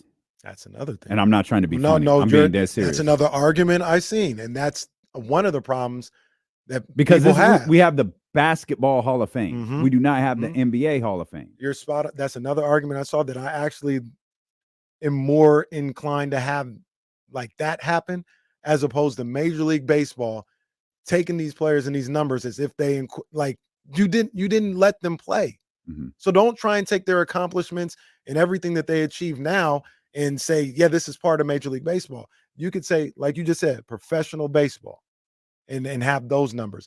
I would be a little bit more comfortable with that because I still think there's room for conversations to be had about well, professional. What does that mean? Oh, the Negro Leagues and all the Major League. Okay, cool. You weren't being funny. You were actually being spot on. I'd be more comfortable with professional baseball. Yeah, I wasn't trying to be. Than Major League Baseball just taking all of that stuff. So what do you think erases history more?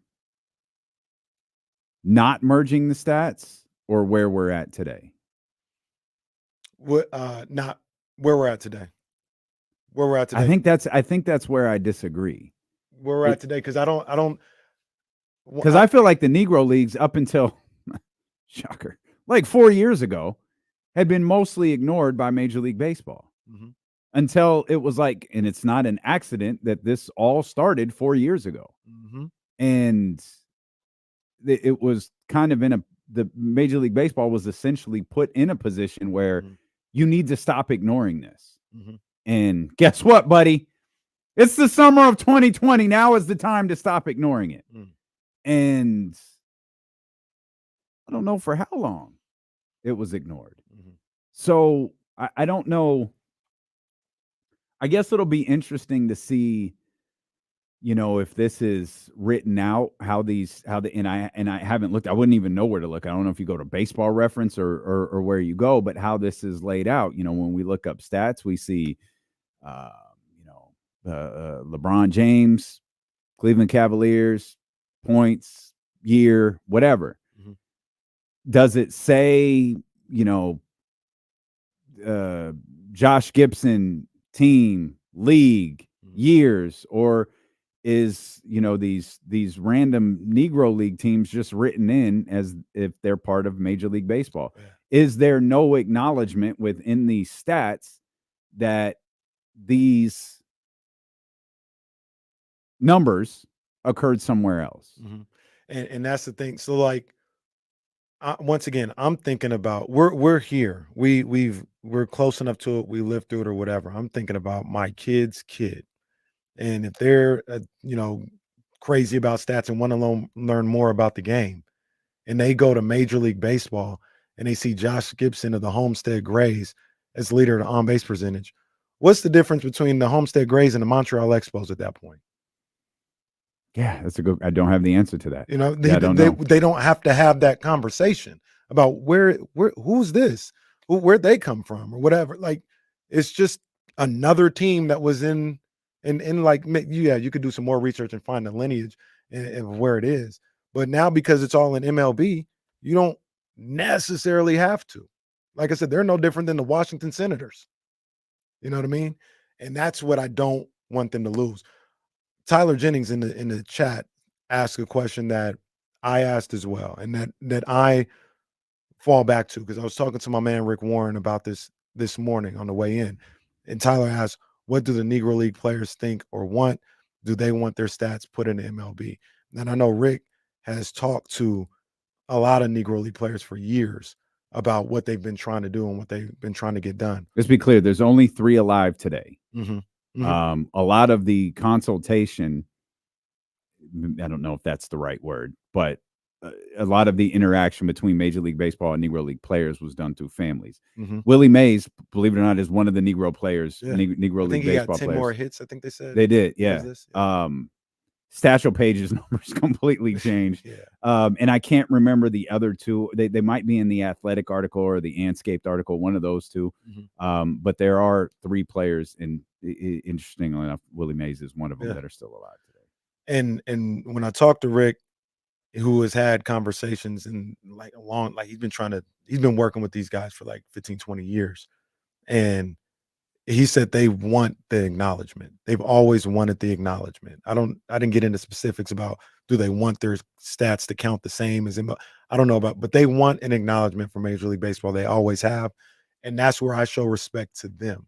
If this is something that as a collective, they wanted and they've been fighting for, I'll fall back on my stance completely, because they're what they feel. The ones that matter. Yeah, it matters more to me. I'm just worried about their story and the story of the league being told accurately and still being able to have a conversation about that in the future. And that's where I come into play. That's where you come into play. And I talk to my son and make sure he passes this stuff down. You try to get this stuff passed down. That's I guess my job. And that's the unfortunate part about Black history, is we're the ones who have to pass it down. Whether it's Negro League Baseball or Black Wall Street. Yep. And that's probably not going to change. We'll come back. James Ham joins us at the top of the hour here on Sacramento Sports Leader, ESPN 1320. Good shit, brother. Yes, sir. And you're right. Sorry, John Bull. Didn't mean to disrespect Babe Ruth like that. Brother Babe.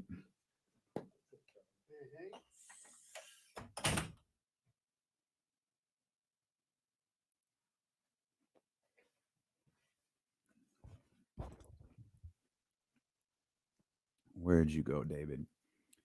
This might not change. I mean, I can't see why it would.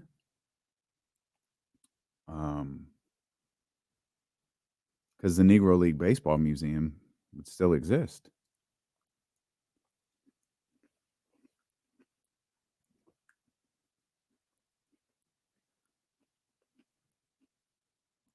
Yeah, good shit, guys. There you go. Talk about it. It's facts.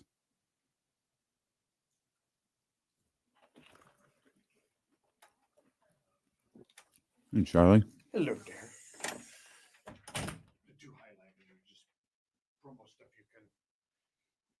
So we decided to not do this on the air, huh? We're going to do the later one. Got you. Very good. We're going to, we have another round of, we have it these 2 weeks, and then we have another round. Oh, man, it's September. I didn't even. Yeah. Yeah. So the September one's the one we're going to push. Got it. Good stuff. Thank you. Mm-hmm. Yeah, well, that Boss Man Charlie and Boss Man Complex we got to get out of here a little early.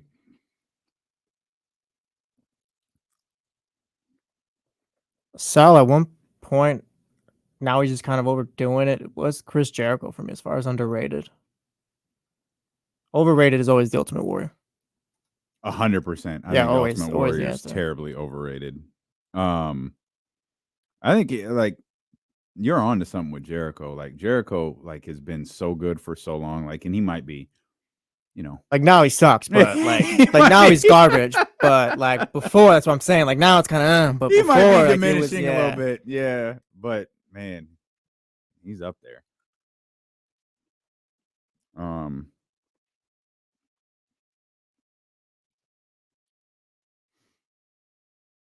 Jericho overrated himself in AEW, though. I don't think so. I think he's done a good job of. I think he's done he was really really important to the growth of that promotion, in my opinion. Really, really important because he was cooking.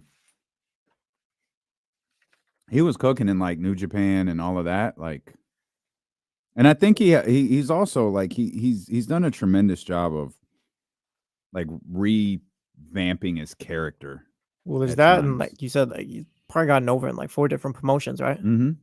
Yeah.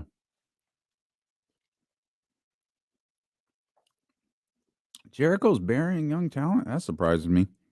Admittedly, I haven't watched a ton lately. I saw this is off topic. Sorry, guys, but I saw a TikTok or a reel or something the other day of all the stores that are closing, a massive amount of locations in 2024. It is jarring. It's really jarring to see the store. I wish I would have bookmarked it. Well, although there he is. Although I didn't see it on my phone. There So he is.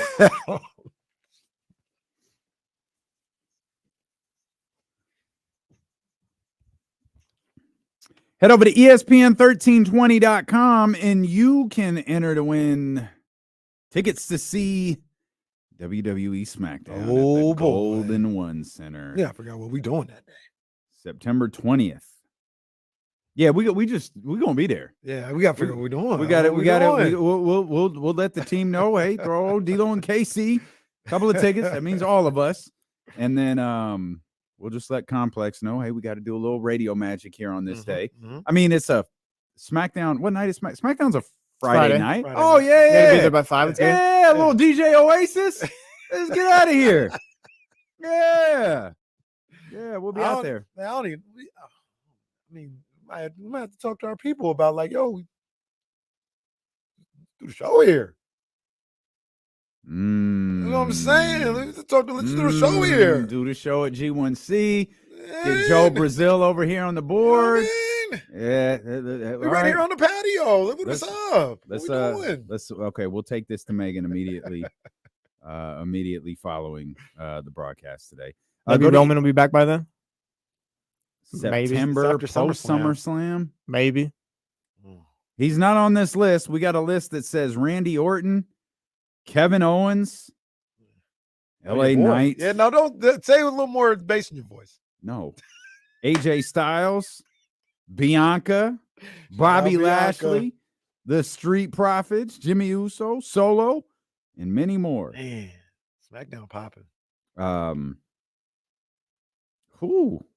The prize is front row tickets. Wow. Yeah, I noticed that too. Yeah. Wow. I noticed that. Go to ESPN1320.com to enter to win 4 front row tickets to WWE SmackDown at the Golden One Center on September 20th. Damn. Go enter. I was gonna say, how about whoever from the chat house enters? You win. You take your 3 best friends, D'Lo, Casey, and Jesse. Hey, let's do it. Hey, that works. Let's do it. You win 1 ticket to go sit with us. Hang out with the guys. Absolutely. Can't buy that stuff. I like it. And look, we could sit next to Deuce. Deuce always front row. Deuce might be ringside at that point. Deuce might be like Solo's manager or something. He'd be well, he is the wise man. He is. Oh man, I want to sit next to Samantha. I love Samantha. She might have been the biggest star coming out of WrestleMania. Facts. It's just I didn't see like what happened. I just saw the clip where she brought back Lillian, or they brought back Lillian like 2 weeks she was ago. on TV. Lillian was on TV. It's like, oh, that's cute. Beat it, lady. Hit the road. Poor Lillian, one of the worst angles ever. When Viscera was the guy, yeah. Little Viscera had 500-pound Nelson Frazier in silk pajamas. Well, what a time. Spencer mentions that finishing move. Oh man.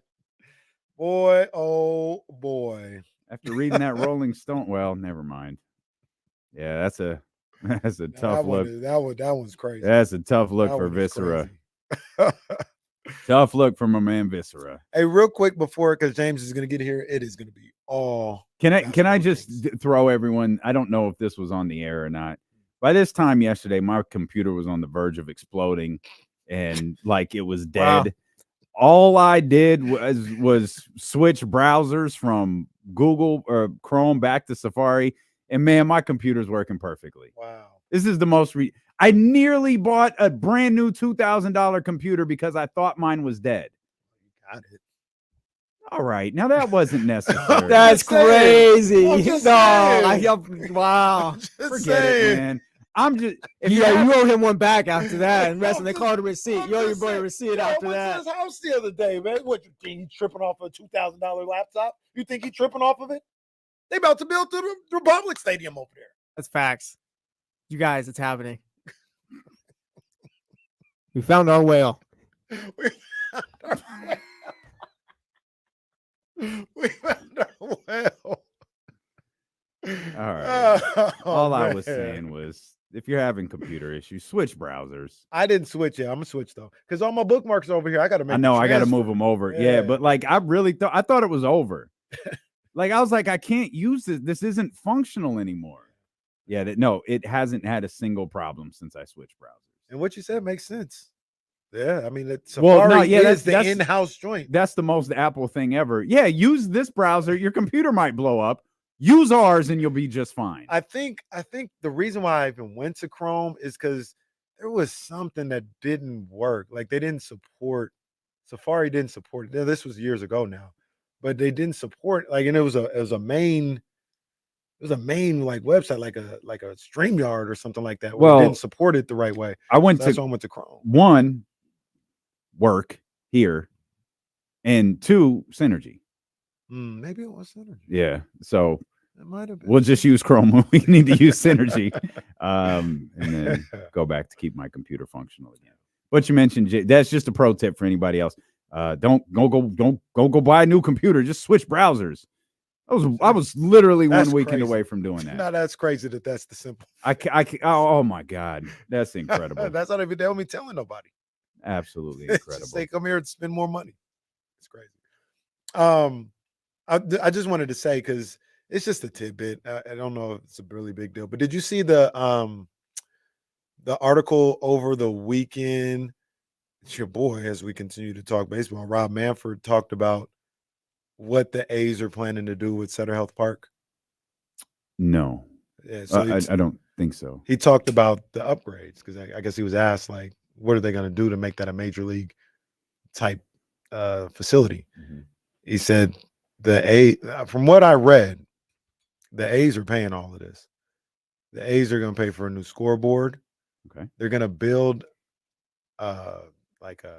another building behind the stadium as a clubhouse. I think the home clubhouse, not the visitors, but the home clubhouse. So they're going to build another stadium. And then he talked about, I don't know if he misspoke or what, but artificial turf. Because there is going to be so much wear and tear because of the two teams playing, that artificial turf the new turf will be put in at Sutter Health Park. What's there now? Is it natural grass? Oh, okay. And I was thinking about, like, people were like, artificial turf. Oh, settle down. This isn't. It's different than football, right? Like, I don't think you really want turf on football. That's proven to be an issue. Yeah, that's a good idea to not do that. I don't think it's that big of an issue in baseball. From what I know off the top of my head, the Blue Jays and the Rays have field turf. It's like a high level field turf. And it's fine. You don't hear about them dealing with injuries. At least I haven't. Dealing with injuries and all this other stuff. The infield is still dirt, so you're not losing that. If they have to do that to make sure both teams play, I think it'll be more than fine. It's fine. So yeah, I just saw that. But I brought it because people were like really upset about the idea of turf. Like, settle down. It's not that big a deal. It's gonna be lit. It's gonna be lit, man. I can't wait for Friday nights, Saturday nights. You think you'd be out there a lot? As much as I can be with a 2-year-old. I'm trying to take the family though. The wife was talking about, let's get season tickets. Oh, wow. She likes baseball more than basketball. It's a lot of games. It is. You gotta. I'll take a ticket plan. I was gonna say. Give me a game plan. Some other solution. I mean, but with a family, yeah, that's a lot. If I was like single or like, not married with kids, if it was just me and her, yeah, season tickets, we'd probably be there all the time. All right. Slow. Summer nights, ain't much else going on. Go to a baseball game. They did talk about the possibility of the A's playing Sunday night games, not the game of the week, but because of the heat, playing Sunday night games. The Rangers used to do that before they moved into their dome stadium. They would play a good number of Sunday night games, and they may have to do that here. But what's going to happen if the A's play on the same night as a Republic U.S. Cup and the State Fair? Oh boy! And Messi's here. And Messi's here that weekend. Oh man! Yeah, that.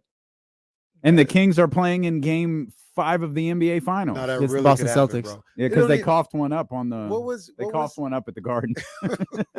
So it's 3-1. What was the other game? The game was what, last week? Realistically, the Kings could be in the second round of the playoffs with the A's game in a Republic. Yeah. US Open. Yeah. Brian Cruz in the chat house brings up something that makes me think. Like, what are we calling you, like, at the baseball games? Like, we have courtside Kenny. The What are you, regular home plate spectator. Kenny? What are you talking about? Home plate Kenny. I do need those seats, though. Third baseline Kenny. First baseline Kenny. I want to be behind home plate. Dugout Kenny. They put me in the dugout. It's good. I want to be behind home plate though. Yeah, that's the move. That's the move. I need those tickets. Hey, can you loan me $1? Okay. Dude, I've just realized we'll take a chunk out of D'Lo's marble floor, pay Mike Brown that way. There we go. That's what we were gonna do the other day. What were we supposed to buy with that? No, look, it's literally like one tile thing. That's facts. Yeah, we don't take much. We don't take much. And boom, You'll put the couch over it. He'll be the highest paid coach in the game. Take one for the team, and then we'll get the stadium right back there. He'll make $20 million a year. Facts. He might be overpaid. It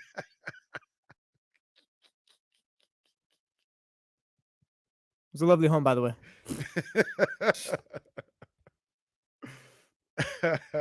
I knew as soon as I invited you guys over, it was probably a mistake. Well, I mean, it is an estate. Stop. I'm not gonna lie. First thing you know, that's why you said it was a mistake, because you know it's an estate. Stop. As soon as I get there, I'm with Kenny or whatever. We walk to the backyard. Oh yeah, we're talking about this on Tuesday. I do love my backyard.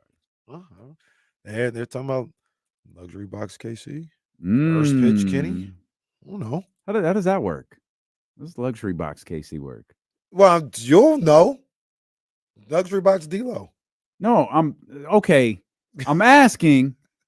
Do they have luxury boxes there now? They have some. Actually, that's the other thing I read in the story. They're supposed to be building more suites. They have some right now. They do have some at Center. When you just maybe build them as you need them? Like do you try to sell them now? Like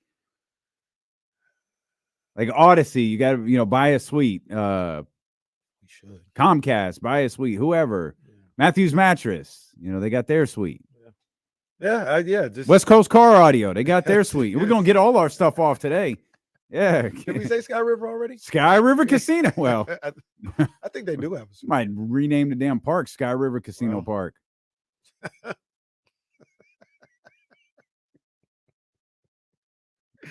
I wonder what people would think about when we say something, then get quiet and laugh. What do these guys know? This show, we've said it's so obvious. We've said it from jump. The show is just one giant inside joke. It's like Vince Russo booking Raw. It's just the show for him and no one else. That's right. That's right. Tyler Sky River's already with the Rivercast, so why not? I'm saying. Why not? Why not? Just make you just do what you do in this city. Let's bring our man James Ham in here. Hammer, what's happening, my man? I just hope to end this show the way that your show started when you guys showed up into the studio. Well, that was quite an eventful transition for sure. Kimberly was feeling good today. She was very anxious to see the chatty house. Very anxious to see the chatty house. James with a 303. Yeah, yeah. Mrs. MacTan says he's freezing today. I'm trying the other internet. I'm trying. I'm doing my best here, people. We got a 303. We got a 307. We got a 308. No one's got you making it 10 minutes, James. My goodness. Well, there you go. Brian Cruz went with 310 and Special Ed went with 324. Come on, little Verizon box. You can do it. Prove these people wrong. James gets frustrated with this, but this is one of the great bits. It's tremendous of our show. Everybody loves it. I mean, not James Ham, but everybody loves it. Yeah, James hates it, but my favorite is when he unfreezes without the reset and he's just shaking his head. Just in pure frustration, he's shaking his head, which is what pretty much all Kings fans have been doing since last Friday. I blame most of this on you, to be honest with you. You were the one who started all of this. It was all over the social media. Internet never lies when they report on stuff pertaining to sports. And you said everyone was mad at Mike Brown, and he was probably going to be fired. I'm pretty sure I read that in the Kings beat. And then, of course, Adrian Wojnarowski had the Friday report that talks have tabled. Let's start with this question, James. Why do you think this is out there? Because Now, you might have and kept it to yourself, but it was not public that these two sides were negotiating. We knew it was going to happen. We knew that it was on the docket for the offseason. That much had been said, but we didn't know that active conversations were happening. Why do you think we know that they stopped? I don't know. I think probably because momentum was building one way, and at the end of the day, we had heard, again from Amick and Slater right at the end of the season, what Mike Brown might be looking for an extension. We heard the week before Jake Fisher, right, very specifically that, negotiations were expected to be in a range that around, 8 figures. So, the 8 figures is right around $10 million a year, maybe a little more. So I think that's part of it, that maybe someone else wanted to get out in front of what was being said out there. my point of view is always like, look, I know plenty of information that I choose not to share for a variety of reasons. And that's quite often that I know a little bit more than what I can write, and a lot more than what's out there.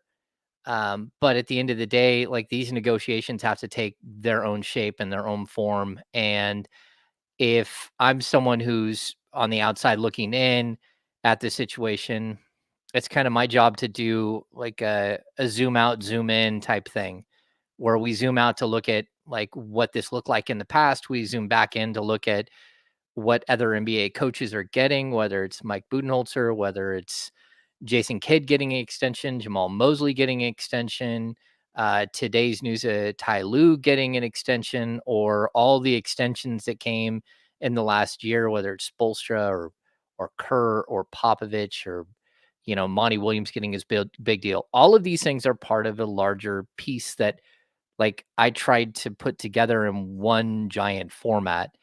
And of that, like, one line was pulled out and kind of ran with, that wasn't taken in the right context. But also, I think it kind of, we're seeing it play out that, maybe both sides don't like that information is getting out there.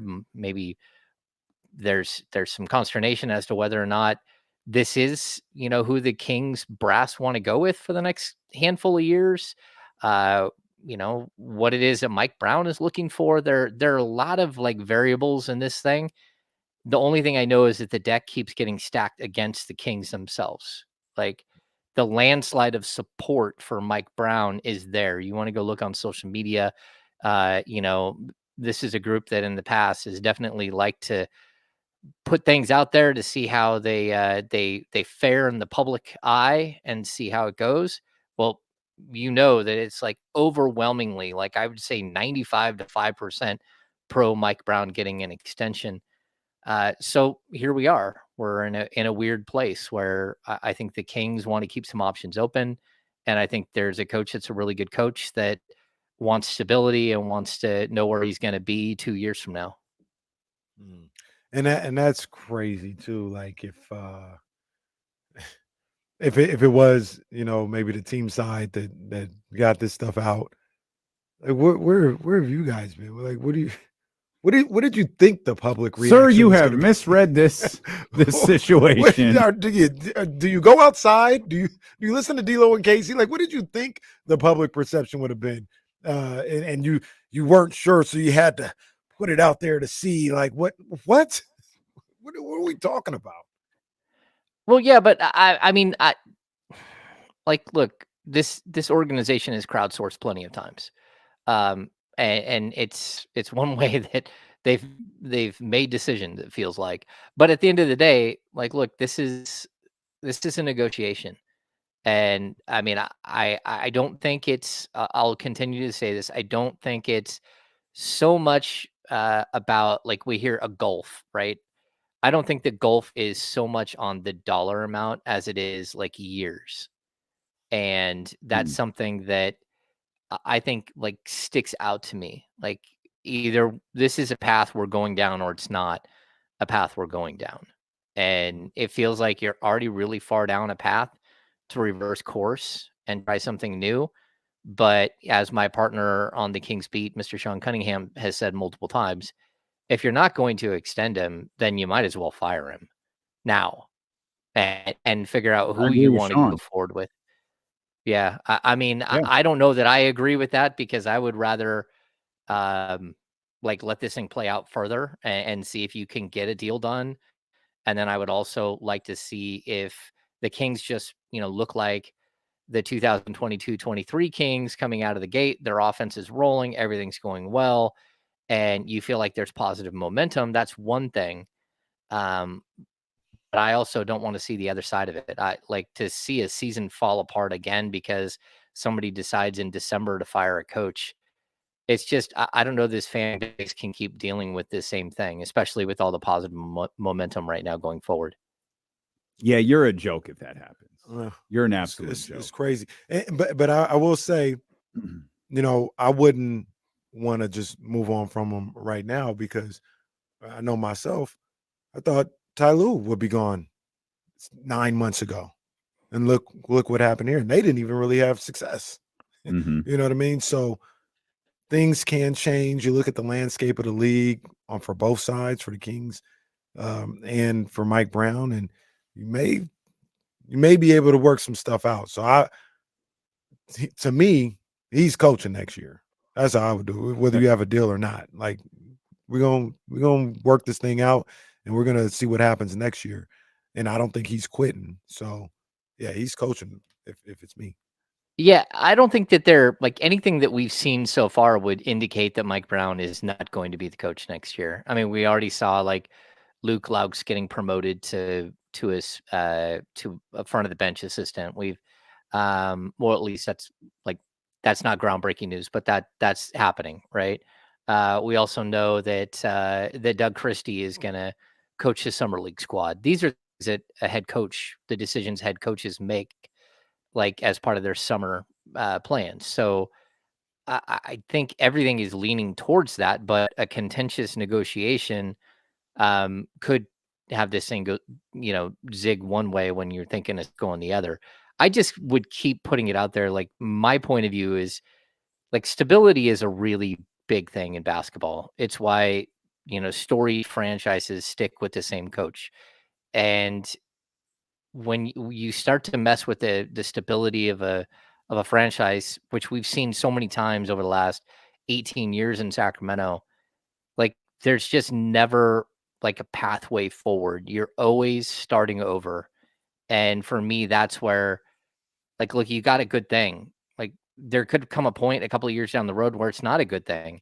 But for right now, you do have a good thing. And it's something that you should be building on and you should be fostering. And, you should try to breathe life into it. And not only that, but give it more, give it more fuel. And by that, I mean, go out and get some better players. Go out and get the pieces that you need to make this a contending team.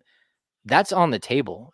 This team isn't that far away, but you're also seeing like the fragility of it, like how at one point we can say that it could go, great things could happen, but also dark things could happen. And, you have to be able to look at both sides and be fair about it. Like there might be a coach out there that steps in and just figures it out and is better than Mike Brown. And I don't know that that's the case, but we can't excuse it. That might be a possibility, but we also have to look at a track record and know that like that's not the way it has gone over not just, since Rick Adelman left, but since Vivek took over in 2013. There's been way too many missteps, way too many times where something was just barely missed. And if there's a tag that the Kings used, not this season, but last season. This year, what was a tag? It was, the year before it was all in, right? This last year, it was something connected. I think that's what it was, connected. All in is where I would go right here. Everybody has to be all in right now. You just miss the playoffs by nothing. Like you're right there. You're on the cusp. You're not a team that could take a giant leap and maybe get back into it. Like you're right there on the cusp. So are you all in or are you not? Because all in means you're all in with a coach, you're all in with a training staff, you're all in with, improving the roster. Everybody has to be all in right now. And if you're not, that is a bit of a concern. I think my concern is this is public. Like this, it just doesn't feel like this needed to happen. You talked about a potential, how a contentious contract negotiation can lead to thing. You can be contentious behind the scenes. Like you can meet together and have it out and say what you got to say. That's there's nothing wrong with that. And in my mind, that's perfectly healthy. But now it feels like something else. Now it's like, hey, just want to let everybody know, here's where we're at. Here's what's going on. And it's like, no, wait a minute. Last season is only a disappointment because of what Mike Brown and this team did the year before. We're not talking about 5, 6, 7, 8 years here. We're talking about 1. Mike turned it around with that group and Monty McNair in a single year. They fell short by 2 games, and no one would care had they beaten the Pelicans 1 time out of 6. But there is now an expectation of winning, and to cut the legs off of it after 3 years, potentially 3 years, is ridiculous to me. We should not be where we're at, regardless of what Mike is asking for and his people are asking for, regardless of what Sacramento is offering, James. We should not be where we are today. No, I would agree with you. Like, and this could have been handled. This could have been handled different ways, like without any question. And like, look, I don't think that there was enough information out there that there needed to be a definitive, hey, we're stopping negotiations. Whoever put that out there, like I don't think that there was enough information out there by anyone that we needed that that sort of dead stop, right? Because that's what that somebody just put a period on a tweet. Like negotiations are being shelved. Click. And there was It's no over. context in Woj's article at all. Like his article was essentially the tweet. It was the tweet about table talks and then a rundown of Mike's career. That was the entire article. I was like, there's nothing here. What happened? Oh, Yeah. Here we are. We also tried to, define the word. Tabled could be, hey, we talked about this. Wes Wilcox, I got to go hang out with Kenny Caraway in Reno for the kids' basketball tournament. Can we pick, Wes, what happened? Can we, pick up on this on Thursday or Friday? Can we pick up on this next week? Can we pick up on this before free agency? Whatever. That's tabling talks. Like, this doesn't mean like, all right, man, we'll see where your punk ass is at the All-Star game. And boy, if this team isn't good, you're out of here. Like we tend to think the worst, right? We interpret when we don't have specific detail, as you were just talking about, Hammer. We kind of interpret like we had yesterday, people adding words. The Kings refused to negotiate. Well, wait, what? Where'd you read that? We interpret things on our own when we don't have the proper amount of information. Yeah, I totally agree with that. And I'd also say that like things get blown out of proportion so quickly, especially with the world of aggregation. Like, what would you know about that? yeah, like I mean that's just it's part of my job is to deal with that. Like, okay, well, like I don't know what else to say. Like if anyone out there thinks Vivek Ranadive was happy getting bounced in the play-in, then you're taking crazy pills. Like, so there is nothing earth-shattering about ownership was not super happy about the way that the season ended, or super happy about the fact that they missed the postseason. That's not groundbreaking. It's just when you tie it in and you change the context of it and you add Kings ownership unhappy with Mike Brown.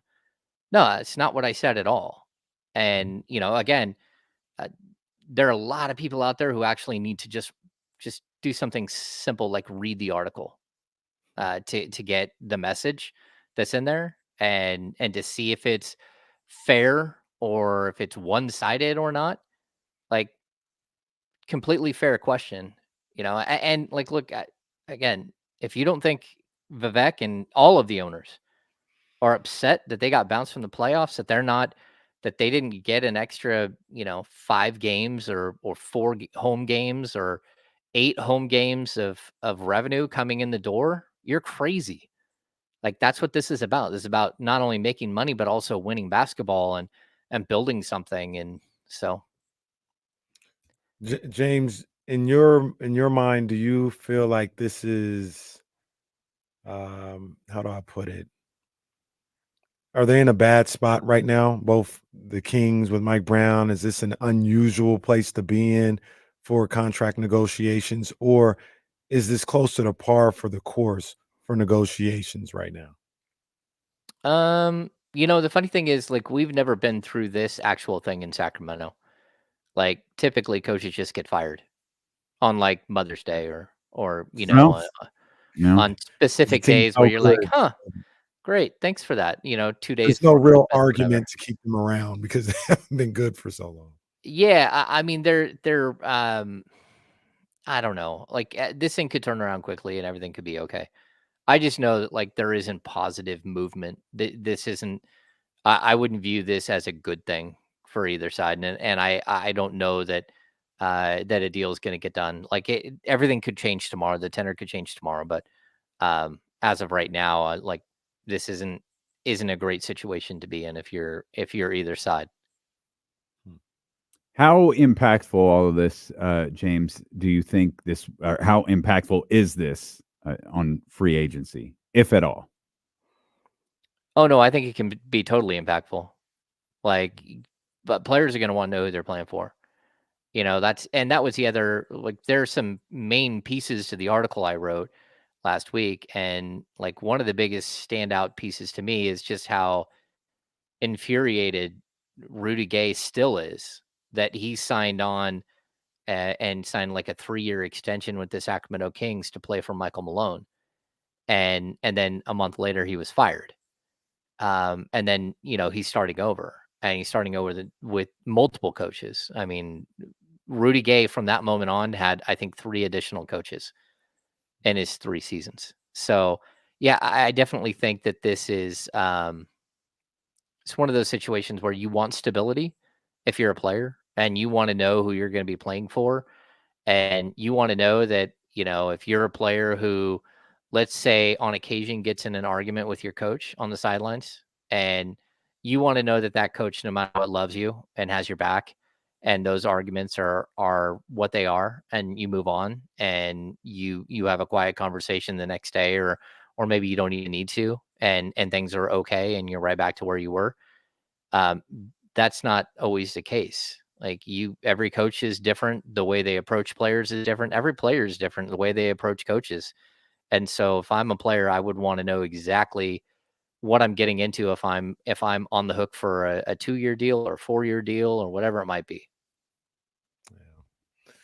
I still think they're getting this done, James. I think this is we're hypersensitive right now in Sacramento. There's a sense of urgency. I talked about it earlier with D'Lo and Jesse. There's a sense of urgency all throughout the city about this team. You know, whether it's the coaching situation, whether it's what Monty McNair needs to do to improve this roster. Everybody wants to get back to where the Beam team was a year ago. And everything is intense right now. I think when the dust settles, and I don't think it'll be through the summer. I think or like after the summer, I think it'll happen in a relatively good amount of time. I think they'll get this done. I'm not worried about it yet. I'm not like 100% freaking out that this whole thing's gonna fall apart either. But I would say this: like, we always have this. We have this thing that was like super untested in Sacramento forever. It's that winning cures all, and it's something that like we all were like, man, if they could just string together a couple, if they could just break the curse, you know, winning will fix everything. And I don't know about you, but I think we're learning that winning didn't fix everything. That winning just turned up the intensity of things, and all of a sudden winning can be the reason why you're doing something else. Could be the reason why you're making a mistake, because you get like so enamored with the winning that you think that there's something better out there. There's more that you can do, and there's a lot more the Kings can do, but you gotta keep your head on your shoulders and do the right things and try to build things the right way in the NBA. I think that's what we're learning. Look at the teams that are in the playoffs right now, that are or that were in the playoffs even the last, you know, series. They're teams that have kind of stuck it out, that have kept a group together, that have tried to build something. You remember how Denver gets almost all the way to the promised land and then falls apart. They didn't fire Michael Malone. They didn't take radical steps backwards. They just kept staying the course and then rebounded and got better. Look at OKC, who's just organically built this thing with Mark Dagnall, which again, just random, a guy that like not a lot of people had ever even heard of, let alone be able to spell his last name. And they're sticking with him. But look at the program that he's built. Look at how hard they play for each other, how hard they play for their coach, the mentality of the team. Look at Minnesota, how they just incrementally have started to turn the corner. They made the playoffs last year. They're jumping way ahead this year. These are things that actually matter. in the NBA. And so I hope that like in the end, cooler heads prevail. How much do you think, we don't know the number for Jason Kidd, but he recently got a contract extension. We know Ty Lue got a very, very, very healthy contract extension today. How much do you think these, which really it's a change in the coaching market, the coaching salary market. How much of this do you think impacts where we are with the negotiations with Mike Brown? Because we're partaking. Yeah. Like, look, it's I can't imagine that Ty Lue contract today hurt. No, it's the cost of doing business, right? Like, That's right. Ty Lue's contract was huge. And it's way more than the reports of what Mike Brown is looking for. It's way more than what Mike Brown is asking for. But I kind of look at it this way, like if you want to live in a certain neighborhood, let's just say somewhere like in Rockland, right?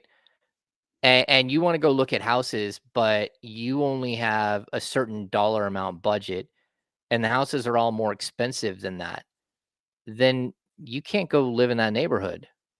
And I just think that, for somebody who like either you can play in this pool or you can't. Like this is it's major league sports. Like coaching salaries just went up. This is a reality. The reality is the Sacramento Kings as an organization were bought 11 years ago for a valuation of $535 million, and they're now worth well over $3 billion. Like everybody is making money hand over fist in that. The players are making so much more money. When I started covering this team, the salary cap was $58 million. It's $141 million this year, and 4 years from now or 5 years from now, it's going to be $205. I mean, that's in basically the span of 20 years. That's how much the salary cap has changed. And NBA coaching salaries have been right around the, again, remember, Paul Westphal made like $1.75 million, lowest paid coach in the league. Some of these coaches make $3-4 million bucks a year. All of a sudden, that's not the going rate for a coach, and it's certainly not a going rate for a coach who has a 607 career winning percentage in 9 years. That's just not. He just doesn't have the one thing that everyone else in that category has. And they just need to forget about that and give him what he needs, man. It's crazy. Jeez, take care of him. Also, Nick Nurse do better. We discovered Nick Nurse is probably and I don't think we're missing anyone. Nick Nurse is the lowest paid coach in the league with an NBA title. Oh my goodness. And he got a good job. He's got a great job.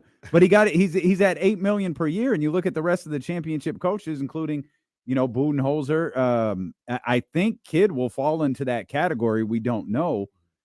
Should he get there? I don't know what Chris Finch makes. He's not there yet. And Joe Mazzola he's probably in the Darvin Ham category of. Poor guy. But that'll change. Yeah, that'll change. He wins an NBA championship. That's going to change. We'll come back. We'll talk more about the Kings. We'll talk more about the NBA, and we'll talk more with James Ham of the Insiders here when D'Lo and KC return on Sacramento Sports Leader ESPN 1320. This is fun. I would point out too, like to your point there, that the coaches with a chip are making X amount of dollars. Monty Williams doesn't have a chip. And Jason Kidd doesn't have a championship as a coach. And these are the deals that teams this is what they're getting paid. Like the coaching salaries as a whole have gone up. And again, that doesn't mean that you pay, I know for a fact, Mike Brown isn't asking for $15 million bucks a year. He's not asking for pop money. He's not the ballpark figure that is out there is a very accurate ballpark figure. And I don't know, just dawned on me, is Michael Malone. Mike is a championship coach, and we don't know what he made. He did get an extension too, not that long ago. Right, maybe 2 years ago. Yep, 2023. Yeah, November 2023. Yeah, I'm not sure what he makes after the title. Yeah, June yeah. 20. Yeah, that's after the title. but doesn't say how much. Malone to be amongst highest paid coach. That's all it says. So, yes, yep. fuck. Yeah. Gotta do better, Nick. Look, and again, I think that there is this like giant push here that people are saying, well, Vivek's cheap or something like that.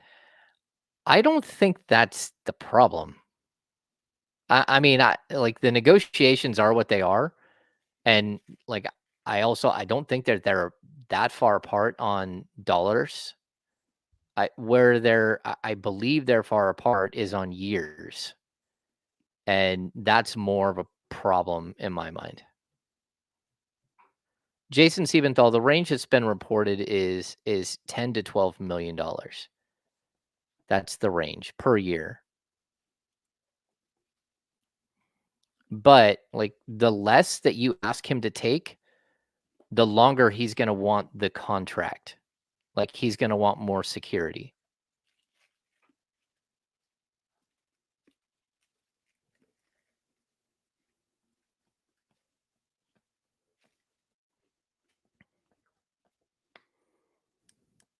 Yeah. Like, look, it's a complicated matter.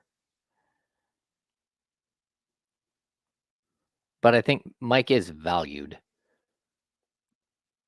Like, they understand what Mike has accomplished. Go golfing again, guys. What are we doing? Everything looked happy then. What was that, 2 weeks ago? Go golfing. Everything was awesome. Look at that list of free agents. Paul George, James Harden, and Russell Westbrook.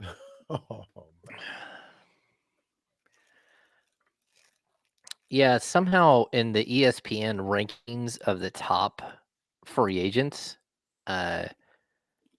D'Anthony Melton was number 6 ahead of OG Anunoby and Pascal Siakam because they're using their very specific.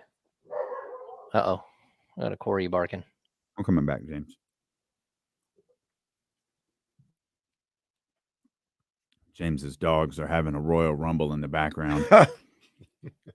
They've been going at it like the Bloodline and Cody Rhodes for the last couple of months. We just continued the conversation through the commercial break about Mike Brown, the Sacramento Kings, years, dollar figures, coaching salaries, all of that different stuff. We did discover, my apologies to Michael Malone, he has been left out of this discussion in terms of championship coaches. Part of that is because his salary isn't public. When Woj tweeted about his contract extension in November and the subsequent writings that came with it, it was just stated that Michael Malone will be amongst the highest paid coaches in the league. Doesn't, state whether that's top 2, top 3, top 4, top 5. But if someone says you're amongst the highest paid coaches in the league, I'm probably automatically going to think you're in the top 3 right there. 1, 2, 3, 4, and 4. Well, I guess now 5 with the Ty Lue stuff. It's all pretty close. But Michael Malone, a name that we've left off out of this conversation because his money just isn't reported out there, which I also think is ridiculous, James. We know every penny that gets paid the players. We should know what coaches make as well. I don't know why this is such a big deal. Yeah, it's funny. I mean, I don't even think we know what like almost any assistant coach makes, right? We have no idea what most assistant coaches make. So I think I can provide a little insight into that. Well, no, I can't. I'll say in conversations that I've had, I don't think you want those out there because it's not universal, and there are some coveted coaches. But no, I don't want to use anyone as an example. There are some coveted coaches who might be new, but like, hey, you have a bright future. We really believe in you. We're going to pay you this amount, which might be more than guy on the front of the bench who's been there a little bit longer, and you probably don't want that stuff out there. Okay. Yeah, that makes perfect sense. That Just even on the on my part, that's all. Yeah, even on the same coaching staff, that there would be there wouldn't be a clear pecking order. Nope. As far as Not like financially. what financially, yeah. Yeah. I mean, that makes sense because, you can even look at like former players might make more than somebody who didn't play the game, who came from the college game or something. Mhm. So like, I think that there could be a lot of variance there as far as like, and who's negotiating their deals. I think a lot of young coaches don't have agents. And then coaches that do have agents probably get more financial, like they get better deals. I And believe like you're all on of the that. right path with that line of thinking, James. Yeah, I think that all of that's totally understandable. Totally.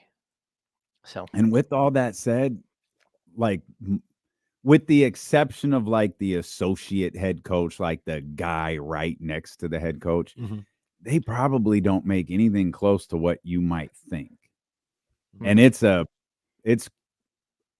fraction of like all of these numbers we're talking about with Mike and Ty Lue and all these other guys. It's a fraction of that. It would probably be surprising to most people to learn what assistant coaches make. yeah, I totally agree. I don't think that they're like number one. There's no uniform dollar amount. But number two, like low level coaches on a coaching staff, like you're not talking. Most of them are nowhere near six figures. And in They're college, Hammer, sorry, I'm sorry to no, go interrupt, ahead. James. In college, there's a budget for a coaching staff. Like that's not the case in the NBA, right? Like if Mike wants an assistant, like do you know the process in that? There's a team imposed budget, but whatever Okay. that is, like there is no NBA budget for assistant coaches that I've ever heard of at all. But there is like a team can say, yeah, no, we're not going to pay that, or we will pay this. But Like I it's remember, discretion, like it's based on the team. It's the team's decision. yeah, it's a team's decision. Like we talked about this a little bit last week with the fact that every NBA head coach has it built into their contract that they get to hire and fire their own assistant coaches. That doesn't mean they have an unlimited budget to hire whoever they want. And that's, I think, where people get kind of confused. Like I remember a few years ago, there was some murmurs that Brian Shaw was going to be the lead assistant in Sacramento on Luke Walton's staff. And that didn't happen. And it didn't happen because they didn't want to pay what his asking price was. And that's a ownership that's fine. Or a general manager who might have a budget specifically set aside for whatever. I mean, every team has to work under like some sort of financial business plan. And so I don't blame people for any of this, but I would just say, like, look, if you understand that the television deal is going to triple in like 2 years, and your team is going to be so flush with money, and like all this new found money that's not just like 51% has to go to the players. Well, like look at all the other money that's going to be there. Like you're going to have tons of extra money just coming in the door without even selling a ticket.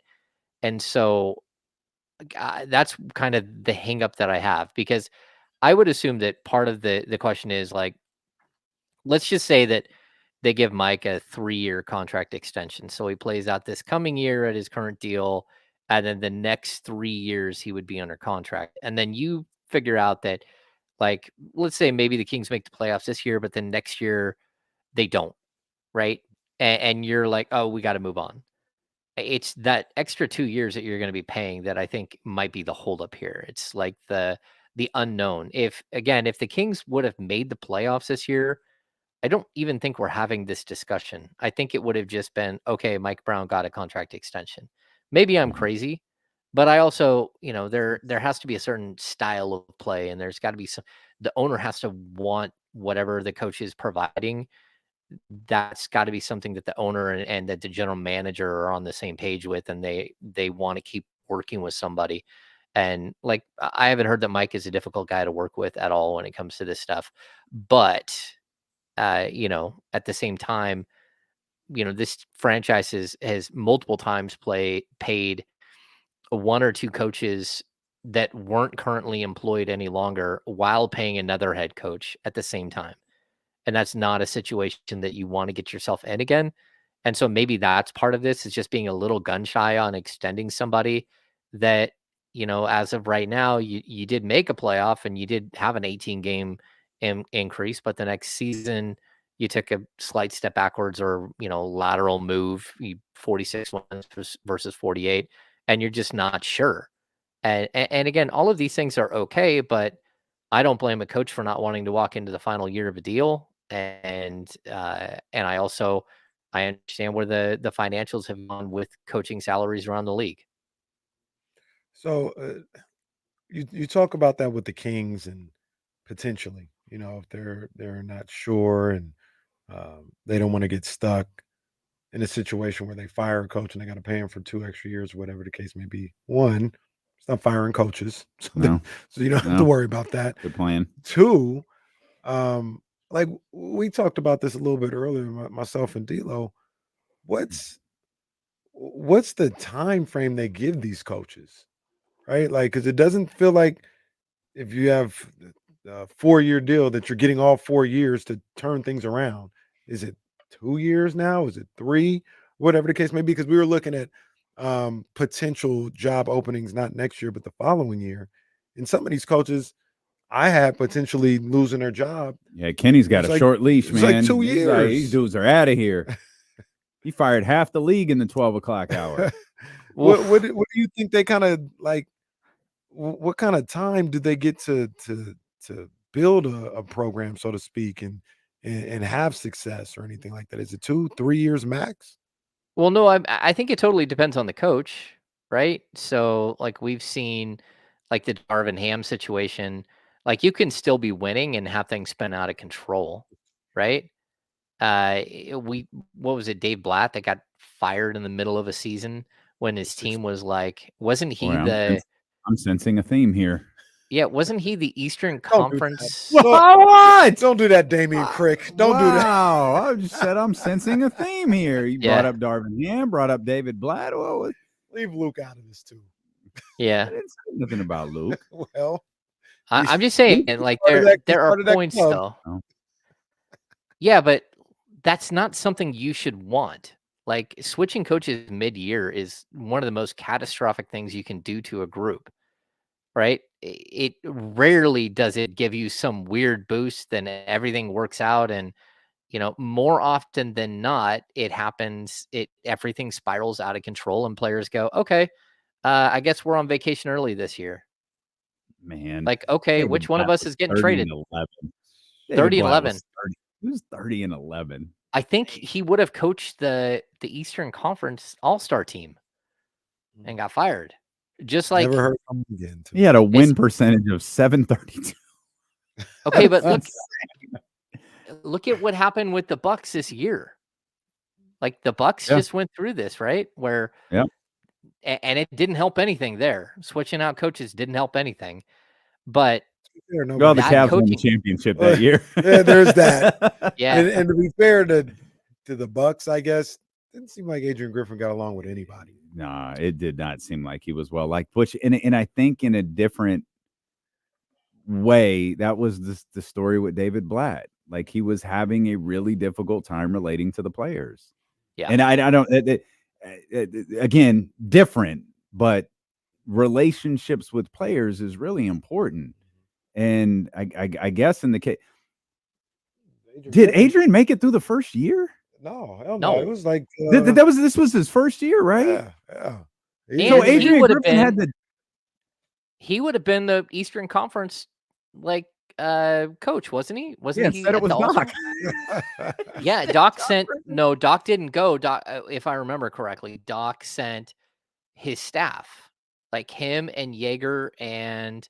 Is it Rex Kalamian that they brought in? Those guys stayed back, and the assistants that were there went and hung out. And also one more thing with the Adrian Griffin, the Terry Stotts thing was really bizarre. I was going to say the Terry Stotts thing and his firing all happened in the first half of the season. Yeah. Yes. And I don't think they didn't get through training camp, and Terry Stotts was like, "I'm done." Out. So I don't know. I don't want to. Stotts seems like I don't know. I've never played. He seems like a pretty easygoing guy. I don't want to make any, disparaging, cast any disparaging shadows on Adrian Griffin because I don't know the guy and I don't know what happened. But a lot of people weren't happy with him. It seems like. Yeah, but I mean, again, that's the cost of doing business in the NBA. When a coach doesn't work out, and I'm assuming Adrian Griffin had a 4 or 5 year contract. He just bit the bullet. You got to pay it. It is what it is. Like, that's part of doing business. And then they gave Doc a whole bunch of money. What did Doc get? Didn't Doc get 50? Like, 10 million. Yeah. Well, I $10 mean, we million a don't year. have to watch, what I got. I'm just out here. I'm trying to do a job. I mean, you see the team that I have. I'm trying to do what I can, and we don't have to worry about how much I'm making and anything like that. That's not anything that we're really doing here. We're trying to win basketball games, and it goes down to myself. It goes down to the ball boy. It goes down to the announcers. We've all got to be better. Yeah. Oh, So how many coaches now make over 10 million a year? Have we figured this one out? No, but I think I think it's safe to assume Michael Malone does. I think it's safe to assume that Jason Kidd does, because Jason Kidd, I believe, was at 9. He signed a contract extension earlier this month. We don't know the dollar figure, so I think it's safe to say those two do. We know Steve Kerr does, Greg Popovich does, Eric Spoelstra, Monty Williams, Budenholzer, Ty Lue. I think that's it. So we're at least at 8 coaches. We don't know what Rick Carlisle makes, which I'm going to guess Rick Carlisle, I think, is at 7.5. Oh, okay. I believe Rick Carlisle is 7.5 and Nick Nurse is 8. Dummy. And we don't know where Missoula is, right? We don't know where Joe Mazzulla is. I'm going to assume Joe is on the lower end. Yeah. Because, well, we know why. Because, yeah. I think he got a 3-year extension at like 13 million or something like that. So he's like 5, like a 4 and 4 or something like that. Yeah. Like a total of 13. Yeah. Oh, yeah. Where is Tibbs? There's no way Thibodeau doesn't make 10 mil. Good question. Good. We got to pass the hat around for Joe Mazzulla. Yeah, we might have to. He got the. Well, they're still making sure Brad gets paid for his time. Ime's got to get his, I think. Well, Brad still works there, for the record. He's doubling it up. Like Brad still works. Everybody getting paid more than Joe. That's he about to win the NBA. I said that Joe Mazzulla was a second row coach 2 years ago. They're like, look, buddy, you could be the Boston Celtics coach, and you're just going to get what we pay you. Joe Mazzulla, one thing I did notice is I know he works hard to make sure everything is taken care of and everything's ready for the game. But I mean, so can we get a lineup? Can we get a shake somewhere? He's too busy watching the town during that time. To have somebody do it while you're watching. I mean, he's got to lock in. He's got to lock in. I'm going to guess because Tom Thibodeau going into the final year of his deal next year. He signed this in 2020. So my guess is he does not make $10 million. Yeah, probably 6, 7, 8. That would be my guess. My guess is in the range of price has gone up. Price is now, absolutely hold going on, up. hold on now. You said Thibs is going into the last year of his deal. Next year? He just finished the 4th season of a 5-year deal. That's correct. So we should, conventional wisdom of what we talked about here with Mike Brown. Yeah. That was a big that was a big discussion on when the Knicks got eliminated. Yeah, absolutely. This thing with New York and Tom Thibodeau should hit a point during this offseason. We talked about one way or the other. We talked about watching these other teams. I didn't even it's a good call by James. That's one to look at. Thibs is in that Mike Brown tier. Probably won just as much, not won a championship. He hasn't even got to an NBA Finals as a head coach. He was the defensive coordinator, but he might be. That might be comparable. Thibodeau. I love that it's Budenholzer, but we call him Coach Bud, and it's Thibodeau, but we call him Tibbs. The English language is fascinating, and it's Jokic, but we call him the Joker. Right. Thank you. We do what we want here. We do. We do what we want. That's very true. Tom Thibodeau, 916 NBA games, 527 wins, 389 losses, a win percentage of 575. Mike. Like Mike Brown, he has missed the playoffs, not counting the year he got fired, because I didn't do that with Mike either. He has missed the playoffs twice. Bar for bar, like Mike Brown. Except Mike got a higher winning percentage. Mike's got a higher winning percentage. percentage. NBA Finals. Yep. I don't know if Thibs has even been to maybe one conference finals with Chicago. He went to the conference finals his very first year as the head coach of the Chicago Bulls. His first 2 years, 756 win percentage, 758 win percentage. Is he He the was Tommy 50 and Lasorda? 16. Is he the Tommy Lasorda of the NBA? Because Tommy Lasorda was known to Tommy won, didn't he? Well, yeah, but Tommy Did he- Lasorda was known to run every single one of his pitchers into the just run them to dust. Well, you keep doing that to Tibbs, and I think that I think the New York version of Tom Thibodeau is different. I don't think that he does that anymore. But I obviously the postseason, it is what it is. Like, he only had 7 healthy bodies to begin with. He was trying to win a series. No, I get it. I think that was a perfectly fair representation of Tom Thibodeau from Chicago to Minnesota.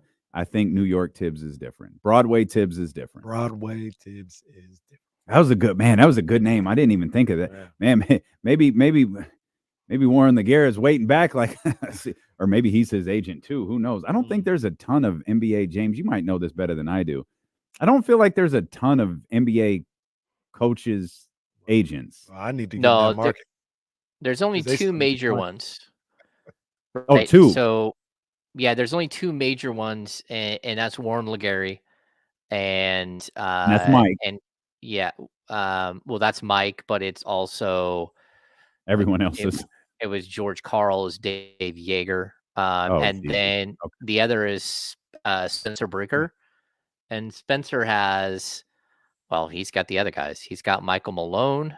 He's got, I think he had Alvin Gentry. Maybe I'm wrong. He's like so. I'm getting in there. The other people who might so here's the deal. There are other players who, some of them use their agents when they were players. So what you're seeing from like Luke Walton, his person was from Wasserman, who was his agent when he was a player. Same thing with I believe Chauncey Billups. Again, they have very specific people that they use. And then the contract that we saw today with Ty Lue, I think Ty Lue's agent is the guy the person he had when he was a player. Here's a new one. Billy Donovan. Or I'm sorry, not Billy Donovan. Quinn Snyder. I was going to look up Billy Donovan. Quinn Snyder. He's in the 8 million range. That's reported. I got to be higher than him. He's in the 8 million range. Billy Donovan was one I did want to look up though. Mike, because Kenny's trying to fire him. Well, look, now to hell with all that. I'm going to be an agent. There it is. These prices going up. I'm going to be an agent. No money for Billy. They just no announced money. Just yeah, and I don't know what Dagnall makes. I don't know what Finch makes, or I couldn't find. I was looking for Chris Finch too. I couldn't find him. Taylor Jenkins. And I don't know what can't he spell makes. Dagnall, so I can't. I can't Google Yeah. Mark Dagnall. You can just never look him up. There's a G in there. Yeah, Never there is look a him up G in about there. nothing. Yeah. No dollar figures, just multi-year contract extension, no dollar figures. Yeah. No, it's crazy. Like, coaching salaries are skyrocketing. Oh, what did Yeah, Quinn Snyder's a good one. That Quinn Snyder's a good one because Mike. I think Mike's better than Quinn Snyder. what did Emi Udoka get? Let's see, that's another question. That's somebody who could make money. I got you. Hmm. He may he had the let's see, rub of Ime, being a young up and coming guy though. Oh, Ime Udoka. He's not happy right now. Oh. 6.7. Oh man. He had to take a pay cut after. Yeah, he got 4 years, 28.5, gets him about 6.75. That's what he made in this last season. Yeah. He had to fall back after that fiasco. He makes and I ain't talking Lupe. He's making a smidge bit more than Darvin did. Oh boy. Yeah, I wouldn't know what Chauncey makes either up in Portland. I'm gonna guess he makes a good amount of money, but it's his first coaching job. Yeah. Chauncey, there's not too much time left there. Yeah, and I don't think Chauncey's going to be reported, and it's not. Yeah, Chauncey's isn't out there. We did have a fun moment earlier where we speculated the market for first year coaches could change if JJ Redick is named the Los Angeles Lakers coach, because we don't think he's going to get $5 million. He's not going to get the Darvin Ham contract. We think it'll be higher, and that'll be he's going to get. If JJ Redick is in fact named the head coach of the Los Angeles Lakers, I think he's going to get the Monty Williams version of a first-year head coach contract. So 8. He's not going to get 13, but he's going to get, like, if first-year head coaches are getting like 4 or 5, he's going to wind up getting like 7 or 8. Yeah, I'd put him around 8. And Jamal Mosley just signed an extension, right? And what did he get? Like, I think his 7.5, 8.5. That's about right. Yeah, not bad. Makes sense. Making good money. Well, I'm going to look it up. So let me see. Jamal Mosley not announced. No money announced to Jamal either. Just 4-year extension. They just gave him the 4 years, and it'll run through the 27-28 season. I'm feeling like Kenny, you should either be a coach or a coaching agent. I think coaches seem to make more. Yeah, coaches are making more, and if I get fired, I can just get another job. I'm down to be a coach. There's one there was one I was really hoping to find. This one, he came up earlier. I didn't look it up, but there's no money attached to it. But man, I gotta wonder. When did he sign this? Oh, 2022. So he's probably not at 10, but I'm guessing he's 8, and it's Taylor Jenkins. Yeah, Taylor, he feels like 8. I'm guessing Taylor Jenkins is in that 8. You know, I think once you get 2022, that's after they made the playoffs and everything. Yeah, so probably 8. Okay. We got to go because we have been looking forward to play Rex in Effect in 20 minutes on KSFM. So if you want to, it's been a 4-hour buildup to Rump Shaker. So flip over to 102.5 if you want to catch that. We'll run it back, I assume. There isn't a game on the planet to be played. Make sure you're back here at 10 a.m. with the Insiders here on Sacramento Sports Leader, ESPN 1320. Vamos Aces. Good stuff. Good stuff. Good stuff.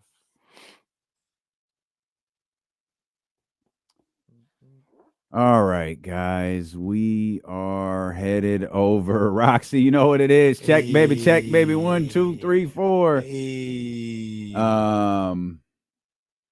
We did the Matthews mattress read. All right, we're in good shape. We will we'll see you guys tomorrow, 10 a.m. James and Kyle, hit the thumbs up. Appreciate you for being with us.